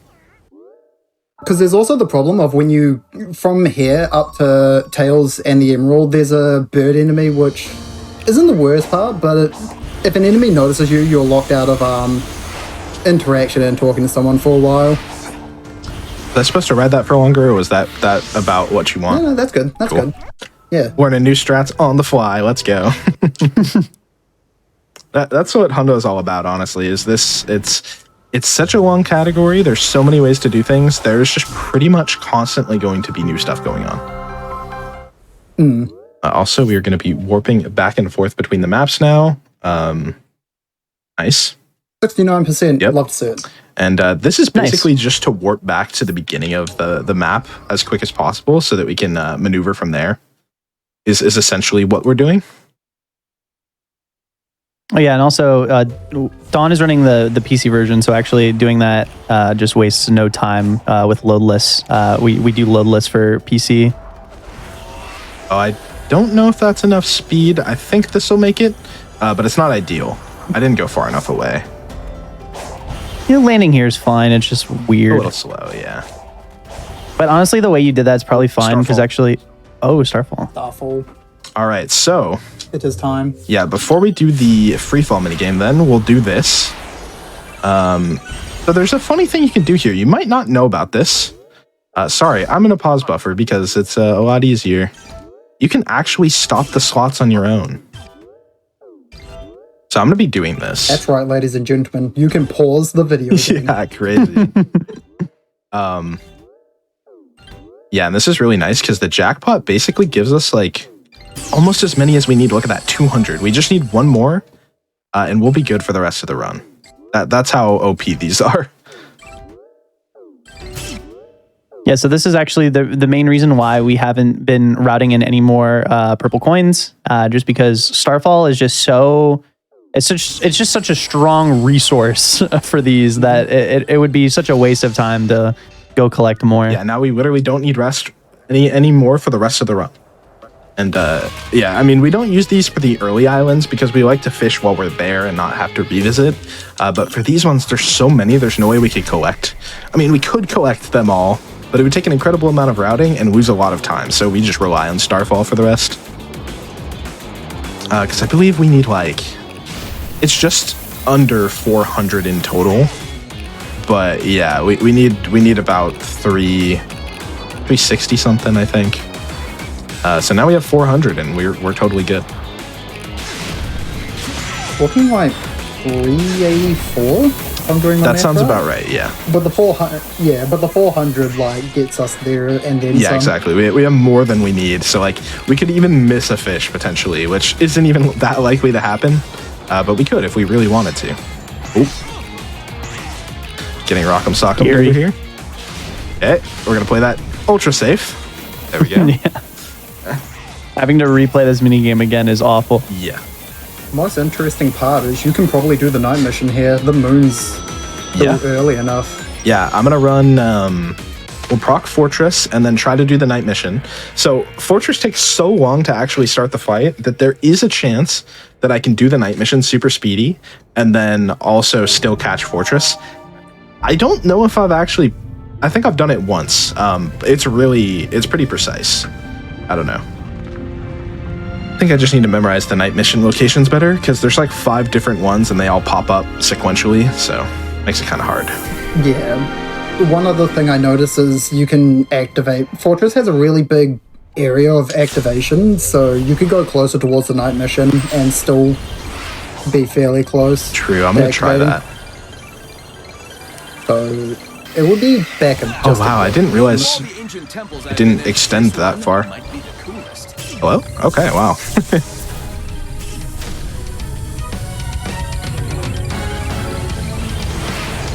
Yeah, but even distance here like this is still really huge. Didn't I get this one already? It might have reset. Oh, I think I skipped a step. Okay, Starfall is not helping you. Absolutely not. Yeah. Oh, that is actually, I think, one of the things. Oh, well, actually, I don't remember. I saw something about Starfall for the update for you can disable something or something. This will be close.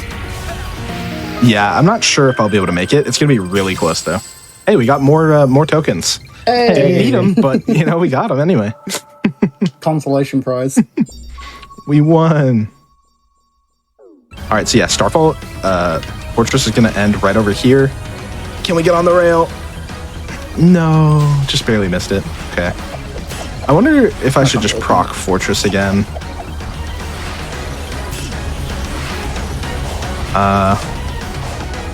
Can I enter? No, I cannot. This is unfortunate. That's the thing that sucks about that is it's a pretty big time loss. And it just despawned. And there you go. It's back. Yeah, it's an unfortunate time loss. I should definitely IL that map challenge because it's certainly worth it. I will say Starfall did not help in the slightest. Yeah, it's unfortunate because I keep getting Starfall here and it does not make it fun because you're looking for a little light ring or a little pillar of light and the pillars of light are everywhere. Yeah, so normally I want to make it over here, right around when the rails are spawning, so Sonic will jump on them. But yeah, I was just barely too late for it.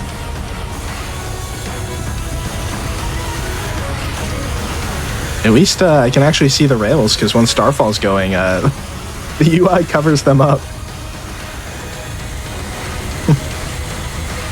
Well, we are nearly done with That might Chaos, have been- though. I think it was the slot machine is going to be transparent or something. Oh, that's awesome. Now that you actually, Oh, yeah. now that you brought that up, Em, I remember seeing something about that. Yeah, I just remember seeing something about the update in Starfall, and I like immediately thought like, oh, that's gonna be so helpful for Hundo. Shout out to the devs. They're looking out for us. Yeah, absolutely. Unless they don't know, let's- patched out the HSP and Slingshot, in which case I'll be sad. If they patch Slingshot, this game is it's not dead, but it will be a lot less fun to run, I'll be honest. Yeah. So these chemical plant 2D stages are infamous for being really hard to do in one go. Josh and other runners have routed these stages a ton and made it so much easier to actually get it in one go. Makes it kind of funny that we struggled in the past. They're definitely hard if you don't know the optimal route to take.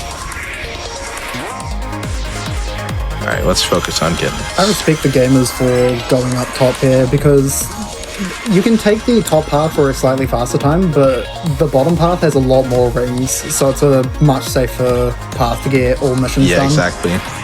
But we have this gritty. And that's just so cool. How could you avoid that, you know? Such a good track here, man. It is, yeah. At least when you're malding over losing so much time in your run, you can listen to some banger music while you do it. Exactly.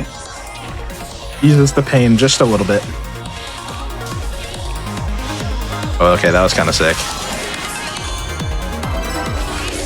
Yeah, this was a good 3-7. Yeah, I'm pretty happy with that time. Nice. Let's go. All right, and now we're gonna do a pretty rough slingshot. Hopefully I can get it first try. That'd be really cool. I don't think any percent does this slingshot anymore, right? Or do they? I forget. Hold on. I guess I'll. This one down here? Yeah, we do. Yeah, this one's kind of touchy. Or at least I do, actually. Maybe not the top runners, but I'm pretty sure they still do, though. It makes sense because, like, from after we do this bridge mini game, we just go straight to the end. So Oh, okay, that's perfect. Nice. So yeah, this island takes forever to get to, and it has this singular map challenge. This is a nightmare to route, but yeah, slingshot again, coming in clutch, and like it makes it so easy to get over here now. The routing possibilities are like truly endless with slingshot. It's really cool. Yeah, I can't believe they shoved this. I mean, look at the map. You're going to see it here when this unlocks. Why did they put this all alone, all the way out here? This is the only thing you need from this island. sorry, buddy. It's an adventure. I guess so. I guess it really is. And here's a slingshot that I found. I think gamers also use slingshots over here, but I don't remember exactly where. But yeah, I love that one because it's just right there.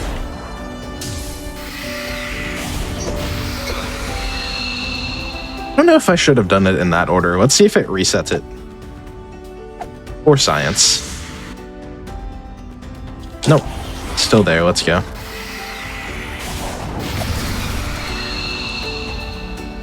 All right, and we're coming up on Big the Cat again. Let's go. My goat. I'll get my big game on ready. Yeah, and past that, we have something even better.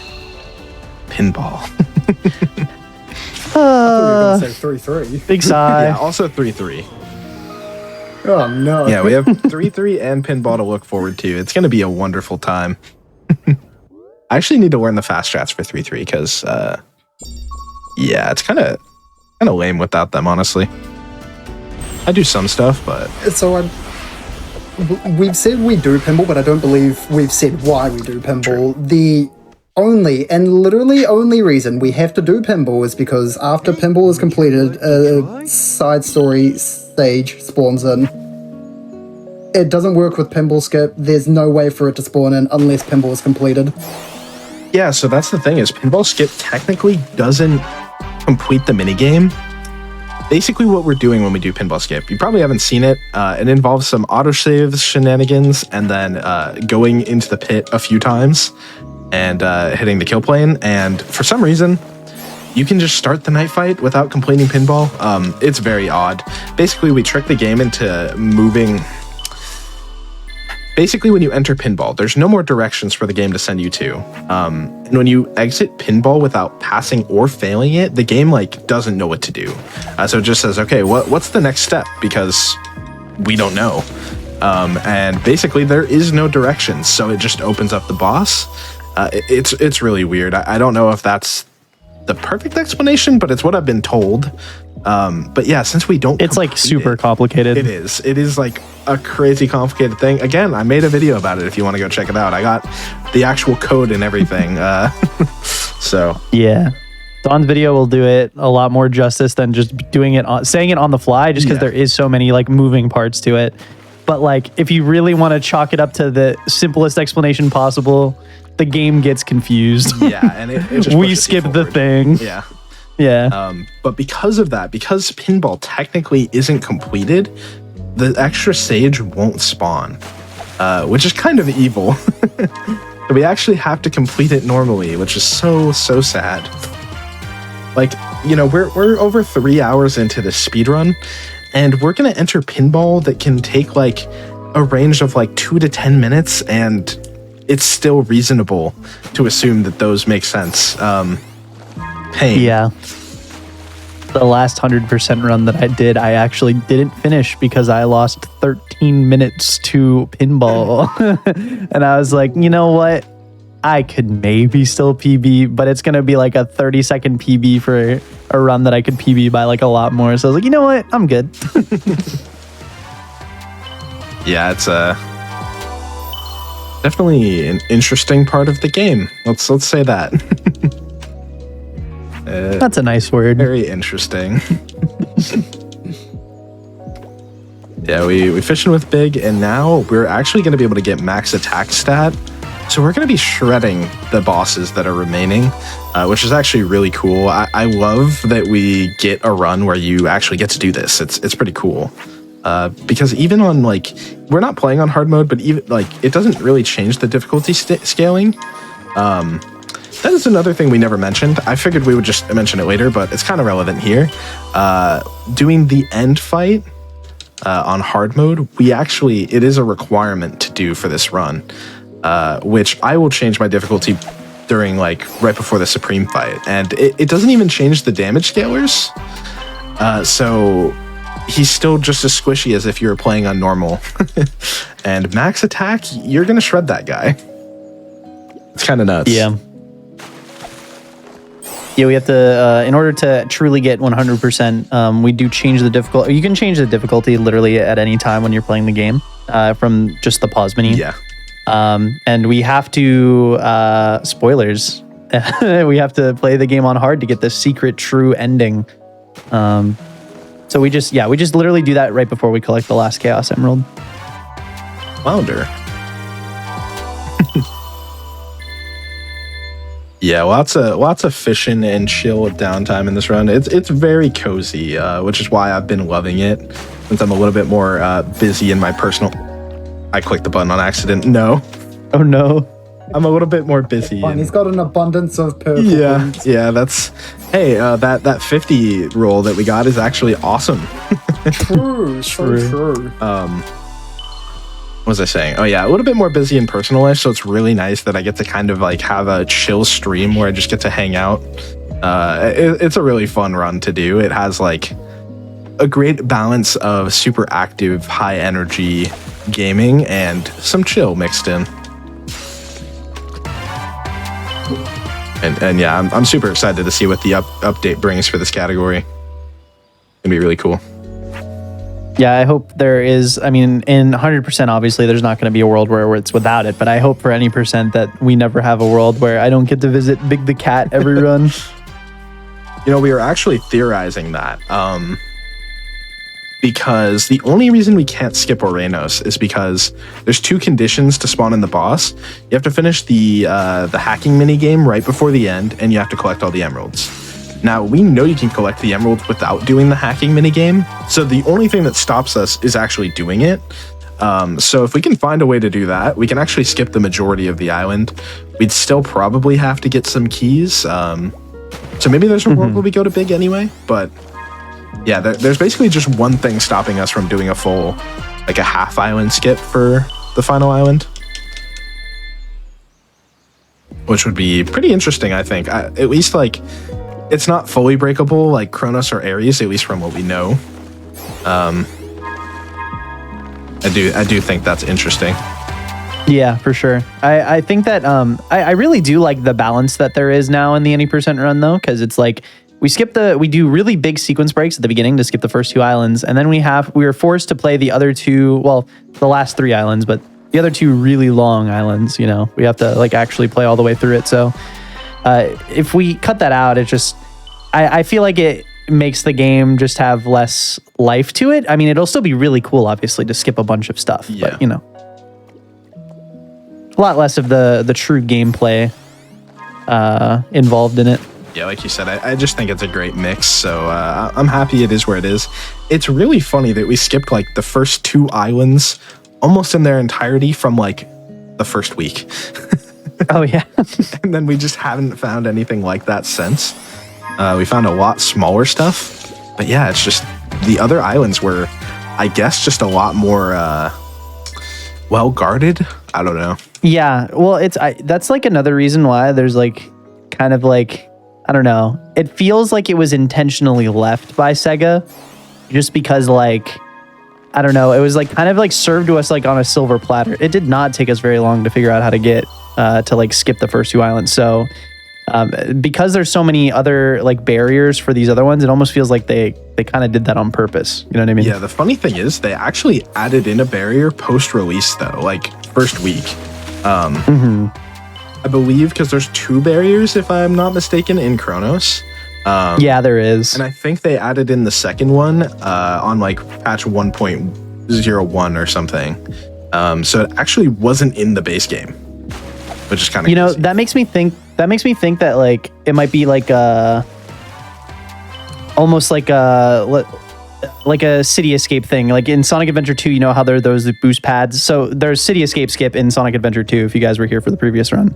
There's boost pads in front of a ramp that we use to like trick launch off, or yeah, to do the trick off of the ramp to do City Escape skip. But those speed pads are put there in order to like regulate your speed. I almost wonder if it's like the devs knew that there was a way to get over the first barrier, so they wanted to just create more friction. Yeah. Like maybe it was more likely that like a casual player would have been able to get over the first one. So they were like, oh no, we got to make it a little bit harder. Yeah, I bet someone, maybe they didn't do CE skip, but maybe they clipped out of bounds there. We got to Yeah, I guess I didn't finish that thought. It's just that like, yeah, if they probably put that there, and like when they were testing the game, they just had somebody accidentally clip through the stage like we do for the skip. So yeah, because without the dash pads, it would honestly be incredibly easy because you just have to like press B and then A when you're going down the hill. You just have to maintain your speed. That's the only difference. Whereas now we have to either run around them or store our speed and then do the inputs super fast. Where it would be a lot easier if those dash pads weren't there. They definitely put a little band-aid over it and said, this fixes the problem, right? I mean, yeah. It's kind of the same thing with this game, honestly. It's a pretty apt comparison. Like, they were aware, but they didn't try that hard to save it. Yeah, I think what's interesting is like, so the first like island like has 2 invisible walls, but no top on them. Whereas in the final island, Uranus, there is a big invisible dome that is in the final like arena where you're supposed to fight Supreme. So it's like they could have literally just copied and pasted. I feel like I'm not a game dev. I don't know how it works. I feel like they could have just copied and pasted that and put it over the Giganto arena, and it would have had the same effect. Yeah, you know? Absolutely. They could have done something pretty simple to stop it, and that's the last fish for this area. Let's go. Only one more fishing spot to complete this condition. Would you let's go. I'm probably also going to buy a few memory tokens. Uh-oh, ears, gamers, ears. Yeah, sorry. Guard your ears. True. We'll be out of here ASAP, I promise. I don't know how many I need. Let's just go to like a little over. I go over 110. Yeah, that's probably good. Yeah, somewhere around there. We'll save the rest for later and see how many we need. Yeah, that's the interesting thing with the update. Like maybe we might actually max out our speed in the future with the update. All those cocos, would depend how many cocos we'd need. Also, continuing what you guys were talking about earlier with the invisible walls and all that, Ares is a very interesting choice to let us go into the boss arena with a trigger there. Mm-hmm. Like, because I feel like a lot of us, even the casual players, would have at least got to the boss arena before we actually had Wyvern activated to fight. And if any one of us had just gone in and truly explored it, we would have found that boss trigger. Yeah, true. We found it so fast. I mean, like, there was... Yeah, I believe Old Clove was the first one to find it. Yes. But a good majority of us knew we could get in there. Yeah. The thing, I made a video about it when that first dropped. That was like the first Frontiers video, because there was already 2 island skips like in the first week. I was like, yeah, I got to talk about this. And so there were so many comments that were like, oh, I got into that area. I just didn't know that like you could skip the whole thing with it. And it's like, this is a very like any casual player really could have found this. It's kind of crazy. Like it was going to happen sooner or later because it's just so free to do. It's kind of surprising that like Kronos Island, they definitely put some effort. Yeah, and it's weirder too because I feel like the debug trigger feels a little bit bigger in Ares to like trigger. So Absolutely. Yeah, I just don't think they considered people just walking over it normally, because they do spawn you on it when you spawn into the arena, right? But yeah, it's very odd. I mean, maybe that's why they kind of like put it where they do, because it's in like a weird, like, it's not too far out of the way, but it's in like a little off branch of like the little paths that are made from the little cliffs. But yeah, so this is the dreaded 3-3 island. We wait to go here because it's like really annoying to navigate this whole island. A little bit nicer to be able to teleport. And also 3-3 is a thing. Ooh. I think there's probably some like, I don't know, I want to look into the route for this stage more than just what I've seen. I think like we could probably do some really weird optimizations for this stage. It's like, it's a very different feel stage than pretty much like a lot of the rest of the game to me. It feels very open. Yeah, it's like 3D, but at the same time, it's just like, it's like a very wide stage and it has like weird camera turns and platforming. I don't know. It does feel very unique. All right. Through that. And now we're basically just cleaning up the rest of the map. And then pinball. Pinball! Woo! Brace yourself. If you played this game, might be a little bit of a scary experience to witness it again. But there's some cool strats that we do to potentially speed it up, which we'll talk about a little bit when we get there. But let's hit a quick map warp real quick. Nearly done mapping. We just need 2 more. And then after that, we'll also do a check to make sure we did everything correctly.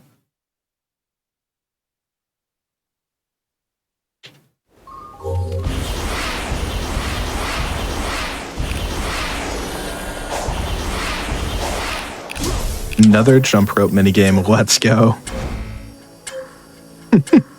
No, hey, Don, I think you're cheating. I think you're supposed to jump. Oh yeah, should I play that? Should I actually play it? Yeah, I mean, isn't there like one more? Yeah, wait, it's the really long one. Yeah, you could do the really long one. It is incredibly long, which makes it feel even more funny. Because like honestly, when you play it, it is kind of hard. I remember playing it casually. I think I failed it once or twice. Where is this Tails? Yeah, because you can like easily like jump like like too high, right? And like just bonk your head on Yeah. the rope. You have to like tap the right amount of frames. Like it's pretty lenient, but yeah, you only have to get hit once and you restart the whole thing, and it's like 20 to 30 seconds.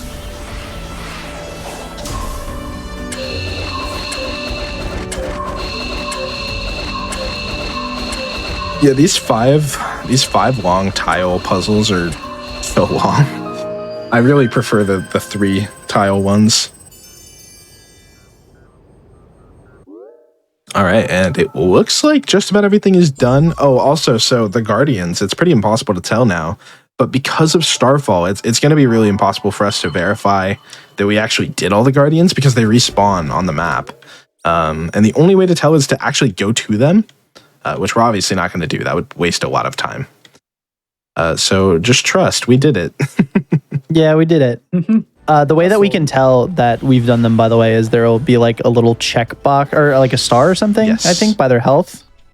But yeah, again, going to check to see if you've actually done them all does take a lot of time. Yeah. So Usually in the verification process, the verifiers will just keep note of them as they go and put off some check marks just to make sure that it was done properly.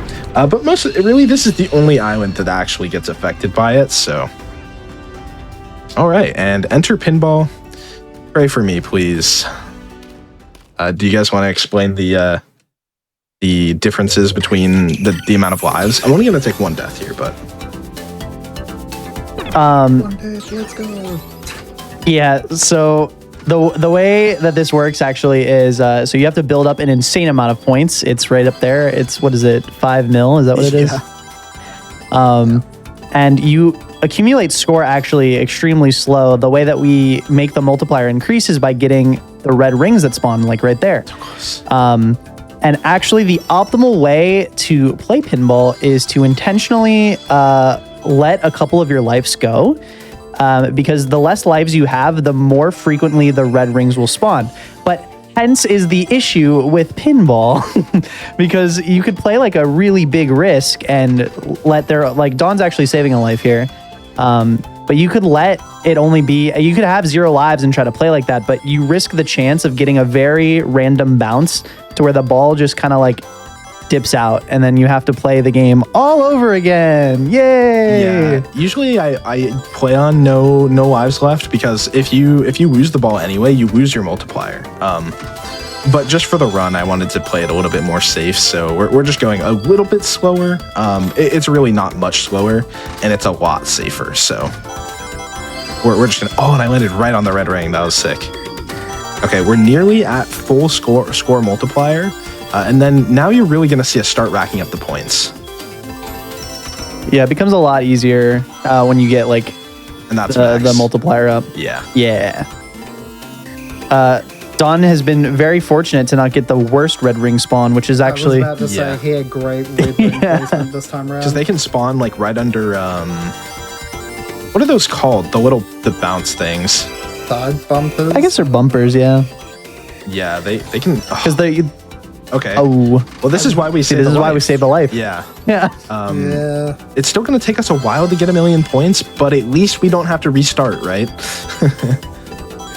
So with 1 life, the red ring takes 10 seconds to respawn back in the moment you collect it. With 0 lives, it shortens that time down to 5 Yeah, seconds. look how often they so spawn it really here. is high risk, high reward. Yeah.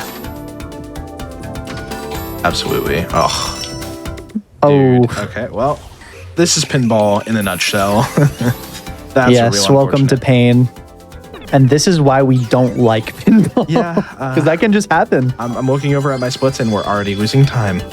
So, yeah, unfortunate. Oh, sick. I almost got that. That would have been really cool. Yeah, I think it was both Josh and Grimmy who were really trying to lab out really good strats for pinball for any percent. And then actually, I think I remember waking up one day and being like, okay, I'm going to sit down. I'm going to learn how to play pinball the correct way. I'm going to watch Grimmy a lot. I'm going to watch Josh. I'm going to see what's up. And literally that morning, I think, is when Pinball Skip got found. And I was like, oh, thank the heavens. Thank you, Kabali, for finding this. Yeah, I think, I don't know if you remember, Josh. I think it was in your chat that I found out about the lives thing. I think DSS brought it up. if I remember. Yeah, it's when I first said that 1 life puts it from 20 to 10 seconds, but then DSS said that 0 lives puts it down to 5 seconds, and then everyone lost their Yeah. mind. They're like, you should do 0 lives. I'm like, I'm not doing 0 Oh, and that's lives. the worst spawn. I just wanted to show that off, right? Yeah, he will the. Ooh, nice. That's really lucky, by the way. Like, I could play insane. Okay, that was also really lucky. That should have been death. There was a strat that I saw Grimmy labbing out There you to go. get that. Yeah, there you go. Perfect. Yeah, you can do a really risky shot there and time it, but it is if you miss it, I mean, you probably just lose your life, right? Yeah. Nice. Okay, we're back to max again. Hopefully, we can finish it out this time. We're a good chunk of the way there now that we're at max multiplier. Dude, we keep getting the really unlucky. I think it's called.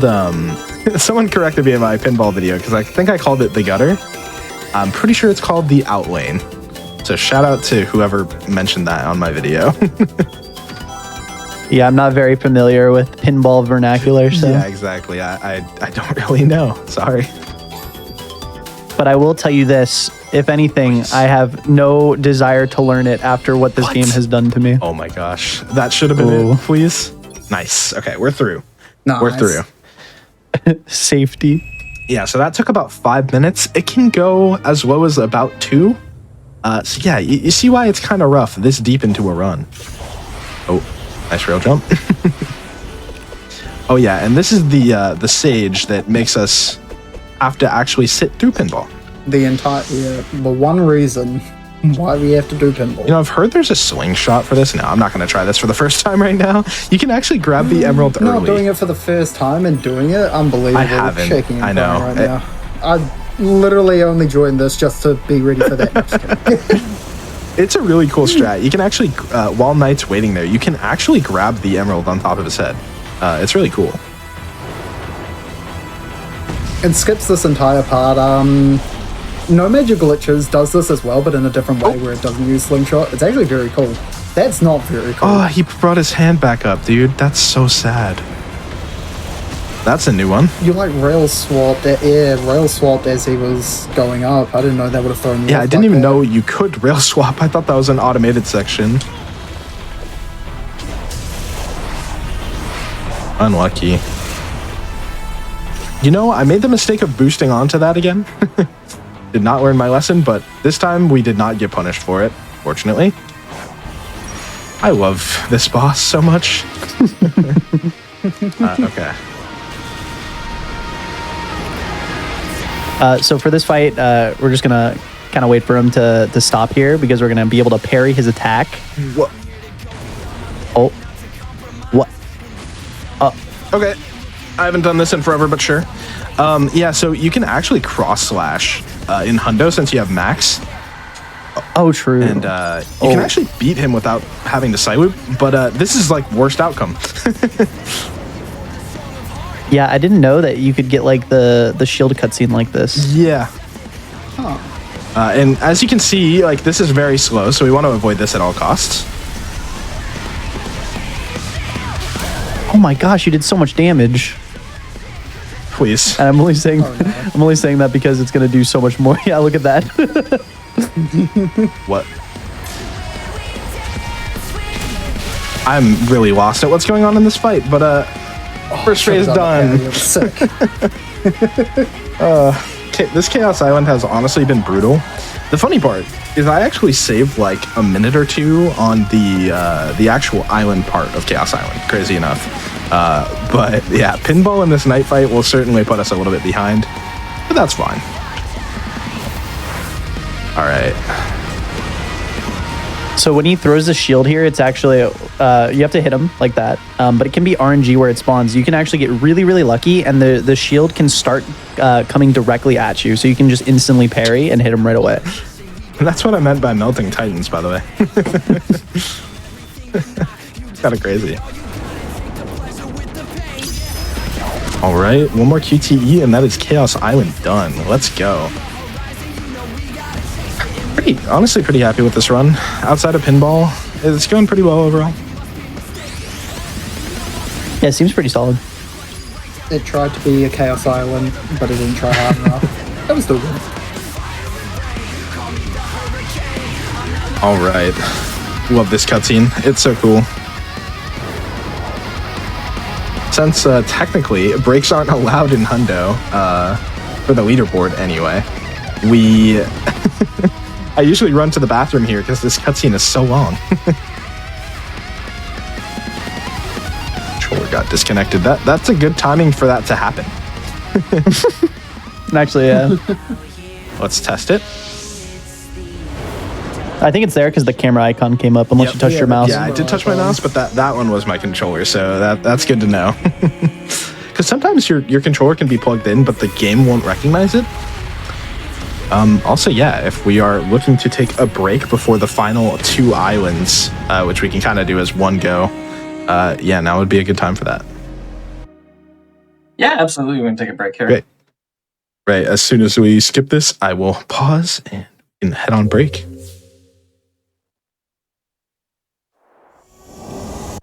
There you go, we're in Rhea Island.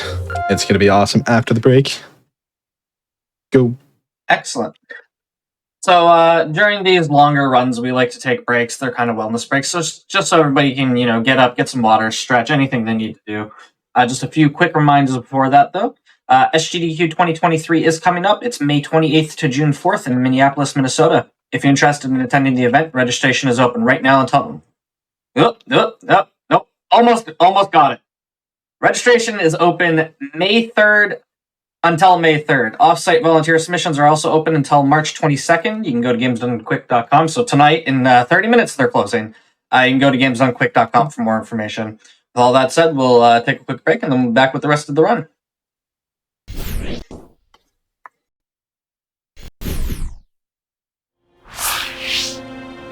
Hello, everybody, and welcome back to the Games on Quick Hotfix. This is Passion Project. I am your fill-in host for the night, and we are here with Sonic Frontiers, and we're ready for the rest of the run. We're 4 hours in, Yep. so whenever All you're right, ready. on 3, 2, 1, go. All right, we're on to Rhea Island. This one's the only one that's basically exactly the same as it is in any percent. You just got to complete the island. There's no real extra objectives to do here. It's kind of just a story-based platforming challenge, which obviously will break wide open as speedruns go. Yeah, you're intended to do these really long platforming sections, but through the power of HSP and slingshotting, we will not be doing pretty much any platforming. Yep. And second try, let's go. Yeah, that's like probably one of the hardest tricks in the run in my eyes. So I'm really glad to get that one relatively quick, because you can definitely get stuck there for a little while. It's either frame perfect or like a 2-frame trick. And it almost seems like that changes from time to time. Like, Well, doing it on that slope specifically makes it more difficult, I think. yeah, HSP is a weird trick. This game is a weird game with how a lot of the physics are tied to FPS and stuff. Because like I know on 30 FPS, sometimes you just can't get the best frame perfect, which is funny to say. Yeah, I heard something like that. There's different frame perfect inputs. Yeah, it's just weird. We don't truly understand it yet. But yeah, there's a lot of weird misconceptions, either frame perfect or 2 frames, whatever. It's still difficult regardless. Yeah. And If you notice, we're doing these towers out of order because it is faster to do it that way. That third tower is awful. It is so long to do the platforming for. So luckily for us, there is a slingshot that exists. yeah, and here we actually want the frame perfect version this time, which I think I'm like a frame late for pretty consistently right now. There we go. Nice. So yeah, we go to tower 4 there so that we can slingshot back to 3. It's really funny. Yeah, it is actually faster, believe it or not. I probably still saved time there, even with like failing it multiple times. That's how long that tower is normally. Yeah, absolutely. Here, good old-fashioned HSP. First try, let's go. And then It's honestly... Oh, go ahead. usually I I'm going to do the frame perfect here because I am not like the gamers and I haven't learned the new strat where you don't have to do a frame perfect. But we'll do one of them at the end at least. So we have one more frame perfect to go on this island. Hopefully we'll get it to go well. Yeah, so again, the frame perfect slingshot for us gives us actually some more height. And again, also your slingshot angle is based on the angle of like where the enemy's at. So an alternative to doing the frame perfect here, which is harder, which Dawn just got, let's go.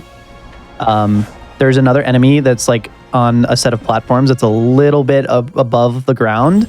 And the enemy is at a good enough angle for us to do a non-frame perfect slingshot to make it up to the top of this tower. Yeah, we're going to show that off, what Emma's talking about right here to get to Tower 6 at least.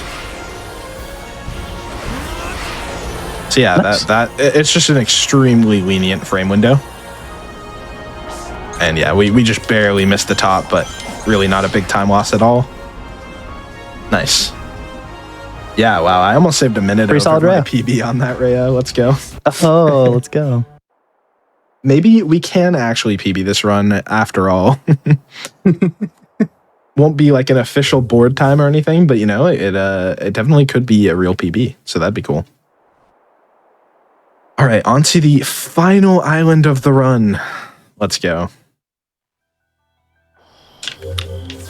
Okay. Oh, yeah. I always forget. My any percent brain takes over every time I start this island. Just feels wrong. Yeah, right from the jump, we go off to the right there because I believe there's 10 purple coins there. We actually get a lot of our purple coins in Arenas at the end of the any percent run. Yeah. Just because there's so many of them all over the place. They are everywhere. It's kind of crazy. So there's a lot to do in this section, but we're actually just going to skip right over it for the time being and do hopefully a slingshot to the other side of this section. Okay, well, I didn't want the frame perfect, but we're definitely making it to the other side. Yeah. Thanks, Sonic. We'll see you when you land. He's going. That's why the frame perfect kind of sucks, except for Arenas. Yeah. All right, and we get more fishing time. Let's go. Hello again, Big the Cat, for the final time. It's been so long. I missed him. Now, fishing on the last island is actually just very, very powerful for getting collectibles because you get so many tokens for the different catches that you get.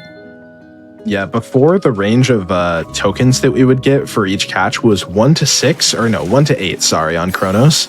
And here it's 8 to 64, so it's scaled quite a bit. And the shop hasn't, so it's incredibly powerful. And this is why Josh was mentioning earlier, in the split route, we would go back to other islands and buy a ton of memory tokens. Just to make the whole process of going through the islands faster. You don't have to do any revisits or anything, which is certainly worth exploring again, potentially. It's a pretty cool strat.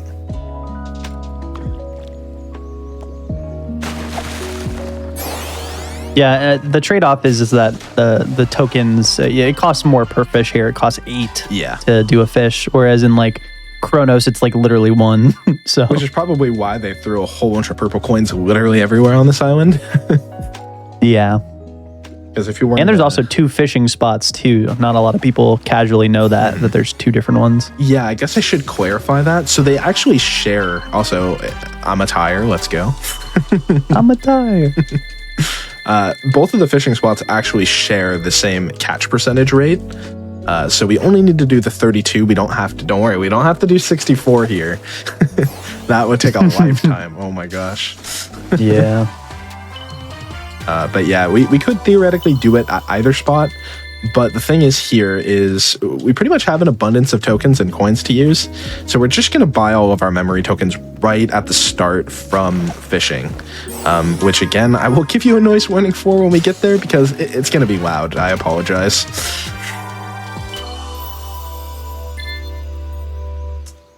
Yeah, we're also coming up to some really cool sections of the run. I really like the first half of Arenas in the Hundo run because there's a lot of really interesting movement and also some hard stages, but they're for the most part fun. 4-4 is not very fun, but you know. The rest are. Now there's got to be at least one stinker in the mix, you know? Yeah. And I don't play that Well, there stage was very 4 too. optimally, but it's for good reason. Yeah. Lost many a run there.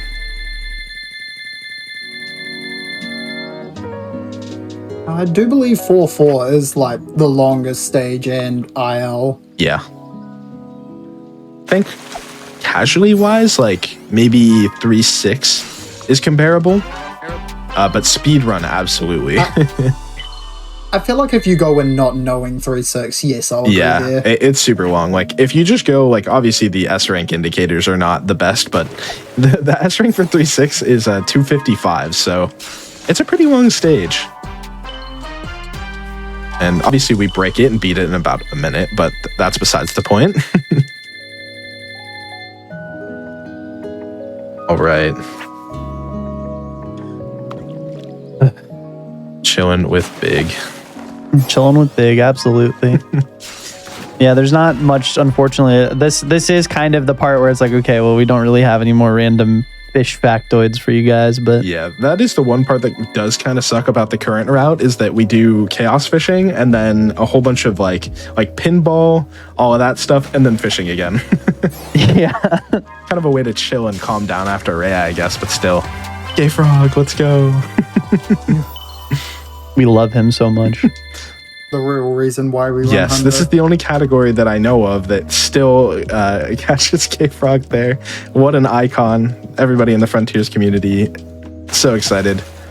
It was a very sad day when we had to cut him out of the route because it was unfortunately slower. Some people were still holding on for dear life.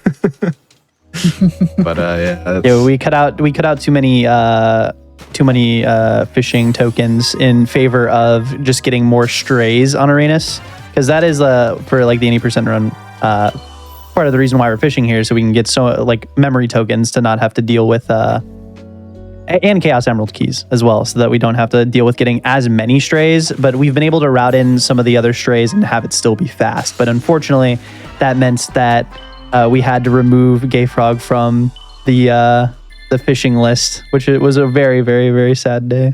yeah, it is very sad. Yeah, honestly though, the new, it's not really new at this point, but the Arenos route is super cool. Like Em was saying, like you collect a whole bunch of strays and do a ton of parkour through the map and just kind of flying around collecting random strays on the way. It's a really cool part of the run, and they've pushed it down to ridiculously fast times. I'm pretty sure they beat Arenos now in sub, correct me if I'm wrong, I think it's sub 20, right, in any percent? Or close. Without actually, yeah, it's pretty close to that for sure. Yeah. I'm trying to think of like my like best time, but obviously my best time doesn't compare to like record level gamers these days. You know what I mean? Yeah, and that timing is also including the over 3 minute long unskippable sequence at the end of the run. Like they beat it so fast. It's insane. I can't believe how far the island has come. And even if we were able to find a way to skip stuff, it probably wouldn't even save that much time. If we're being honest, maybe a few minutes, which is a big deal. But like when you're thinking of an island skip, you think maybe 5-10 minutes, but it is so optimal already that it probably wouldn't do too much. We're being honest. Yeah, I will say that I was super skeptical when we started to route in more stray memory tokens, because I was like, there's just no way that this is faster than fishing, because fishing is just so consistent and like easy to not mess up, I guess. But I mean, there's like extra strays like all over on the route that you have to take throughout the island, and honestly, doing the movement to get a lot of the stray tokens is really fun. All right. It's not right now, but probably after this next fish, I'm going to go and buy some stuff out of the shop. I advise you to maybe turn it down a little bit in a moment. Yeah. I'm going to have to buy a lot of stuff, and for probably about 20-30 seconds, it's going to be a little loud with some stacked sound effects. Sega, please fix. You're still working on the it's game? fine. Okay. It's fine. Just play the game for hundreds of hours so that you're used to it. Yeah. But yeah, that'll be coming up after this fish. I'll give it a little bit more time. And we're basically going to buy 190 memory tokens because that's how many we need to do everything on the island. And why go and collect them when we can just buy them from Big? Because apparently he has a lot of them. I don't know how, but he does. Where does he store them? Yeah, where does he store all of this stuff? Maybe it's in his ears. I would use the space bar on my keyboard, but that's even louder. I don't really want to do that to you guys, so we're just going to slowly mash my A button until it ceases functioning. It'd be so funny if you just had like an extra loud keyboard. I don't think you do particularly, but It's not extra loud, but it is a mechanical keyboard, so yeah. And I do the put 4 fingers on it and just slam it with every finger. It's like a piano roll. yeah. And okay, it ended. Yeah, sorry. At least we don't have to do that again now that I bought everything in one go. So that's pleasant at least. And the reason why we do this so early, by the way, is because a sage spawns right at the beginning, and it is a very expensive one. So usually in the run, we have to go and revisit all the way back to the beginning, which is super hard to route in. But if we go back now while we're still completing stuff around the beginning, it's a lot better to route. So actually buying everything here right away is pretty huge for the run, honestly. I believe it's after you pick up any of the Chaos Emeralds, but like after you pick up one Sage spawns. Yeah. So like we could get blue and then instantly turn around. Well, the problem is you need a ton of memory tokens, so that's what big fishing is for. Plus now we don't have to go out of our way and get any strays or any dig spots or anything. We can just breeze past them all for the rest of the run. All right, we should be coming up on the end of big fishing pretty soon here. I think if my math is correct. We have maybe... Oh, we have 3 more. Okay. I was going to say, it's like a handful, because I know the Loach is close to it, but I don't know how close. Yeah, I was just trying to do the math real quick, and my brain was not letting me. Yeah, I don't know how Sonic catches any of these things, but you've now seen just about all of them. It doesn't make much sense, like Hib's dad pointed out. It is just a very mystical place. Yeah, it really is. I mean, it is in cyberspace. Like, you'll see the random little flashes in the water to remind you of that fact. I feel like that's also there's like a weird fade effect around Sonic when, not like right here, but like when he like casts out, I think. I like noticed it. I thought it was like a graphical error at one point, and then I was like, oh no, it's because we're in cyberspace, I guess. Yeah. All right, and that should be all. The snapping turtle is the end of that. Goodbye forever, Big. Yep, that is the end of Big the Cat for this run. I hope you enjoyed it. We will certainly not be seeing him again. And Sonic and his friends are just leaving him behind, so he's probably still trapped in cyberspace to this day. I actually didn't think about that. Wait, it's this one, right? He's vibing. He can leave whenever he wants. Yeah, I mean, he did get there on his own, so I'd imagine he could probably figure it out. But it is funny that they just don't address Big getting off the island, but they do for everyone else, and that's in the game. So. Hey, that's what the side story DLC is. Wait, they said, Big's great adventure. They said playable characters. They meant Big. I hope so. I really do. That'd be so sick. The playable characters return to the island to save Big. It's Ninja 3. Not to be mistaken with Master Ninja. Yeah, that's Ninja 4. Which is also on this island. Oh yeah, I should have bought some gears. That would have been nice. I like waiting for him anyway, because sometimes if you don't, the boss will like respawn, and it's really weird and buggy. I don't like that. All I heard was you like wasting time. This is a speedrun, sir. I know. I'm a coward. So this stage right here is one of the hardest to get in one go. We've actually pushed the time down quite a lot. I haven't even pushed it nearly as much as Josh or as Yukimos have, but I'm still able to get times that are about 6 seconds faster than the S rank.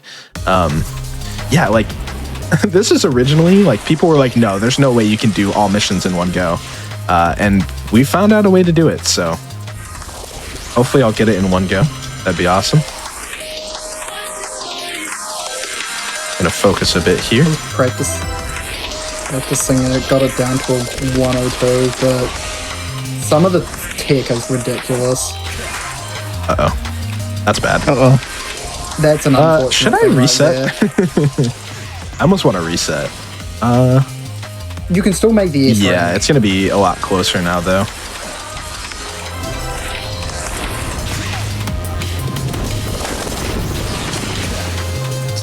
All right. Yeah, let's. Oh, what? What? That was the epitome of unlucky. Yeah, that's a reset. Okay, that's unfortunate. I've actually had a pretty good streak with this stage, so it was bound to happen eventually. Did you reset because of the rings? Because I actually think you might have been okay. Yeah, you know, I maybe would have finished it. But that time lost there, it was starting to become difficult Yeah, to tell. plus the, because you don't have a lot of room for error in this stage. Yeah, plus the rings also, I wasn't sure if I'd be able to get them. So I just opted to reset because, I don't know, probably saves time in the long run. Yeah, I don't know. Smart. Hopefully we'll be able to get a clean run of it this time. It's already starting off a lot better. I really like the change to take this path right here, because the other one's such a super long rail section. Yep. I didn't know that spring was there. Well, he's fine. It's still looking good. Yeah, though. this should be okay. Usually 102 is what I looked for to like as like a minimum of I should be able to make this. So or 102 on that spring, I should say. And we got a 101. Yeah, we're good. Second try at least. Yeah, it's a really hard stage. There's very little room for error, but at least with all the strats we've added, you have kind of like you can afford like 2 mistakes now, basically. But any more than that, and it's like, okay, well, I guess I'm just losing a minute.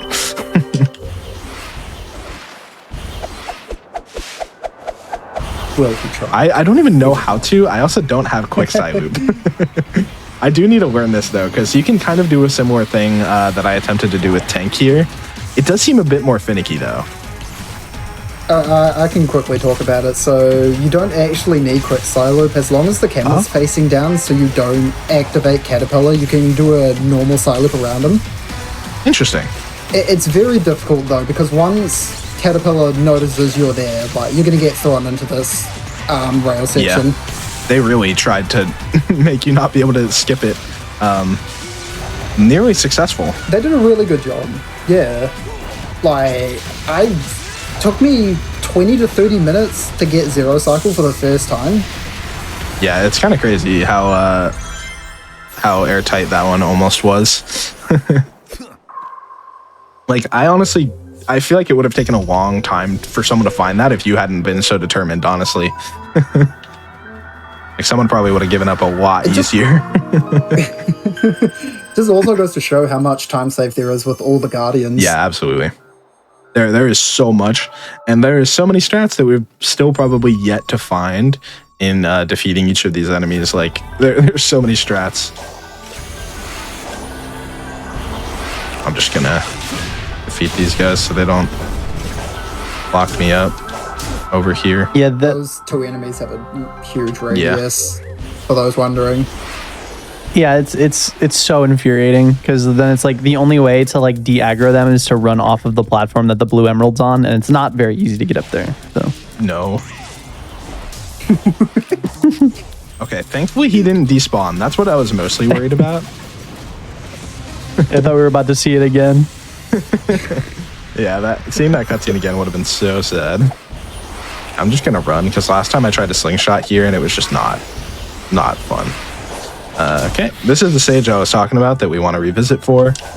And now we're going to go visit the other island. You're supposed to do the hacking minigame before you go here, but we have other plans. We're just gonna go straight there. Shout out to Slingshot. Yeah, you're technically not supposed to be able to be over here until after you complete the hacking minigame that unlocks the bridge.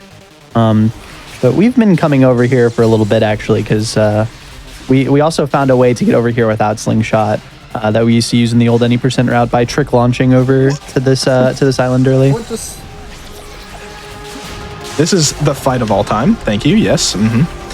This is definitely what I wanted. Also, parrying these are incredibly slow, so I'm trying to avoid that at all costs. Dude, can Quick Cycle please just work? I'm spamming the button. Thank you. Sometimes the combat system is pretty funny in this game.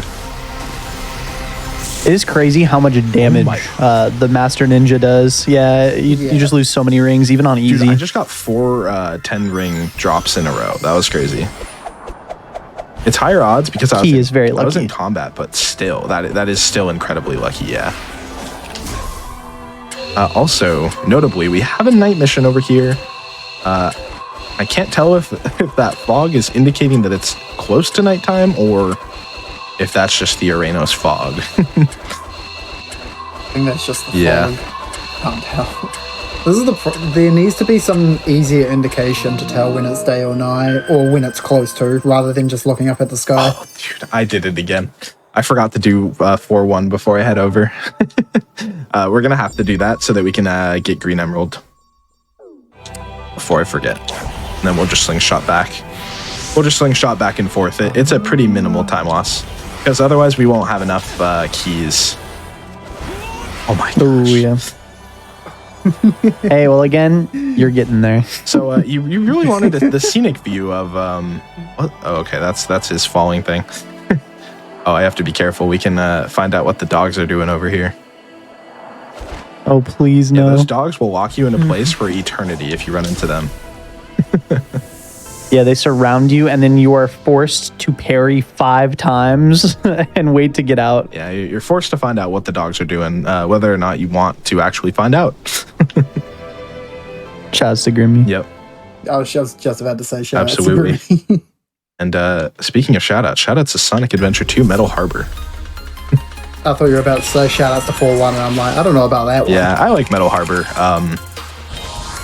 I like Metal Harbor. 4-1 is 4-1 is something else. questionable. I have some choice words for 4-1. We were all pretty happy when this was out of the any percent route.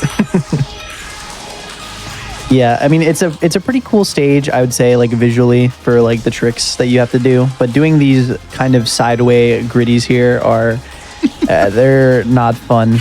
Don is gonna skip over this gritty because it is pain. Yeah, I've never done that one. I don't understand how people do it. I tried practicing it for a very long time and it just did not work for me. So, okay. Well, I was gonna try to do that one, but game had other plans. We'll just do this instead. Does not lose much time at all. Yeah, we skip going around. You can get the homing reticle for that spring there pretty early. Like, as much as I kind of dislike this in the run, it's actually such a cool IL. Absolutely. For sure. It's fun to watch. Not as fun to play and lose a lot of time too. Oh, for the arcade percent, don't they do like a gritty at like the very start and just kind of like go to the end or something like that? I think or like it's like pretty early on. Yeah, it's you skip like at least that whole end section. Yeah, without taking the like glider over there. Shout out to Superior. I don't know. I don't think he still has it, but I know he had the record for that stage for a while. Oh, dude, I didn't know Soup had the record. That's cool. Yeah, also did comms for M's run right before this. If you watch that, what a gamer! Yeah, Soup the homie, dude. Homie gamer, epic commentator. What can't he do? It's true. Dude literally started derusting Sonic Adventure 2 yesterday, and on his first attempt got a PB. Like, who does that? Yeah. Literally first attempt. Like, I'm not exaggerating. It was his first real attempt out of the first stage. Like, what? Who does that? Yeah. All right, anyway, my least favorite stage in the whole game coming up right here. Very fun. Praying we get through it in one try. This is the this is the long one with the rails. 4-4. Yeah. You leave Sonic Team. Shoutouts to my good friend. Shoutouts to Viv. Viv loves the stage. I'm so sorry that I'm so sorry. Oh, what? You know what? I will Wow, actually say, that- outside of running this game 100%, I actually also love this stage. Yeah, I was never a fan of it, even casually. But it does have some appeal to it. There's just things that make me very scared constantly. And it's super easy. Like, if you're trying to go fast, there's so many ways to die. And because it's the longest stage also, the deaths means so much more. All right, yeah, I'm gonna focus on this. You're doing some scary bounces here. Just it's spinning death traps all over the Yeah. place.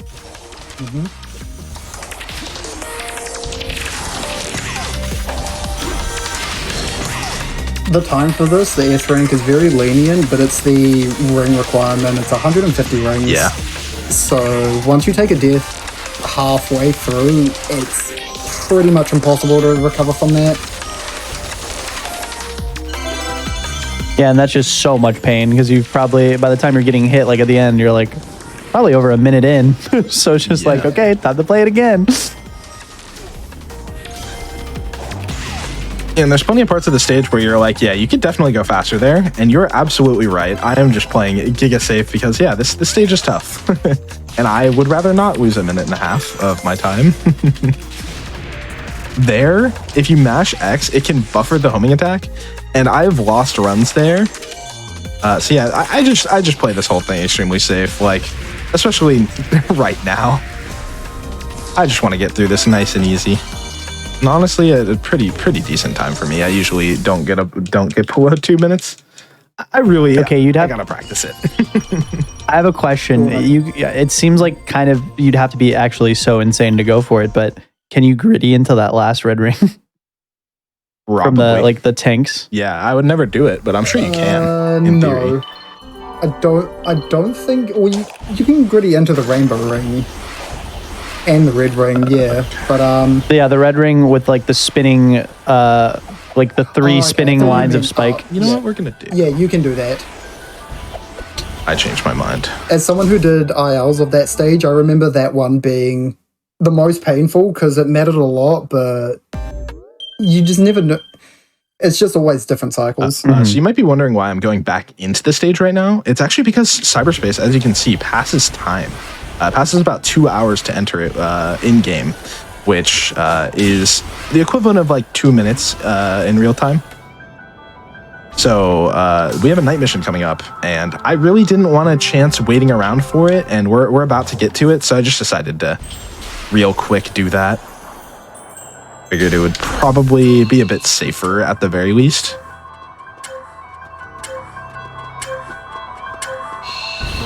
Okay. I do need to be on the lookout for some skill points. I feel like I always end up sweating on this island, but we're usually fine. I feel like you should at least have around 140. Yeah. Worst case scenario, we can always go back to Chaos Island and pick up the ton that are there. Yeah, we have 136. We are chilling. That's still a really good amount though. Uranus has an insane amount scattered around. Yeah, that one box near the end has like, I think it's like 10 levels or something. Like it's crazy. I don't know why or how it even got so loaded.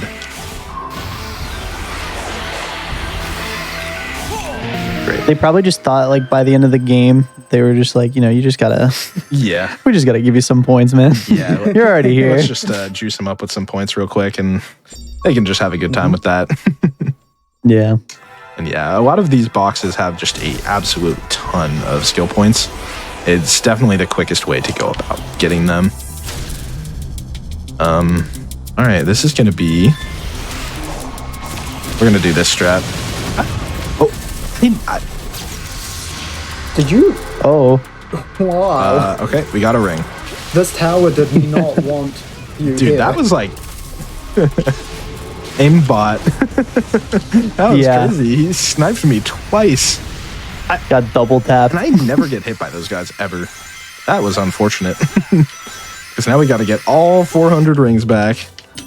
Oh, hey, Sage's memory tokens. I totally don't have nearly 200 of them. Thanks for letting me know. Oh, it's your first time getting one of these, buddies. Let's tell you what they do.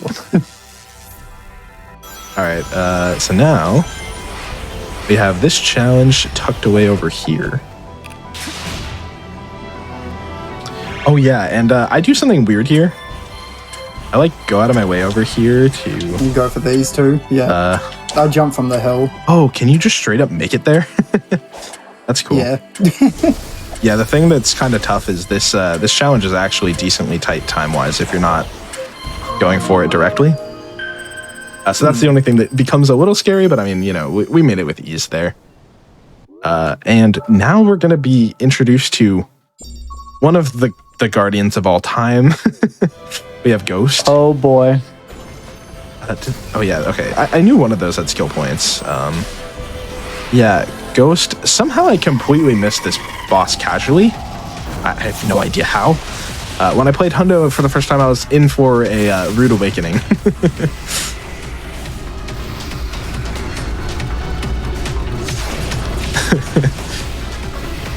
Yeah, so he's just going to take all of your rings from you. A big thing here is going to be trying to preserve power boost and basically use it like here. When you sidestep, you know, you keep that speed from when you started sidestepping. So I try to use power boost and then sidestep instantly to keep the speed up a little bit. Yeah, we were able to maintain a good amount of speed there. This is actually pretty solid. Yeah, if you notice, Dawn's actually falling down on purpose. You would think that you should just take the normal platforming sections, but actually falling down early and running further ahead is actually better because they give you ways back up further ahead. So rather than having to deal with all the other platforming, this is definitely a way better way to go about this fight. Yeah, and here we're going to get power boost and then boost straight to the end pretty much. We don't have to deal with running at low speeds. You haven't left the area that the devs expected you to be in, so Ghost doesn't go back to the first statue and just remerge with it. Because Ghost can just leave the battle if you go too far out. Yeah, I think it's intended to be the route, like if you had fallen down and are unable to get up. Yeah. So yeah, it just actually ends up being faster because, well, I feel like some of the platforming challenges are still pretty quick, but not all of them. Some of them are just going to take a ton of your time, and running on the grind is just easier and a lot of the times faster. So we're just going to go ahead and do that. This stage is a super unique one. This is probably another one of the original stages that they made for this game, right? Can't think of any other game. I think I think believe so. So this one's just a lot of floating. It's actually kind of cool, but in the speedrun it is a little boring because once you play it and know the route, it's like, okay, well, we're just kind of doing the thing. It's also one of the few cyberspaces where we don't have any cool gritties to do that actually are useful. Yeah, is there even an enemy in this stage? There is a mag dash you can do near the end Oh, yeah, there's like a spring. with the spring, but yeah, there's no actual enemies on the stage, is there? Nope. Yeah, that's a weird realization that I just never thought about till now. Also, yeah, we've talked about it, but reiterate, you can light dash like red rings and stuff in this game. It's actually incredibly useful if any of you are going to do subsequent playthroughs. It's super useful to speedrunners because sometimes the red rings are just really hard to get. Air movement is tough sometimes, so it's really beneficial. Yeah, especially in cyberspace, air movement is tough. All right, and that is basically what I consider to be the first half of Arenos Island done. Awesome. We're in the final stretch. Yeah, we are. Let's go. Let's close out well. I think the beginning part of this has actually been pretty good. And since we had done some big fishing already, we can actually teleport back over here. Thank you. And restart where we left off. I love this game so much.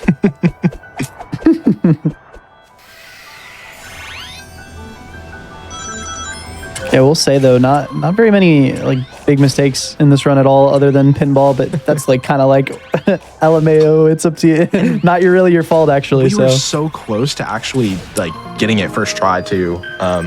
Yeah. The crazy part is I do actually think this run can still PB. That's the absolutely crazy thing. Even with losing like 3 minutes to pinball. I'm excited. I definitely want to keep running this category for a little bit and see how far I can push it. Very fun category. All right, and now we get to do hacking again. Very realistic interpretation.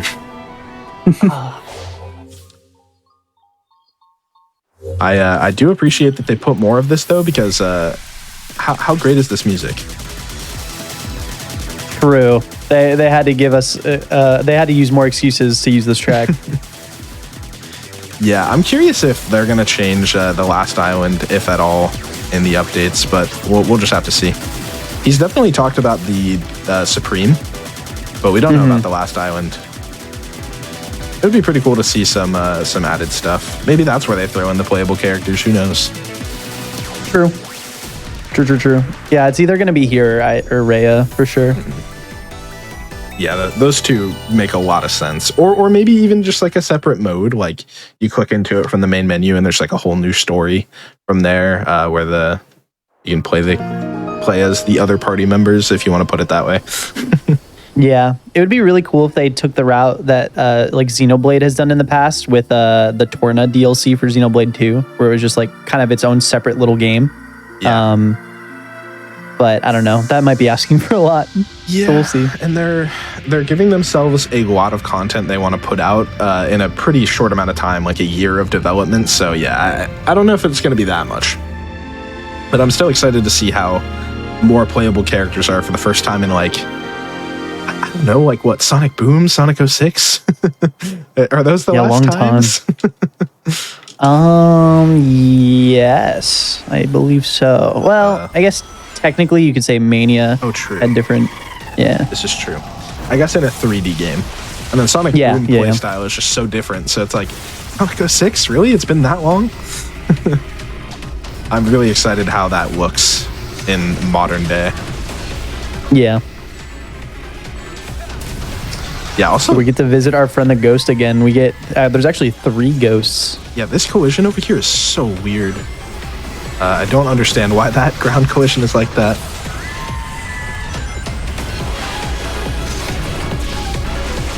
This one's a little bit more simple because it's supposed to be the first one that you encounter. It's pretty quick. Yeah, the last one takes kind of forever because they make you run pretty far for it. But honestly, Ghost is pretty fun. There's just some stuff that is extremely frustrating about it. Oh, like at the end of the first Ghost you just did, you have to run up a wall where it drops like bombs on you, and sometimes you can just get double tapped and instantly die. Yeah, and you won't even know what hit you the first couple times it happens to you. At least you can side loop in this cutscene here and get power boost back, so you don't have to sit through the cutscene. That's really nice. Unless I don't remember if we said it, but you can. Oh yeah, you gotta play the game normally. No. Nope, not doing it. That's fair. It is pretty funny. You can just cancel and re-enable parry, though. That is just absolutely way too broken. Yeah. And you don't fall. You literally, I don't think, drop any height either. Not at all. I forget if we mentioned this earlier or not, but while you're in combat, you do not get the power boost cutscene if you get enough rings for max. So it is convenient that you are technically still in combat there at the end of the ghost fight. Yeah. I believe it's right up here. I don't know if taking these is faster than just climbing it, but either way, there's a ton of XP up here. Very nice, very quick. I'm actually curious where we're at with that. Gosh, Sage is so tiny, it's so easy to miss her. Yeah. Okay, dude, I don't know why. Again, like, very few map challenges I feel the need to IL. This is one of them. I don't know why, I just always get so lost on this one. No, it's this one, right? Good thing I've got this written out. I've never made a mistake on it Yeah, again. I need to actually take like written notes. This is the only one I've got a written note Yeah, of. it's probably worth for me to do the same. But yeah, this is correct. I think I messed up the second and the third one. I switched them up quite frequently, but at least we got it pretty quick there.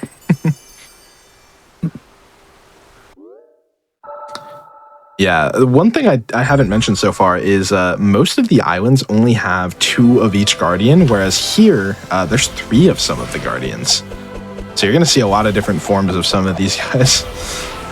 No, I don't need to talk to that guy. Also, let's check our XP level. 166. Yeah, we are nearly done already, so we'll be plenty fine. We just gotta grab a few more.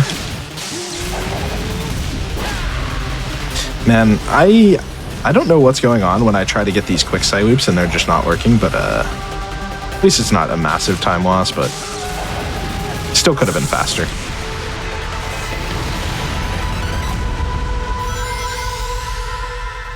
It's got to be something just as small as like the timing you're pressing Y or something. Yeah. Also there, you have to be really careful to not hit the flower because you'll just fly up and the challenge will not be active. It's happened to me way too many times.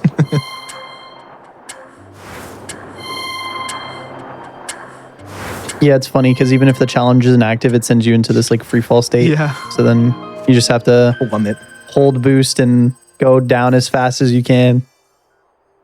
Yeah, it takes a while to go all the way back down. All right, and Caterpillar again. You know, let's try the thing. First time ever. Yeah, there you go. A for Yeah, effort. it's tough to do that. Yeah, you really Yeah. can't even look at the boss, and you have to make a side loop all the way around it. It's kind of crazy, and even then, it's still not guaranteed. It's something you might as well try for because it's not like you're gonna be losing time if you Yeah, fail exactly. I should definitely spend a little bit of time practicing it just to get the idea down and have a better understanding at the very least. it. You can only do these 2. The one in the swamp, I'm just gonna say that's impossible. Yeah, you can't really boost through the water. There's got to be no way. Someone out there can probably prove us wrong though, but I'm not trying. That's the one that I will just take the L on.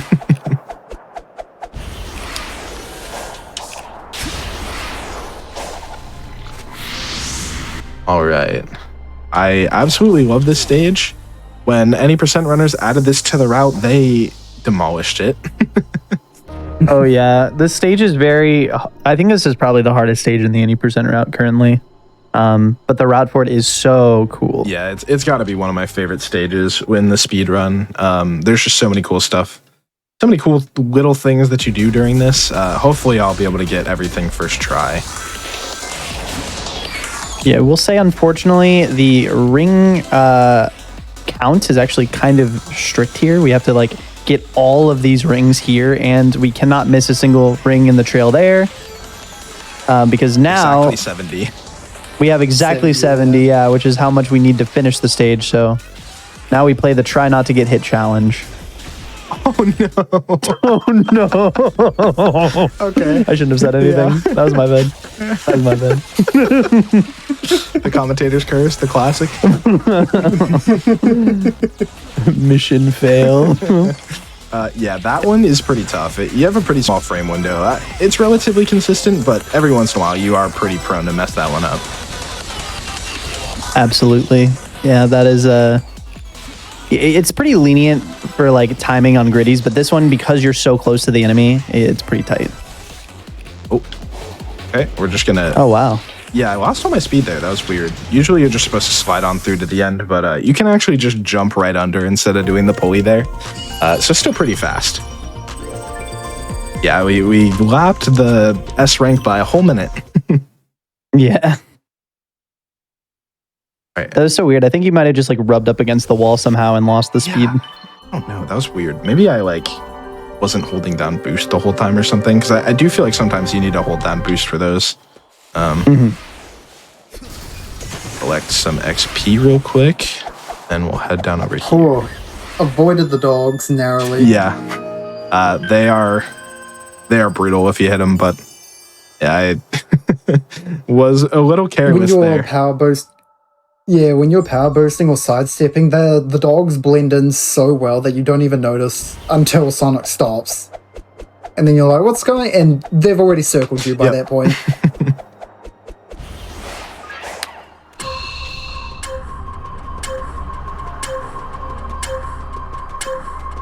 Yeah, that was really clean. Nice. It's really funny because I remember watching people do those puzzles and be like, "Oh my gosh, that's so fast! Like, how do they work that out in their brain?" And then you kind of, I don't know, you just get into the flow and kind of recognize the patterns, and it's like, "Oh, cool." Yeah, you honestly, as long as you know where to kind of like start, you can probably, it's pretty easy to figure out. But sometimes you start it and then you're like, oh, yeah, it's already this isn't doomed. going to work. Bless you. I don't know if that came through, but all right. Normally it does come through, but I actually didn't hear this time. All right, now, wait, that cutscene was weird. I feel like it lingered for a while. I was like, wait, what just happened? All right, yellow emerald. Yeah, we are like wrapping up Orenos pretty well here. We pretty much just need to skirt the coast from here, take care of a couple more bosses. Yeah, some of the, So, what's up? oh yeah, go ahead. I was just I was just gonna say that you skipped like one of the. There's a bunch of like random triggers that are around that'll stop Sonic in his place, and then he'll say like a random like one-liner, and you actually have to be very careful, like leaving this the area where the yellow emerald is in order to not trigger it. yeah, is that the one where he mentions Knuckles or something? Knuckles and the Yeah. ruins, yeah. I really wish they explored that a little bit more. Because I feel like they kind of didn't really dive into it as much as I thought they were going to. There's just kind of some random mentions. Also, you can go and do this whole platforming challenge. Probably takes about 30 to 40 seconds. Or you can just go around. Yeah, you just, I don't know, just go over there. And while we're even waiting... Wait, I ran past him, huh? Yeah, there you go. You can fight this guy. And no cutscene to start the fight either. Oh, that's unfortunate. Why are you running away from me? Where are you going, dude? Oh no, Come on, man. this guy's having fun with you right now. Yeah, he's having a great time. Myself, not so much. There you go. Jeez, dude. That was rude of you.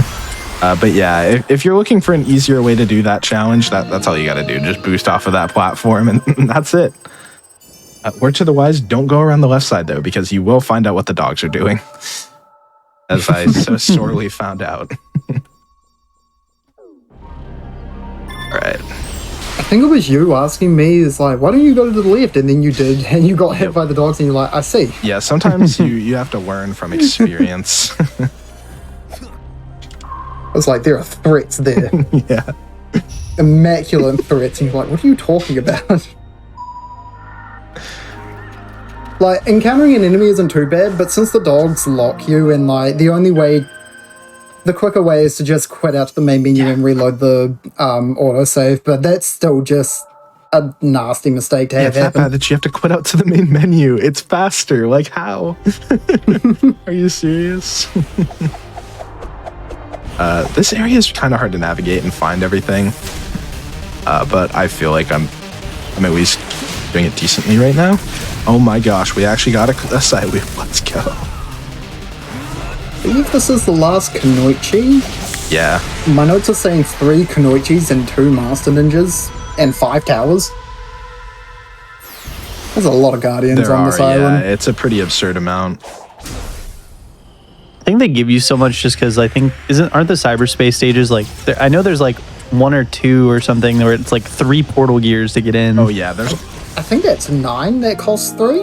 yeah, so there's 9 stages instead of the normal 7, and they also cost extra gears for the most part. So yeah, that is why they put so many guardians.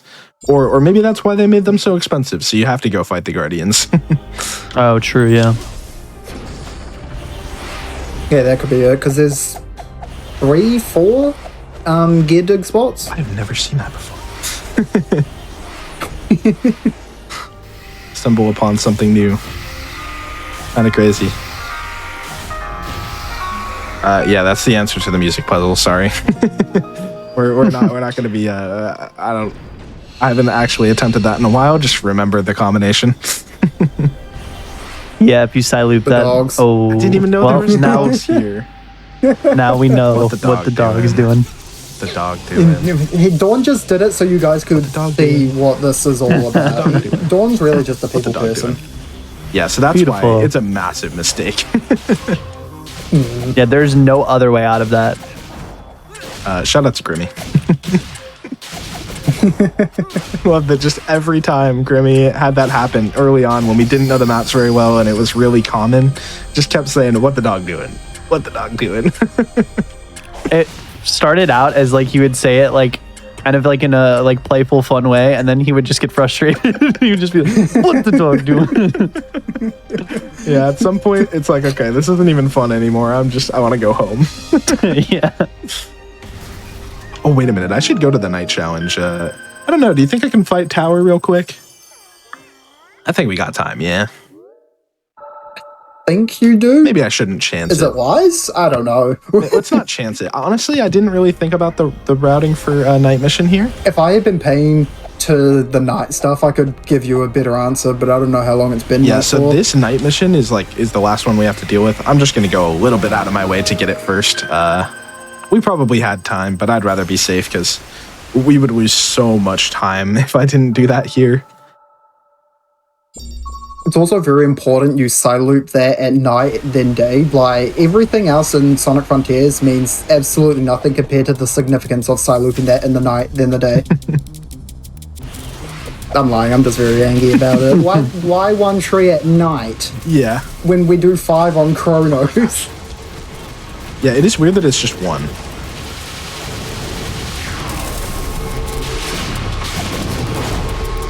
It's very out of the way as well. Like, it's nowhere close to the other night challenge here on Uranus. All right. Honestly, this route ended up working out pretty well because now we can head over to the challenge over here. Fight Caterpillar real quick.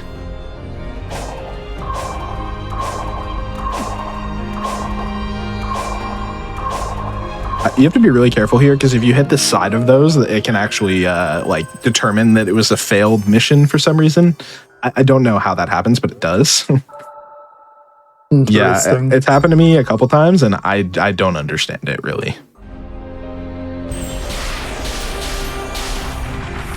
All right, the last Caterpillar of the run. Let's go. Not a huge fan of this one. We're gonna try really hard to not get hit here. This one is more important than any of them, but sometimes it's kind of unavoidable on this boss. Okay, only one more phase. It'll just be that super safe. Nice.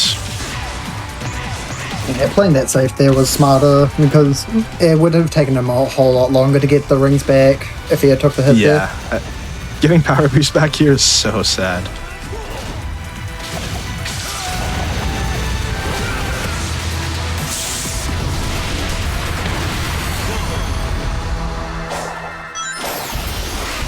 Still don't quite understand why they call that one Caterpillar. He looks more like a roly-poly. Okay. Well, I am really disoriented after that. Okay. Here we go. Here's the next challenge. And here's another one where Slingshot significantly impacted the run. If I could show you a quick montage, there's a whole massive platforming section all the way down there, all the way around the island. But instead we're gonna do something that's a little bit nicer. Yeah, I'm good without the platforming. Thank you. It's so much better. It's actually insane how much of a difference it is. And the Jellyman is right there, just ready. Jellyman is our best friend. Yep. Also, it's pretty funny. We named this guy Jellyman. And then, shout out to Gordon Ramsay again, looked in the code, and apparently this enemy type is literally named Jellyman. You were just really smart, I guess. I don't know. Yeah, we have the same brain. Crazy stuff. I believe this is 4-6, right? The 2D stage? 2D chem plant? Let's see. Yes. Okay. This stage is also pretty cool. Another one of those infamous when we first started out, where it was like it was just really up in the air if we were actually going to get it in one go or not. But as soon as we figured out a route, it's not too bad. Actually becomes fun, dare I say fun, because I used to hate these with a passion. Yes.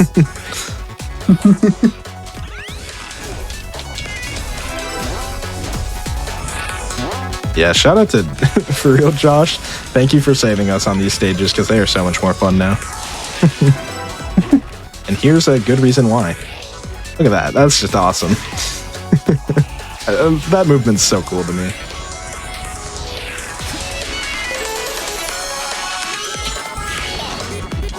This is the real fun part about Hundo, because you don't get to experience this in any, like, maybe no major glitches, but that's the only thing that I think comes close. Yeah, you really get to experience every part of this game and try to optimize every single little bit, which is why I really like this category, because there's so much that goes unseen in just about every other run. Arcade shows you all the cyberspace stages, but you're still missing out on a ton of the open world movement and stuff, right? So, yeah, pretty nice IO. We take those. Yeah, and so you might have noticed also that I avoided some of these stages off to the side. We're going to be teleporting back to those. I definitely need to move that. Why was that? Okay, the prompt just wasn't showing up. But yeah, it's pretty funny because a lot of the routing has really just turned into complete the map challenge and then teleport everywhere. Or complete all the map challenges. Oh, that turned so far. Great minigame. But yeah, it makes sense. It always will, I feel like, make sense to just do that no matter how the routes change, just because it's like, it's so much easier to teleport right to where you need to be. Yeah, the question is, where are we teleporting, right? Yeah.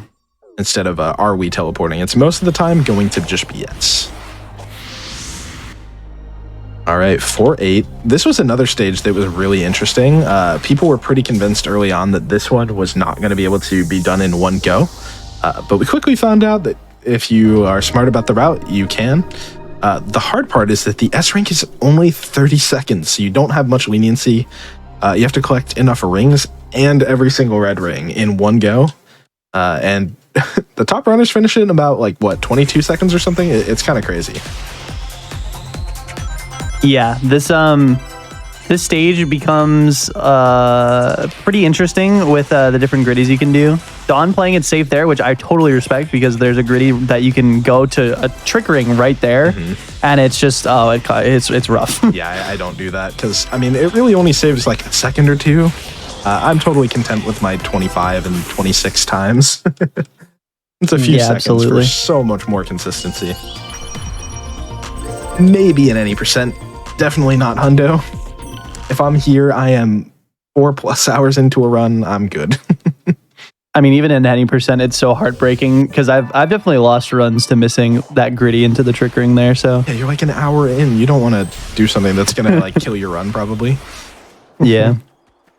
Okay, so bottom one. The key to this one is looking at the middle part. I do need to go through and actually memorize these though, because it'd be a bit more speedy.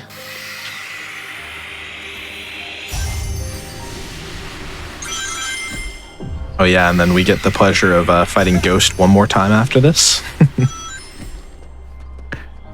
Our good old friend Ghost. Yeah, we are actually nearly done with the run. If you look at the map here when we complete this, I think we have 3 or 4 more map challenges. Yeah, I believe 4, yeah. Yeah, handful of map challenges, Ghost and Master Ninja, I think is all that's left. I don't need this, but whatever, we'll get it.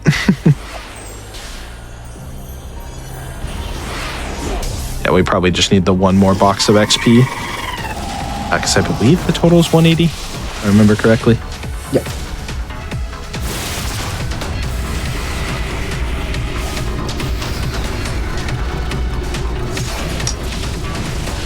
Yeah, this ghost is certainly the hardest and definitely at least one of the most likely to one-tap you. It's just really sad that the boss can just one-shot you, but it can. Yeah. Well, and I think the most unfortunate part about it is that it's at the very end of the fight that it happens. So if you're resetting, you're losing like a minute probably. And also he can hit you, so you kind of got to be scared about him coming up there.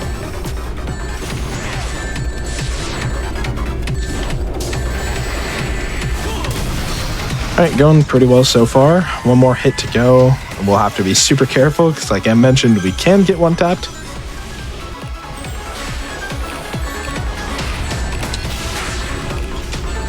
You know, we're going to play it safe. Just avoid everything. I think if you can get a power boost like that, that's probably pretty ideal, actually. Yeah, that was a really good one. I didn't even know about that launch over there. That's pretty cool. Yeah, usually I don't make it that far, so I've never even tried that before, but yeah, that was actually pretty ideal. That's definitely what I'm going to be going for now on.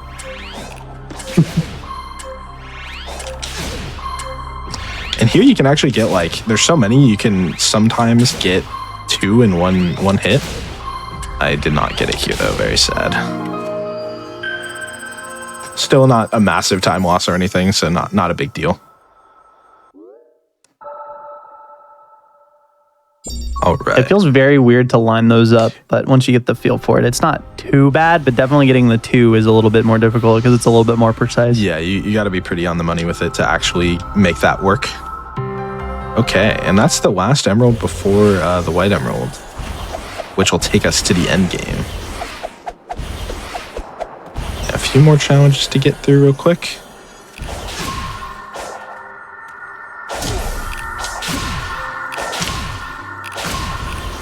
I forget if there's like a more ideal way to do this. It's not a ton of time save either way. But yeah, this minigame's kind of a weird one. They're a bit scattered. Yeah, since we have different routes, I do it from finish to start, since I'm going around a completely different opposite way from what Dawn is doing. Chaos and Arenas is where we all start to actually differ. But Ares and Kronos, we are pretty similar. Yeah, let's see if I can get Master Ninja in one go. May as well use both quick side loops. I believe this is our last Guardian, so may as well. Make sure he fully despawns. All right, Nice. cool. Yeah, that was pretty ideal.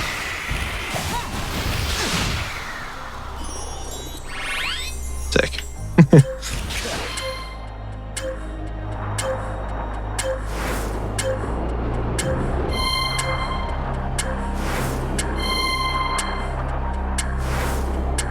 All right.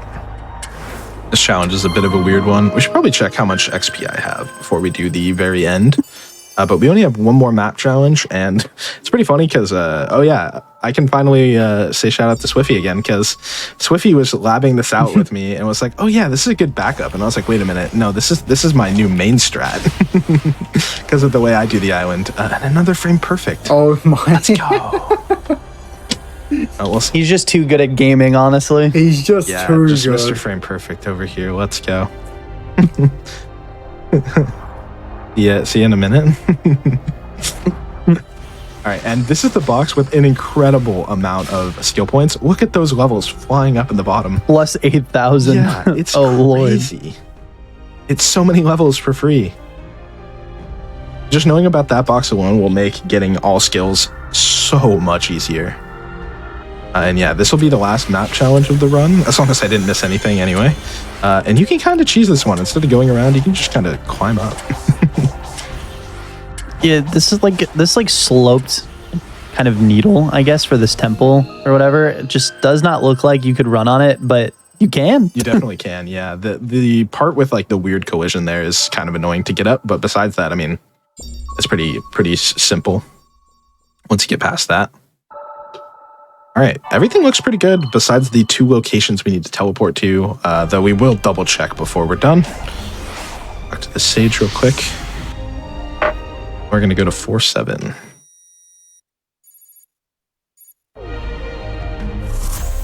Yeah, this stage is really tough. One of the crazy things is the any percent runners were trying to lab this stage into the route, and they were able to actually get the time really low. Also, real quick before I forget, we're just going to buy some skills because I'm not doing any fighting anyway. Yeah, so one small optimization here is actually unpausing while getting these skills. Actually, you still get the skill, but it cancels the animation, so you don't have to like sit there and wait to unlock the next one. Yeah. And it's just a tiny bit faster than just staying paused and unlocking all of them in one go. Yeah, it makes menuing a little bit harder, but it's definitely worth it. The animation is so long. Oh, I forgot to do the gritty there. Whatever, it's fine.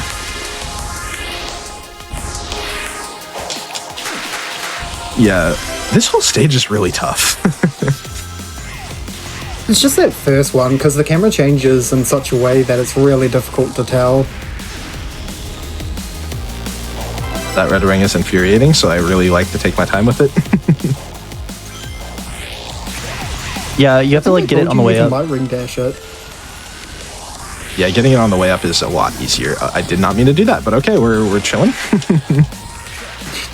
He's alive. I accidentally used boost, so take a minute here.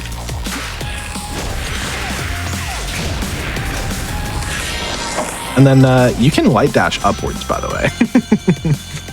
Kind of crazy. It blew my mind when I learned about that. Looks so goofy when he just It ascends does. like that. I don't know if it was intentional, but it's cool that it works and makes that long ascent really fast in comparison. So decent IL there.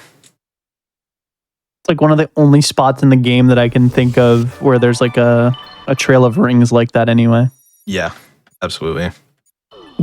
There's the small one at the start of 2-7, but nothing crazy long like that one just there. Mm-hmm.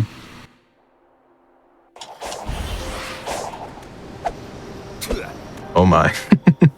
I was wondering what was happening. Yeah, the definitely didn't want to recognize that Sonic was there, but eventually it let us in. So here's the last cyberspace stage of the run. Again, unless I missed something potentially, but yeah, this should be it. All right. So actually, in my PB, I messed this stage up. So I will be paying extra special attention now because it's pretty easy to just like randomly miss something, especially since you can't turn back.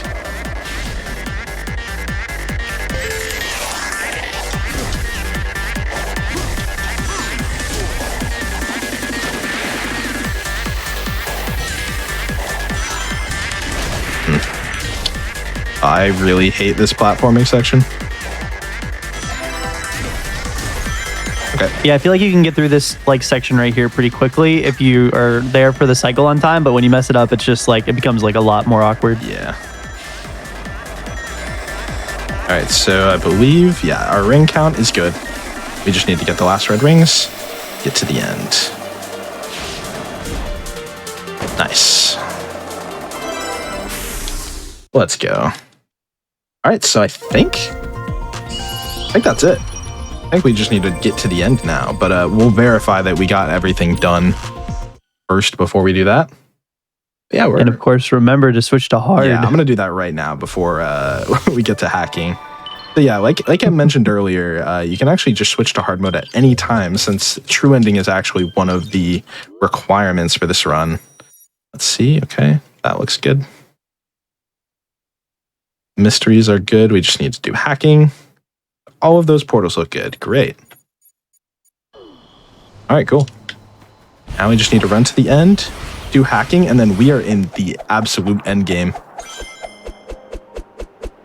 Yep, we're done with the open zone. All right. Yeah, I actually think we're on pace too. Oh, for PB? Yeah, it's pretty high. Let's go. We'll see once we actually finish the split. But yeah, everything should be good. I'll double check the skills too. I should have menued them all, but I entered a stage, so I don't know if that cancels it. It shouldn't, but we'll double check. So this is actually the first hacking minigame where you kind of have to pay attention to what's going on a little bit. Yeah, I play this one giga safe.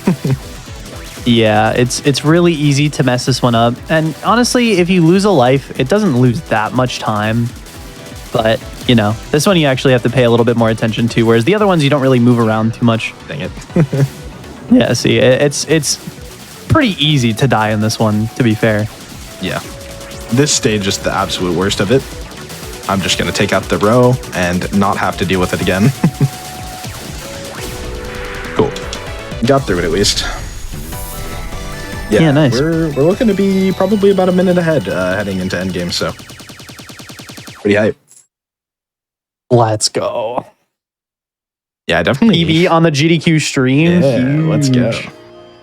Yeah, it won't be an official run since we had to take some breaks and stuff, and that is not, the SRC leaderboard, but, it's still a record / PB in my books, for PC record at least. Josh got a nice console record. Yeah, those look good, and hard mode, there you go. All right. And here we go. Into the end game. Yeah, we're about a minute and a half. Final battle. Let's go. My splits for Arenos got super messed up. But yeah, I can tell now because, this part is consistent. And yeah, we're going to shred Supreme. Yeah, that is incredibly fast. Max stats are so broken. I hope the extreme mode fixes that. That'd be pretty cool.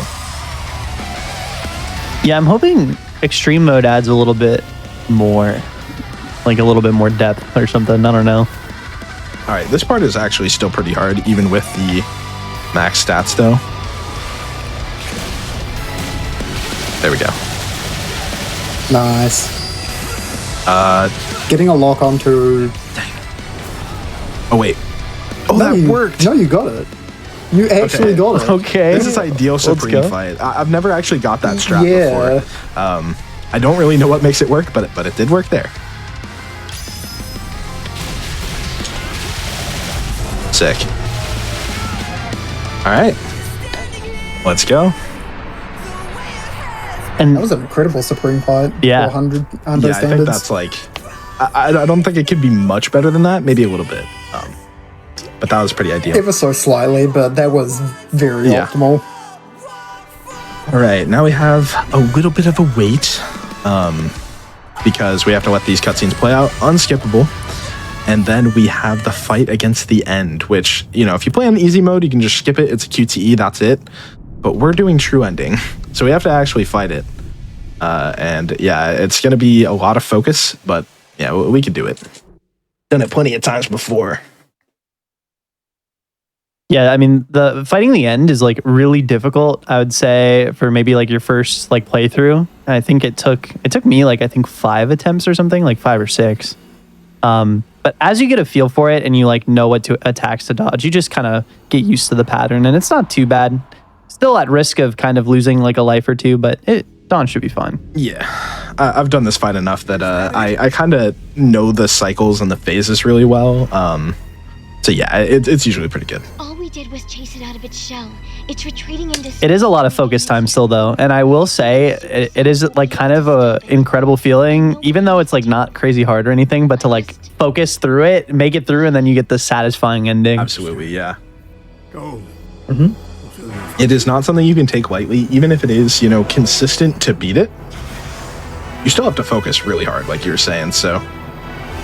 Yeah, it's a massive time loss too if you end up losing all your lives in that fight too. Yeah, for sure. All right, and it, honestly, the ending with True Ending, you could definitely tell that they spent a lot more time crafting it that way. Because the ending, like the music lines up so well, the QTE is really cool with that. I definitely prefer the ending like this, but at the same time, I'm not going to throw it at the end of my any percent runs. But in Hundo, it's honestly perfect. Yeah. It's kind of how I feel. Also, notice the loading symbol is full circle, no ridges there. Shout out to Sage, the character progression. Yeah, dude, that still blows my mind. I never noticed it's really cool. I didn't even notice that it changes island by island, but it also changes here. That's a new one to me. Are you going to let him do it all over again? Let's go. One more fight. I need your help. We can end this.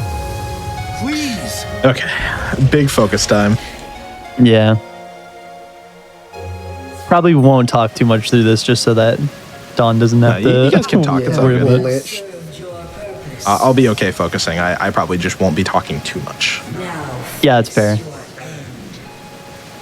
Yeah, so if it wasn't obvious, this functions exactly as the hacking minigame does. Although it is, as much as like you are lowering the health of the end, it can only lose so much health in certain sections because it still has to finish the monologue that it does. Countless worlds, countless lives. Kind of played that weird. That's a little scary. It's funny because some of the sections are like really scary and some of them are just so free. Like this one, I mean, it's just alternating bumpers, right? And then some of them are like, you have to put a lot of thought and effort into them. Yeah, you can actually just like stare at a specific part of the screen, like kind of like under the health bar here, just to like, I mean, you don't even really have to react. I mean, you're just kind of alternating, but still, that it gives you plenty of time to be able to react to it. Some of them will spawn kind of on top of you though, and I absolutely hate those. Yeah. Like I already know them pretty well, but you know, if you're doing it on your first playthrough, you're probably gonna get you know, lose a life or two to that or something. Yeah.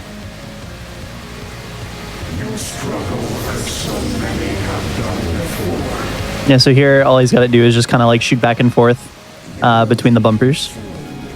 Big laser. The light and dark shots. Yeah, see, I've played this enough.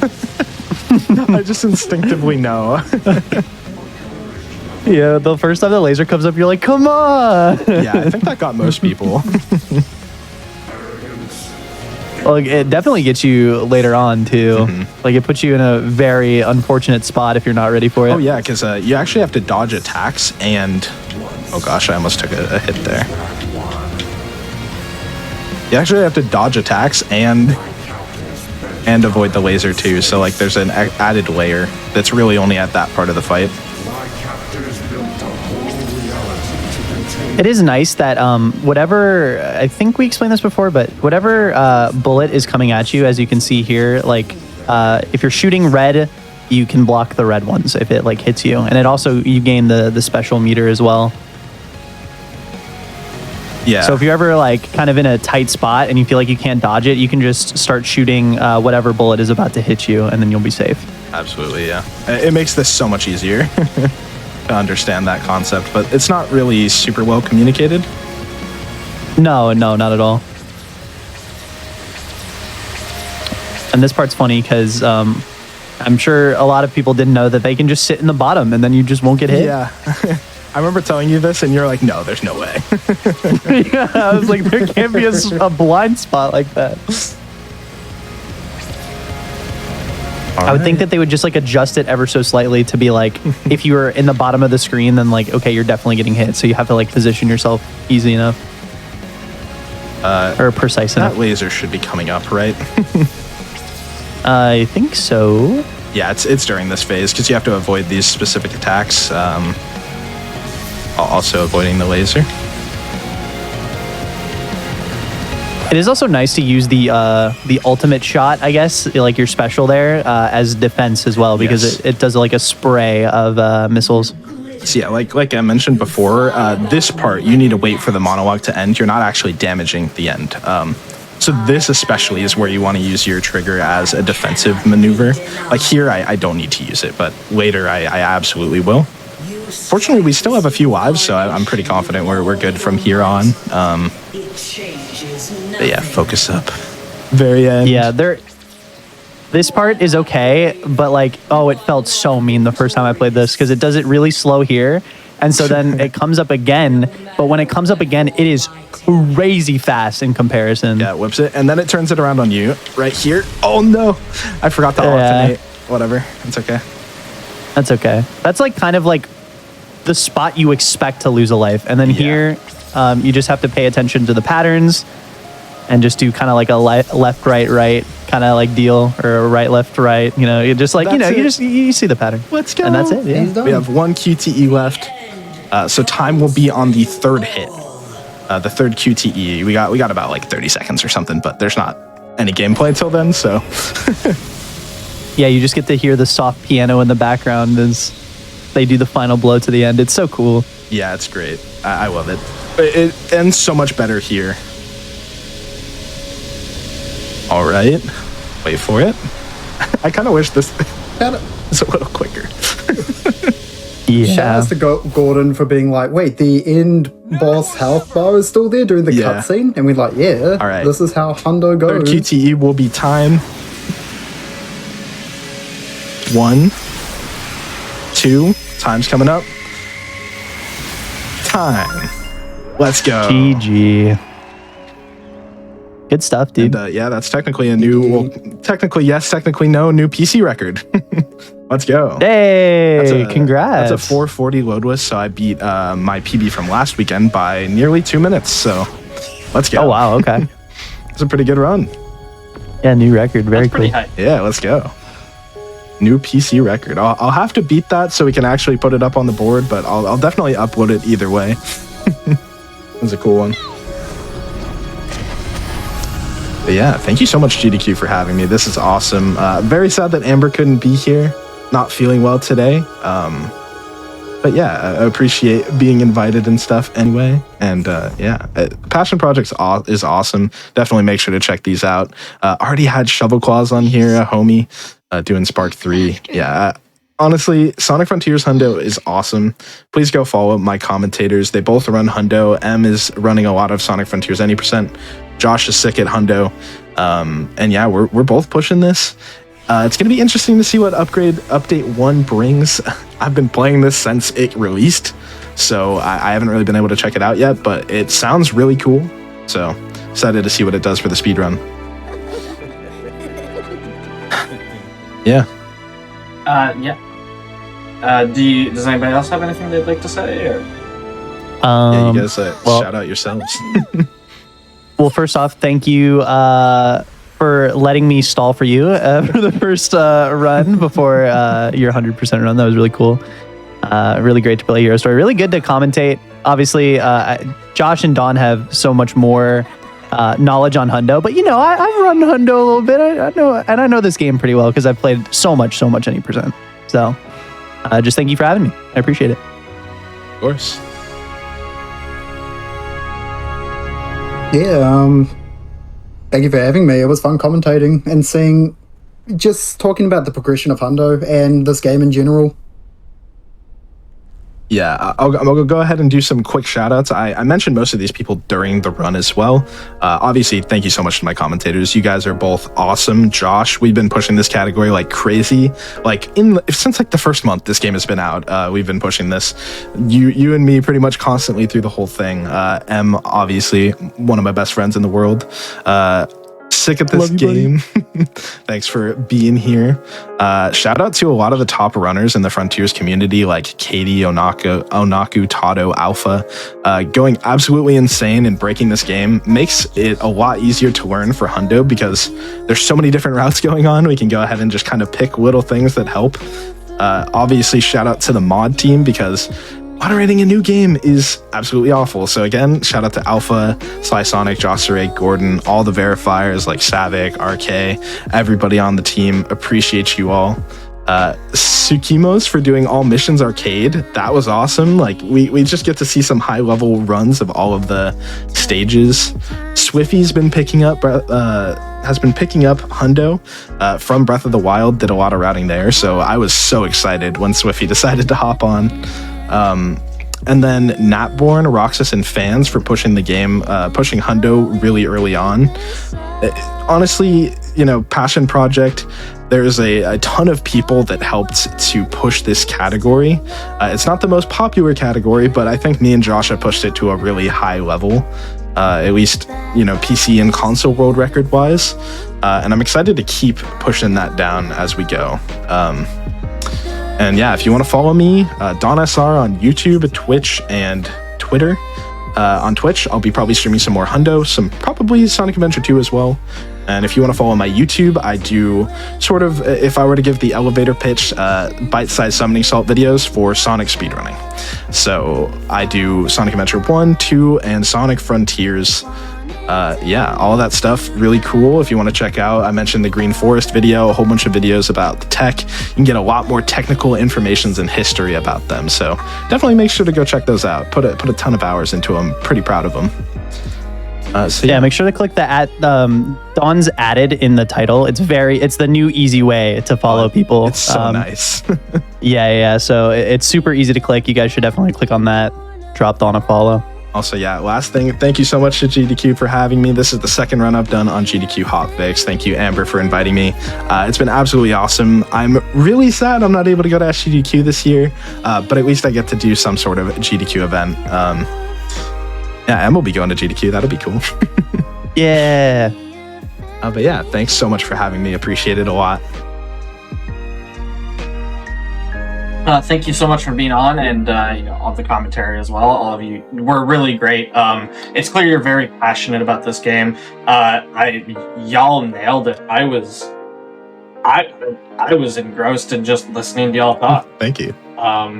This game looks absolutely awesome too. So I know Amber was really sad they weren't able to be here tonight for this, but y'all did great. So thank you. Thank you all so much. Thank you. Appreciate it. Also, Amber, get well soon. Yes, please. Yes. We all wish you a very speedy recovery. With that said, we do have no more show tonight. We do have more hotfix coming up tomorrow at 7 p.m. Eastern. Is going to be the first step, and then the Challenger approaching. It's Challenger approaching. It's not completely rescheduled. It's just a one-time switch to 10 p.m. tomorrow. And then all the other shows will still be at the same time slot. So that's first step at 7, Challenger approaching at 10. We will hopefully see you all there tomorrow.